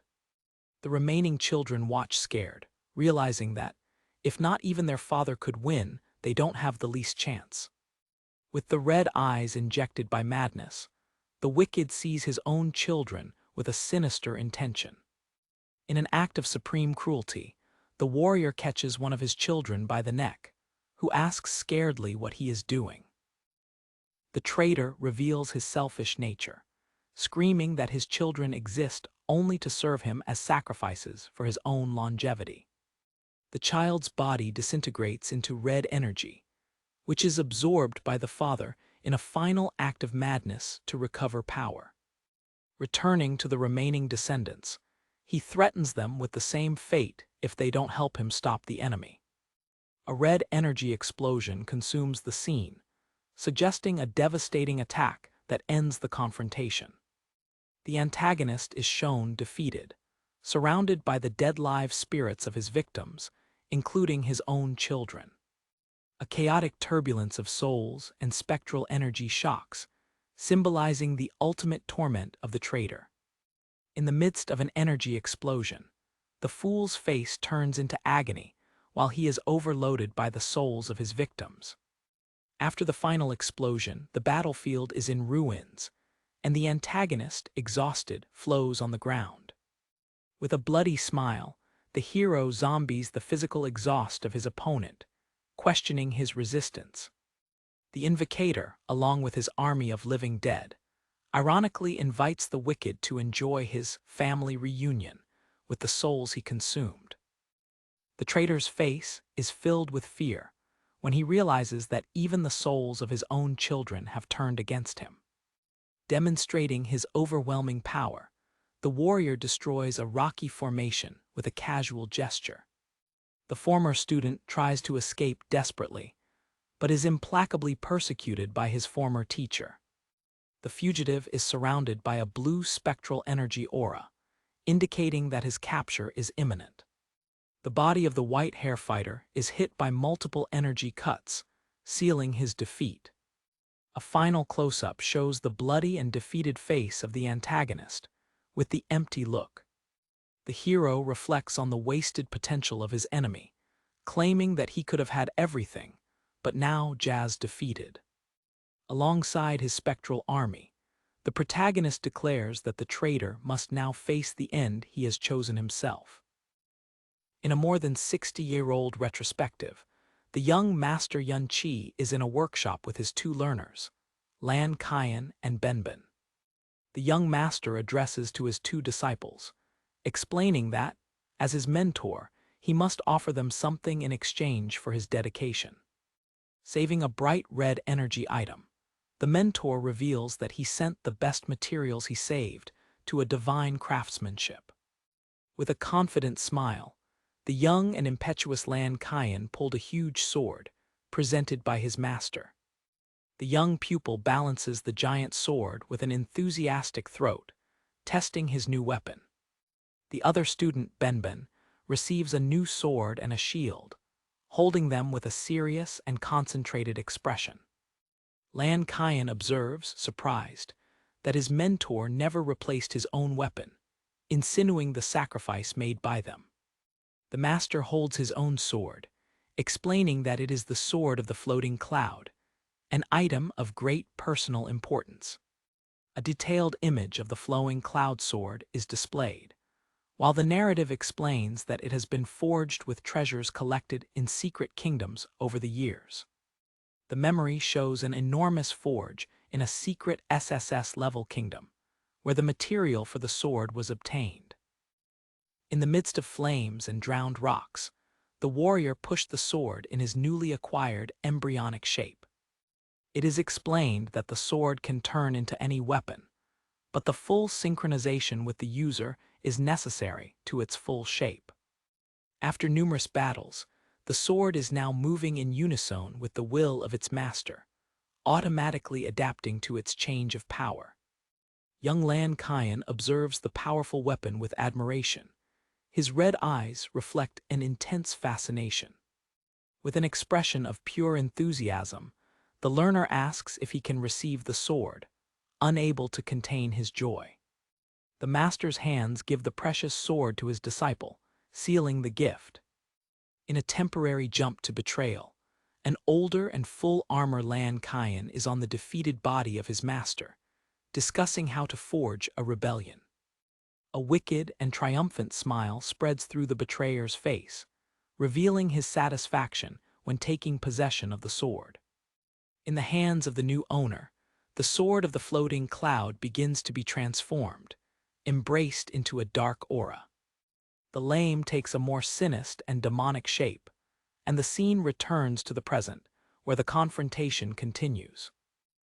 Back to the present, the protagonist, with his hair shining with an etheric energy, sees his old student defeated. In an imposing pose, the transformed warrior observes the result of the battle. His aura of power still cries around him. The hero points the sword of the floating cloud, now damaged, to the throat of his former student, who admits his mistake. The traitor's face turns into fear, and he desperately implores for his life to be saved. Involved in a dark weapon with demonic wings, the power of the protagonist reaches a new form. At the moment of his death, the antagonist's look is filled with a final despair, mentioning the truth behind the incident. The silhouette of the vendor, pushing his foice, stands out against a red blood background, symbolizing the end of the battle. After the victory, the hero sits on a throne made of swords, reflecting on the way of revenge that just started. With a determined look, The protagonist reflects that Luo Wei was just an Iska, and that his journey of revenge is far from ending. Knitting in his blinded shape, the warrior swears to become even stronger to complete his revenge. A symbolic image shows the need for hard work and the exploitation of resources to gain power. Dark figures in formal costumes represent the machinery and power of families and governments in the world. A stylized image of a warrior in the middle of a golden light represents the concept of class transfer. The narrative explains that class transfer is essential to exceed the level 60, unlocking superior equipment and skills. The protagonist keeps a class transfer certificate, the key item needed to evolve. A crowd of adventurers desire for the certificate, illustrating the rarity and importance of class transfer. The narrative reveals that, even in the past, class transfers were rare, and now are monopolized. It is revealed that in the whole family of the hero, only Lan Cayenne possessed a certificate, highlighting his exclusive power. Class transfer allowed Lan Cayenne to evolve from warrior to berserker, learning unique skills such as Berserker's Body. The hero activates his own certificate, considering how powerful he could become by combining the transfer with his Spelled World skill. A system notification instructs the protagonist to select a class to start the transfer mission. He reflects that his choice is already decided, looking for one of the rare classes of Kanto that also possesses offensive skills. Surprisingly, the system offers the option to reverse the Battle Dancer class through its Spelled World skill. An infographic shows the system of gaming professions as a tree, originating from 8 basic classes and ramifying into advanced specialties accessible after level 60, with a unique class of Malabarist Thief highlighted as an exception. The requirements for the advanced class, Battle Dancer, are detailed, emphasizing the counterintuitive need for high attributes of speed and spirit, along with a rare item called Blood Core of Massacre. The text explains that the Massacre's blood core requires immense carnificine to be activated, a difficult task for conjurers. The protagonist reflects that his skill, Mirror World, has turned this class and his requirements. A window of the system presents the reversed class, Peace Dancer, describing his philosophy of using elegant dances and sacred signos to stop enemies, believing that true peace is achieved through an overwhelming force. A drop of sweat runs through the protagonist's face while he contemplates the profound implications of this newly created class of Dancer of Peace. The warrior thinks about the mechanics of his skill, Reversion of the Mirror, questioning whether it randomly changes the class definitions or whether the new requirements are equivalent in difficulty to the original. He examines a Living of Life, a powerful healing item needed for his new class mission, noticing his rarity and the intimidating task of acquiring 5 of them. Inserting the digital landscape of the mirror world, the main character reflects that the progress of his unique skill is much more complex than he initially predicted. Within the mirror world, he faces a colossal replica of an orc head, learning that at higher levels, this dimension can replicate powerful lords of Secret Kingdom. After a boss explodes in Forgetting, the hero remains in the middle of a vortex of souls, observing his growing number before a notification of SUBIUDENIVEL appears. A message from the system confirms his departure from the mirror world as he goes away from the rough and pixeled form of the replica of the chief orc. In a digital precipice, accompanied by a spectral gun guard, the protagonist announces that it is time for them to leave the kingdom. A pillar of light wiseks 2 giant beasts and spiders, showing a powerful attack triggered within the Secret Kingdom. System notifications confirm the acquisition of legendary equipment and the defeat of the Lord of the Secret Kingdom, followed by a display of his character statistics as the kingdom itself begins to dissolve. From the outside, A group of guards and officers react with attonite discretion to witness the sudden disappearance of the kingdom. The sky is full of rosy digital fragments in dissipation, marking the final moments of the existence of the secret kingdom. Spectators and soldiers are thrown into confusion, questioning the sudden and inexplicable disappearance of the secret kingdom of the hero they were keeping. The collapse of the kingdom causes a violent cataclysm, throwing bodies and destroys through the air, while enormous spy runs out of the stalled ground. In the midst of chaos, soldiers identify the body of Ding Jian, a member of a powerful family, among the victims. Search cartridges with the image of the hero are spread throughout a city, signaling that he is now a fugitive. A man in an office is surprised by the news displayed on a small monitor, likely reporting the incident in the secret kingdom. A wealthy family sees, hoard a holographic screen showing news of a hero's death. A military commander instructs his troops, pointing to a prosecutor poster and issuing an order for the immediate capture of the perpetrator. The Supreme King, Luo Wei, sitting on a sword throne, is informed of Lan Cayenne's death, revealing the high-level political consequences of the protagonist's actions. A screen shows images of the battle, while a narrative observes that external forces had no knowledge of the events until after it was completed. On the site of the ancient secret kingdom, a king's captured subordinate inspects a camp of defeated Rankes fighters. The captured agent receives a book ration, having started an investigation on the records of entrance and exit of the destroyed kingdom. The agent carefully examined the content of the recovered record book. The Supreme King silently hears on his throne, while his subordinate presumably delivers his discoveries. The agent read the name Yun Chi of the book with a nostalgic smile, declaring that he will personally take care of the subject, while the scene passes to a university campus. As the protagonist walks through the campus, classmates joke about the shocking news that dominated the headlines in the last 2 days. Students are heard expressing anger for the death of a hero, denouncing it as a national misfortune.